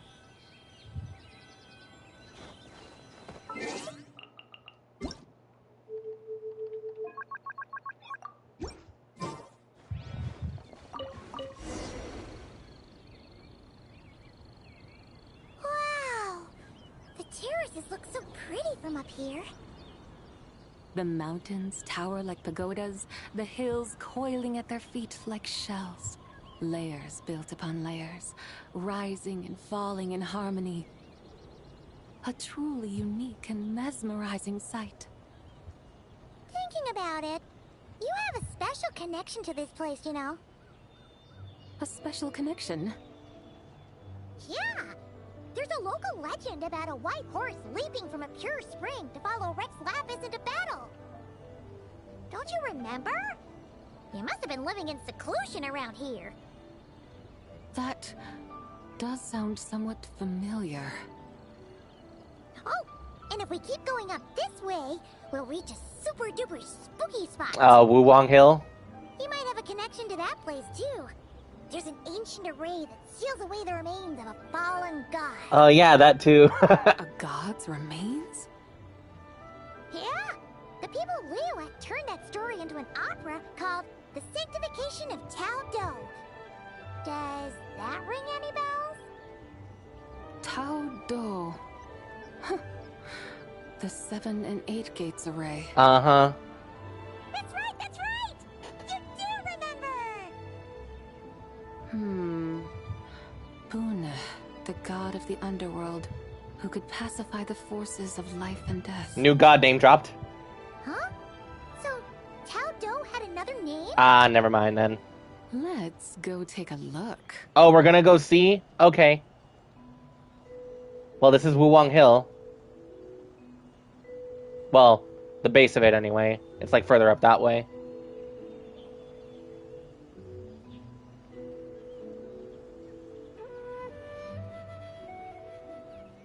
Yep, there goes the sky.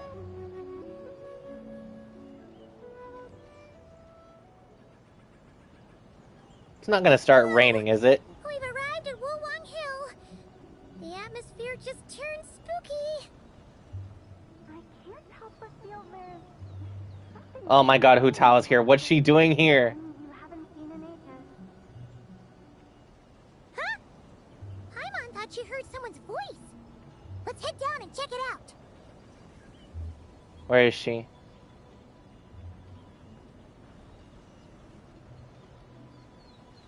Well, we'll run into her. Hello, Hu Tao. I can't help but feel there's something strange about this friend you haven't seen in ages. Strange? Whatever do you mean? Her strangeness defies description. This Miss Zibai is a full-blown enigma, don't you think? I'm afraid I have no idea what you're talking about. Aren't you worried about sending her all the way to Yilong Wharf on her own to buy tea? What if she gets lost?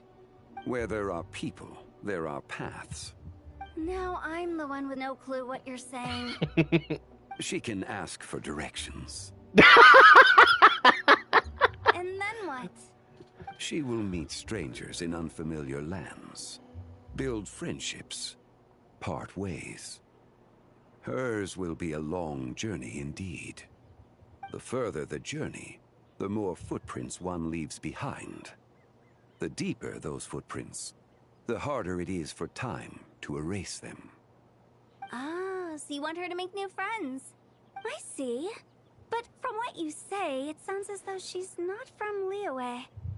I believe she was not, but perhaps she will be. You're sounding stranger by the second. Huh. Oh, over there. Oh, look who's here. Hu Tao! Zhongli! What are you doing here? Traveler. Paimon. Fancy meeting in a place like this. Oh my, and Miss Zibai too. Sounds like fate to me. We were taking Zibai to buy some tea from Yilong Wharf. Zhongli sent her there, though she didn't even know the way, and... Oh, drat! We forgot the tea! Yeah, because you were busy trying to haggle so that they pay us to take the tea. It's still so funny. Oh, Paimon knew we were forgetting something. Play dumb. I forgot as well. What's done is done. There's no need to dwell on it. Fresh tea grows with each passing year. Let fate deliver it as it wills. Exactly. You can get tea wherever you go. You're hardly running low now, are you? Paimon feels a lot better now that you've said that. Still, I'm a little confused. If you were buying tea, how did you end up all the way out here? We're taking Zibai on a sightseeing tour. We started at Liyue Harbor, stopped in at Yulong Wharf, went sightseeing around Xiaoying Village, made our way to Qingce Village, and now we're here. Wow, that is quite the itinerary. Yeah, actually, Paimon thinks it's about time we headed back. Now, what are you two doing here, by the way? I'm here to pay my respects to my ancestors.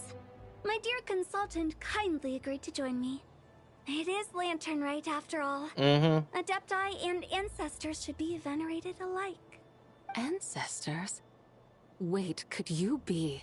Are you heir to the Wuwang kid? Or perhaps the lone butterfly of the Crimson Flame? Whoa, have you got all your memories back? Huh? Miss Zibai, you know about the Wangsheng funeral parlor and the 8 adepts? I happened to hear a storyteller expound on the sanctification of Taodo. Lots of people know that story, sure, but very few can discern my family lineage from just a glance. Well, Zhongli, your friend here really is quite something. Unfortunately, there's no time to dally right now. We have a hill to climb. Perhaps once today is done, we can find time to chat over tea, recite poetry, and admire the moon? That would be wonderful, Director Who. Oh, and before we go, you've been traipsing around all day. I suggest you stop off at the Wangshu Inn on your way back for a good night's rest. Wouldn't do to exhaust yourselves, Thanks for the advice, Hu Tao. Don't mention it. All right, we'll take our leave now. See you later. Hotel's so thoughtful. Why don't we follow her advice and stay at the Wangshu Inn tonight? Zibai, you can see the whole of Dihua Marsh from up there. The view's amazing. Plus, you can sample Smiley Yanxiao's cooking. Yes. Wangshu. An intriguing name. It couldn't hurt to check it out. Awesome! Let's go! Let's go, Wangshu Inn. All the way back down south. Oh, we're gonna walk in from the marsh. All right. Let's go. You know, a lot of the times whenever I want to just take a stroll in game, because the game is very beautiful to look at, I will take the path from Mondstadt through this way to Liyue. Just walking it all the way. Not walking it, but, you know, traveling like this. You know what I mean? Not actually walking. That would take way too long.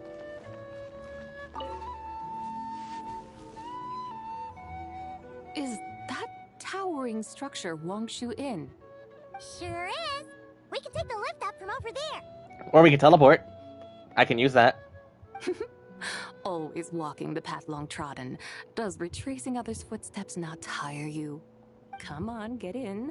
We'll fly to the top. Or that. Or that. Let's go. Hey, let me sit. Are we really going to fly up to Wangshu Inn? Isn't that a bit showy? All the guests are going to see us.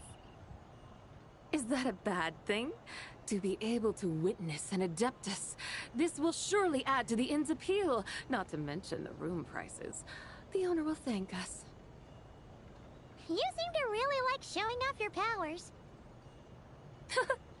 This inn's architecture is incredible, and the surrounding countryside radiates a picturesque charm. No wonder the new proprietor of the Baiju guest house thinks he can't compete and has decided to change his own establishment's name. The new proprietor? Ah, you mean Lu Shengsheng's dad. So you know about that, too. Personally, Paimon thinks it should go with something like Rex's Rest. That's a contender's name if Paimon's ever heard one. A fitting name indeed. So you think the guest house should change its name, too? Paimon kind of thought you'd say something like, such sacrosanct traditions must never change. Time flows ever onward. Why should the rules of yesterday be carried forward into the world of tomorrow? The people of today should determine what is to be kept. Huh. You're not as old-fashioned and stuffy as Paimon thought. The years ebb and flow, seas recede to reveal fields. In the vastness of time, I am but a wild horse in a boundless sea of dust. Even Rex Lapis, having waded through the waters of the river of time, is not quite the same as before. Zhongli? What was he like before? That is another story for another time. Aw, come on. Spill the tea, I want to hear. What was bro like back in the day? We have arrived. Oh, okay.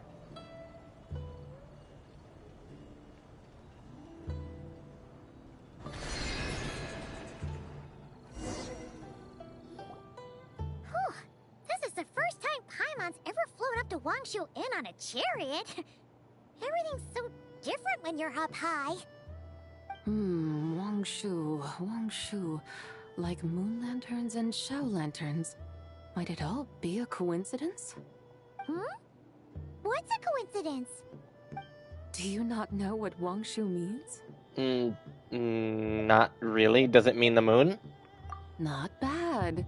You're clearly much sharper than your diminutive companion. Ha! Wangshu can refer to the moon, but its original meaning is actually... Oh, hello, Shao. The goddess who rides the bright moon's chariot. Oh, well, just spoil the answer, why don't you? And you must be the conqueror of demons. Shao! Paimon was wondering if we'd disturbed you by flying down from the sky. Not at all. I sensed an unusual presence long before you arrived. Though I didn't expect it to be you in a flying chariot. Ah, a witness at last. I was starting to think we should fly a bit lower. It would be awfully dull if no one ends up marveling at my lofty bearing. No need. This is already showy enough. I'm not one to do good from the shadows, as Rex Lapis is wont to do. Then you must be... Yep. She is the White Horse Adeptus. Nay, I'm only cosplaying as the White Horse Adeptus, in truth. Cosplaying? What's that? Ugh, ignore her nonsense. She's a genuine article. The one and only, completely authentic White Horse Adeptus. It's just... Shao, did Zhongli say anything about her being a teensy bit... not quite right? Wow, rude, Paimon. As we said, give her some time to recollect herself. Literally. Mental instability, perhaps? Or that. Did Zhongli tell you that? No, this is my own speculation. Well, you're not wrong. Well, you pretty much hit the nail on the head. It's like her brain's filled with a bunch of slimes right now. All gloopy and messy. You know she could probably hear you, right? There's a hot-tempered pyro slime, a math-obsessed hydro slime, and a mischievous little animo slime. Yeah, she totally hears you all. But don't tell her Paimon said that, or she'll come and tell us all off. She hears you. You white-haired rascal! Yep. Do you think I can't hear you? Exactly. Paimon sucks at whispering. We are all aware of this. Uh-oh! We're in for it now! Who's we? White Horse Adeptus. You must be weary from your journey. Why not take a rest? Oh, yes! You must be hungry, right, Zibai? how about we get some food? The chef here is incredible!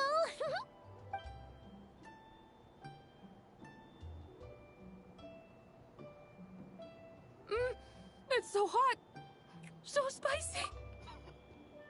Are you okay? Do you want Paimon to get you some water? Water ain't gonna do anything against spice.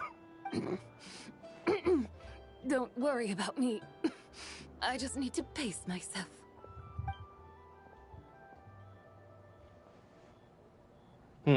So, regarding your friend and her condition, does even the Lord of Geo have no solution? Unfortunately not. Zhongli said we should wait and she'll get better on her own. But who knows how long that's gonna take. He says that her three spirits have only just merged and have yet to begin to settle. Is that why her personalities change so easily? Yeah. Paimon thinks that has something to do with her 3 deadly selves. Zhongli told us that the deadly selves are impure, affecting living things that get too close. The White Horse Adeptus's remnant spirit was attached to the deadly selves for a long time. It makes sense that her temperament and memories would have been influenced by them. But Paimon still doesn't really understand what the 3 deadly selves actually are. Paimon, as you do not practice self-cultivation, I cannot help you fully understand. But you can think of them simply as emotions and desires. The act of severing the 3 deadly selves is a means of exercising wicked desires and cultivating one's true self. I believe other nations have similar practices. In Sumeru, it is known as shattering Atmagraha. Oh, so it's about emotions, desires, and attachments. It includes those. I wonder, does she still remember what happened in the past? Some of it. Right now, it's like she was suddenly awakened. But she's still half dreaming. The half that's still dreaming might remember things, but the half that's awake doesn't quite get it. Conqueror of demons, are you looking to learn about Rex Lapis's past from me? You are an old friend of his, so please, call me by my name. But Conqueror of Demons sounds so much more imposing. If I may, Zibai, I'd like to know about Zhongli's past too. In days of yore, he was the Lord of Geo, Heaven's Star. Oh, we're gonna get the lore bits on this? Oh! Lock in, boys. Huh? You said the same thing the day you came back. But what does it mean? Lock in, boys! Ah! Afraid I can't remember. You freaking sacks of crap at Hoyo, I hate you! What secrets are you gonna hide from us for another couple patches? Hey! Did you really forget? Or are you just pretending so you don't have to tell? Why not ask Rex Lapis himself? Whether I've forgotten might be up for debate, but I am certain he remembers. He must have his reasons for not raising the past, and you likely have similar concerns. I shouldn't have asked. Yeah, but now we know it exists. An answer that suits your style, General Olatus.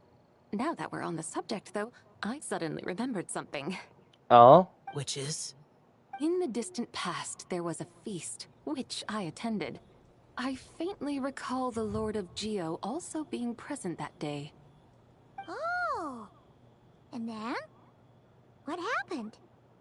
Among the dishes served, there was one that could be found in every household throughout Langan at the start of spring.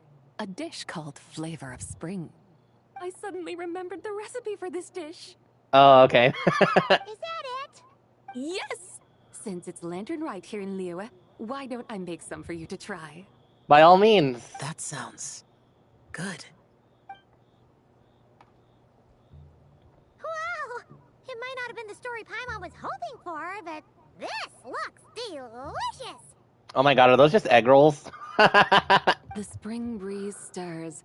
Now is the perfect time to savor this dish. My dutiful guides have gone. Oh my god, those are to great trouble big, to show me actually. around Hold on. Liyue. And even the Conqueror of Demons has graced us with his presence. I feel deeply honored. This flavor of spring is my way of expressing my gratitude. There's no need for such grand words. Well, I have a gift for you too. What's this? Hey!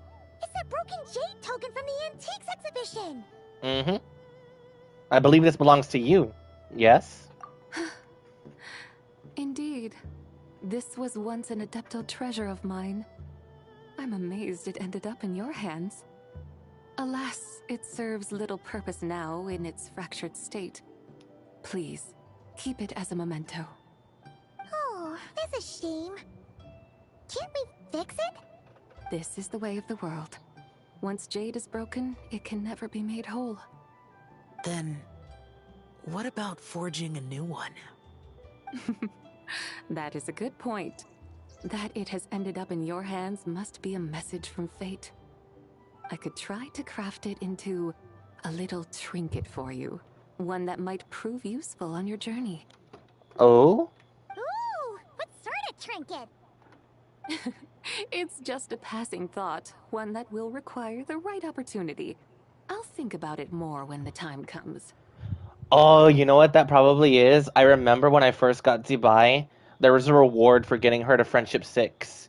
And I think it's either like the chariot that we've been using or some other thing, I forget, but there is something there. Now that we've had our fill, we should get some rest. Tomorrow we return to Liyue Harbor, where I'll have need of your guidance once more.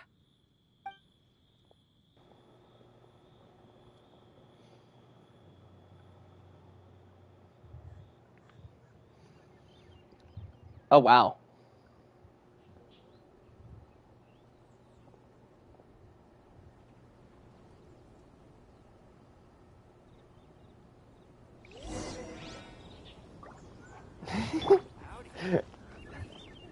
Howdy. All right. All right. Well, I think we're coming down towards the end of it. Unfortunately, really quick, I need to take a bit of a bathroom break. I did not get a chance to earlier. So I will be right back. Please give me a couple minutes. Kaching will be here to keep you company once again. I will be right back.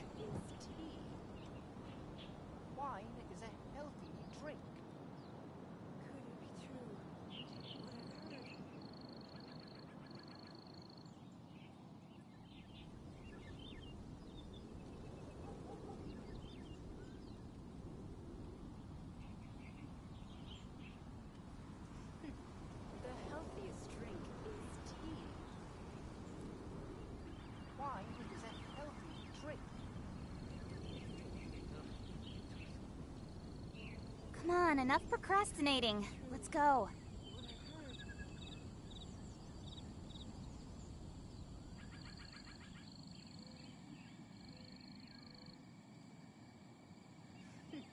The healthiest drink is...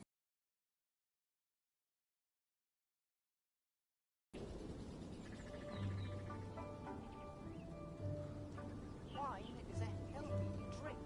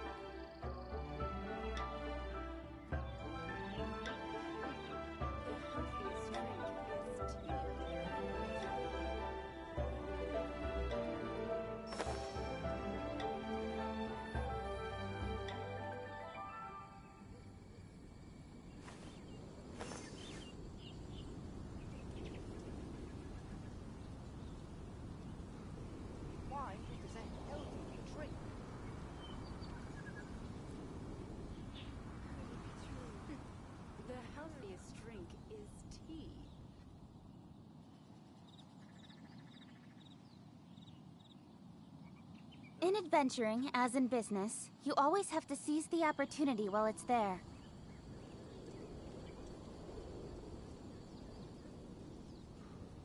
Wine is a healthy drink.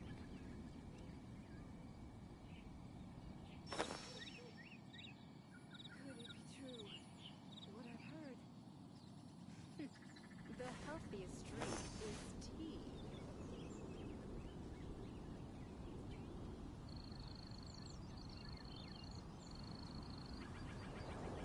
Wine is a healthy drink.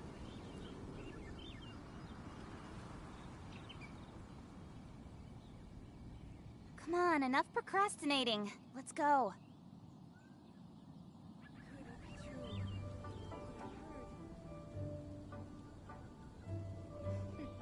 The healthiest drink is tea.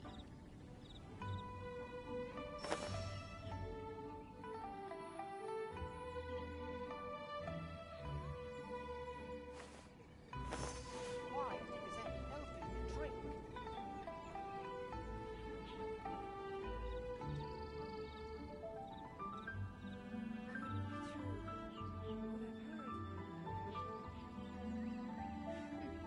The healthiest drink is tea.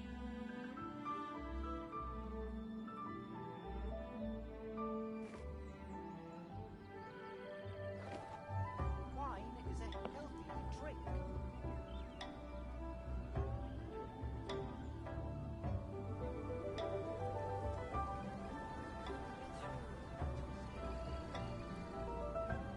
In adventuring, as in business, you always have to seize the opportunity while it's there.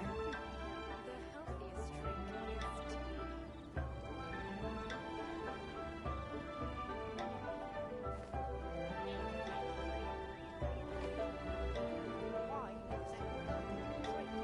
healthiest drink is tea.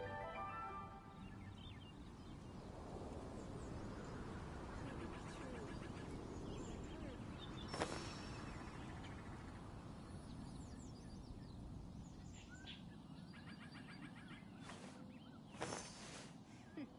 The healthiest drink is tea.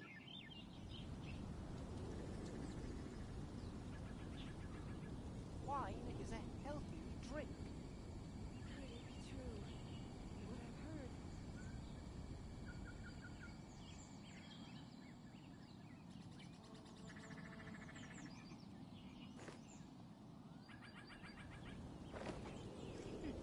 The healthiest drink is tea.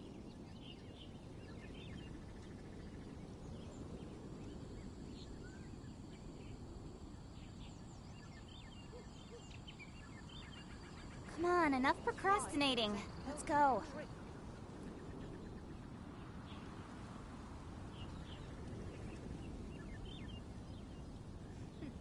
The healthiest drink is tea.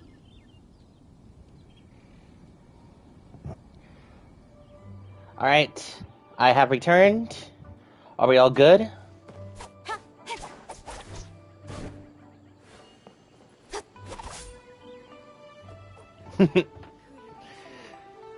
Seeing Kuching just makes me smile sometimes, man.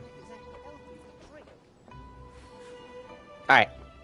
Well, we are almost done here with Lantern Rite. I anticipate that this last trip to Leo Harbor is probably the final stretch. So, let's go ahead and continue. Zibai, as a character, I mentioned it before, she is so hilarious, dude. She's unironically so funny, so interesting, and it's evident that the entire, not maybe the entire reason, but like one of the main reasons is why they're giving her amnesia at the moment is so that they continue holding back on stuff like the whole Heaven Star title. Like, what the hell does that even mean? It's so strange. I don't even know what that could even begin to refer to when it comes to someone, in particular Zhongli. It's so strange. But I suppose we'll find out in due time. In any case, back to Liyue Harbor. Let's see.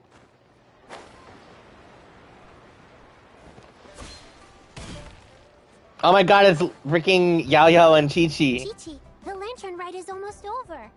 Do you remember how to make a Shao Lantern? Morning, split bamboo, traveler. And get silk, make Paimon. Make Paimon. You've got it all mixed up again. They're here again. Yow! Looking good in that new outfit, huh? Hey, it's Paimon! Dr. Baiju gave this to me as a gift. How does it suit me? Oh my god, it's so adorable! Thank you. Wow! What happened for Baiju to suddenly give you a brand new outfit, Yao Yao? Dr. Baiju is thanking Yao Yao for teaching me to make Shao lanterns. Chi-Chi and I were just playing together. Dr. Baiju's too kind. Oh, yeah, take a look at this. Dr. Baiju gave me these clothes, but it was Chi-Chi who wove this little basket. Wow, that's beautiful. When did you become so good with your hands, Chi-Chi? I learned to make Shao lanterns, thanks to Yao Yao. I also made a wish. Oh? What do I always say? The White Horse Adeptus answers prayers. Come, help this old man make an offering in thanks. Huh? Mr. Liu? What did you pray for? For my idiot son to finally come to his senses and not change Baiju Guest House's name, which he has. Huh? He's keeping the old name? Listen to this. My granddaughter planted a tea seedling in our village just a few days ago. Ah, so the story made its rounds. She made a prayer to the White Horse Adeptus to help it grow. Overnight, her seedling flourished into a mature tea tree. Oh, that sure does sound like a miracle. Could the White Horse Adeptus really have helped it grow? Of course she did. Oh, White Horse Adeptus, how blessed is our family over whom you keep watch. Truly, this is an extraordinary miracle. You must record it in your family history without delay. She is also very full of herself. She is incredibly prideful. And I kind of like it. Of course. Huh? Is that you, Miss Zibai? Indeed. I have a long-term booking at your guest house. Yes, I recall. Mr. Zhongli said to charge your expenses to the Wangsheng funeral parlor, if I remember correctly. What? Zhongli is literally just making Hu Tao pay for everything in this. Oh no. That's Zhongli. Always making trouble for poor Hu Tao. I feel bad for her, man. She went through hell last year. I noticed when you were here last that you bear a striking resemblance to the pictures of the White Horse Adeptus in my family history. You both have golden eyes. Perhaps fate has had a hand in our meeting. And a glad meeting it is, Miss Zibai. Now, why don't I gift you some tea from my garden to celebrate this encounter? We grow Sunglaw tea there, and it has quite the reputation throughout Yilong Wharf. I hope you will accept it. So she gets her tea in the end anyway. Oh! Sunglaw, buy 10 boxes, get half off teas, back on the menu. And it does not go higher than half off, Paimon, okay? Buy 10 boxes, get half off? Don't be silly. This is a gift. It's free. Oh, Mr. Liu. Nice! Thank you so much, Boss Liu. There's no need to thank me. You're a visitor from out of town, which makes you an honored guest. Make yourself at home. Lantern Rite may have ended, but the streets are still bustling with activity. Make sure to take everything in, meet some new friends, and enjoy your time here. And that goes for you kids as well. Happy Lantern Rite. Got it, Mr. Liu. Happy... Lantern Rite. Yeah! Happy Lantern Rite, everyone! Happy Lantern Rite. Happy Lantern Rite indeed. Oh, wow. That was a good Lantern Rite. I'm not sure. I'll have to sit on it. I'm not sure if it was, in my opinion, better than last year's with Hu Tao, but then again, I have favoritism toward Hu Tao. So, but in any case, what's up with you? Is this just to teleport onto the ship? Oh, excuse me. Alright. That's a neat little thing. Wow, man. So that's it. Lantern Rite is complete. Damn.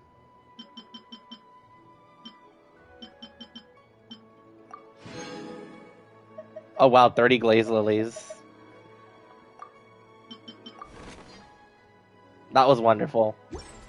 It's always a pleasure every year to go through Lantern Rite. So much fun. Ah well. I suppose the last thing that I can do, just to cap off the stream, and to cap off the end of the VOD here, relatively quick showcase of my Zibai as she stands currently. I'll continue building her over the next little bit of time, because I'm building her at the same time as Itlua. So let's see. We'll give her R5. And was that just a level up? Or is that to finish Lantern Rite? It might have been level ups. Alright. Well, as she stands currently, to explicitly show her off, 2200 defense at base, 66 130, 115 energy recharge, but she charges energy passively at night.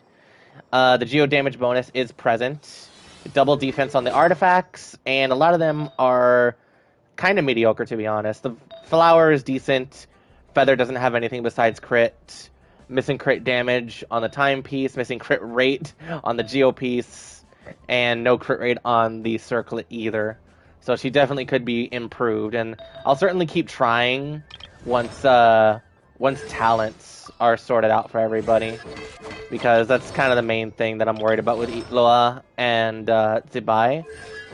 But to be honest, I think Itlua is doing fine. He needs the crit rate because I have Fav on him.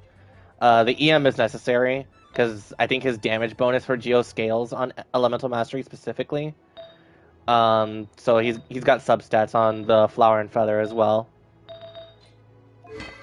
So for all intents and purposes, I think Itlua is pretty much all set up. I just need to get to finishing off his skill and his normals.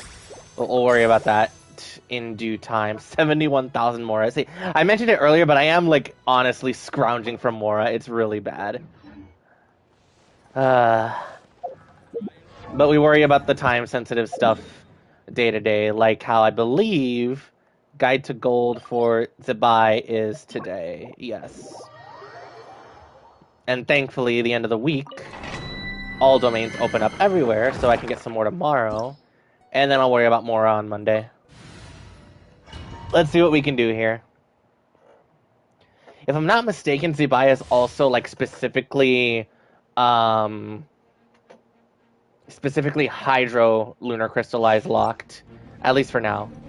I'm not sure if maybe some other Elemental Crystallizes for the Lunar Reaction variant will be added later. Possibly. Maybe we can get something like Pyro Lunar Crystallize. And Zibai could be made workable with that, potentially, but I think because she has a Moon Wheel, Columbina is always going to be her best slot. In any case... Hold the line.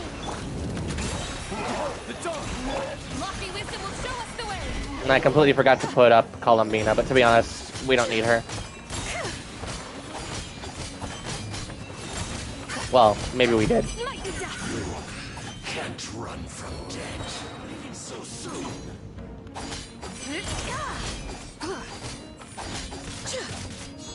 No escape. Oh boy. Yeah, I forgot to activate Columbina's skill. That's my bad. Honestly, my bad. Big mistake on my part. That took way longer than it needed to. I'll get the rotation right this time. I have not, like, actually played all day today, so bear with me. Let's see. Let's try this again. Yeah, come over here, y'all.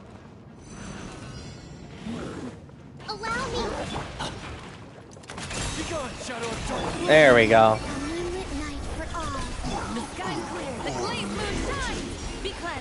Ah, seeing. Oh yeah, dude, her freaking elemental charge, even with only 115%, is more than enough. It's more than enough.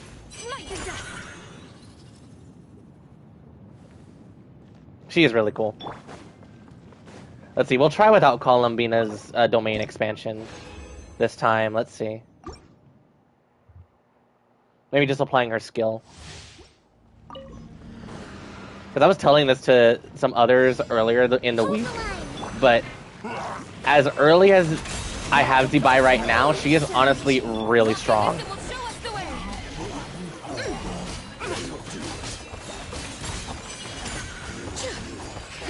Yeah, she is really freaking strong. It's kind of ridiculous. Alright. And lastly, over to Sumeru to beat up Asmon.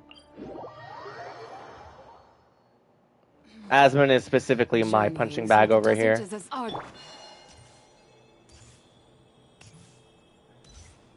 I'm not sure what his underlying stats are when it comes to elemental resistances, but he's always been fairly consistent when I'm trying to test characters out.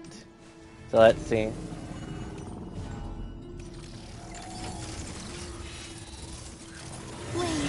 You got this. Be gone, Shadow. Green moons converge. Divine light, shield them. Without further ado.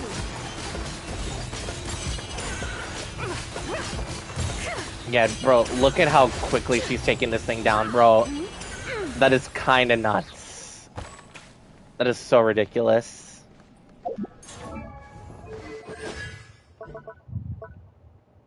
Oh, it's also relatively cheap. What does it even do anyway? Because I honestly don't know.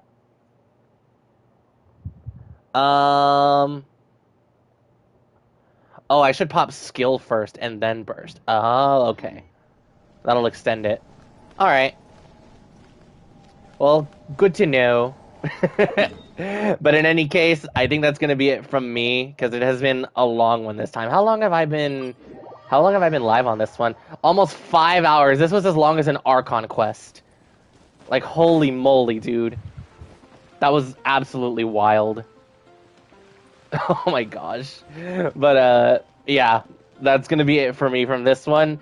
I won't be doing a special program reaction for, and I'm not sure if I'll be able to really kind of do any more going forward. Maybe I'll get back into it at some point, but I kind of like just being able to do a lot of the main sequence stuff for Genshin on streams like this and keeping them archived for my own purposes, but for also for those of you guys to always be able to watch my playthrough as well.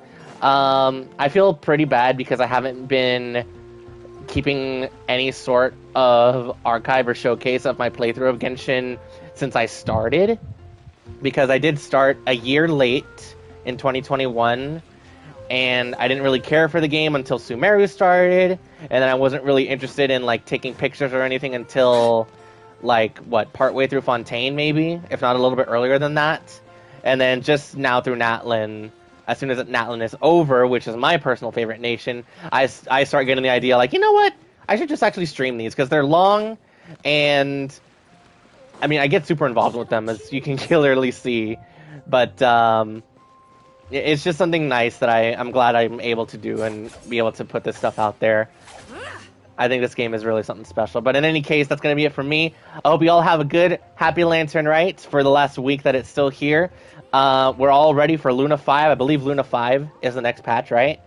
Varka's up next. I will attempt to get Varka at this point. I'm not sure if I will, to be honest, because after pulling 2 5 stars in a row plus Itlua on top of all of that, I am running low on materials in general. Mora not being the worst of it, but next stream will likely be the Luna 5 Archon quest. It'll likely be here in Mondstadt, if I had to guess. Like I said, I haven't seen the special program, but I will be seeing that as soon as I can. But yeah, with that being said, once again, if you guys on the VOD have made it all the way to the end, thank you so very much for watching. Those of you all on the stream, if you're just vibing here with me or lurking, thank you all for sticking around. Hope you all have a good Lantern Rite. Hope you all have a good rest of your day, wherever you are. And I will see you all in the next one. Peace out, everybody, and have a good day.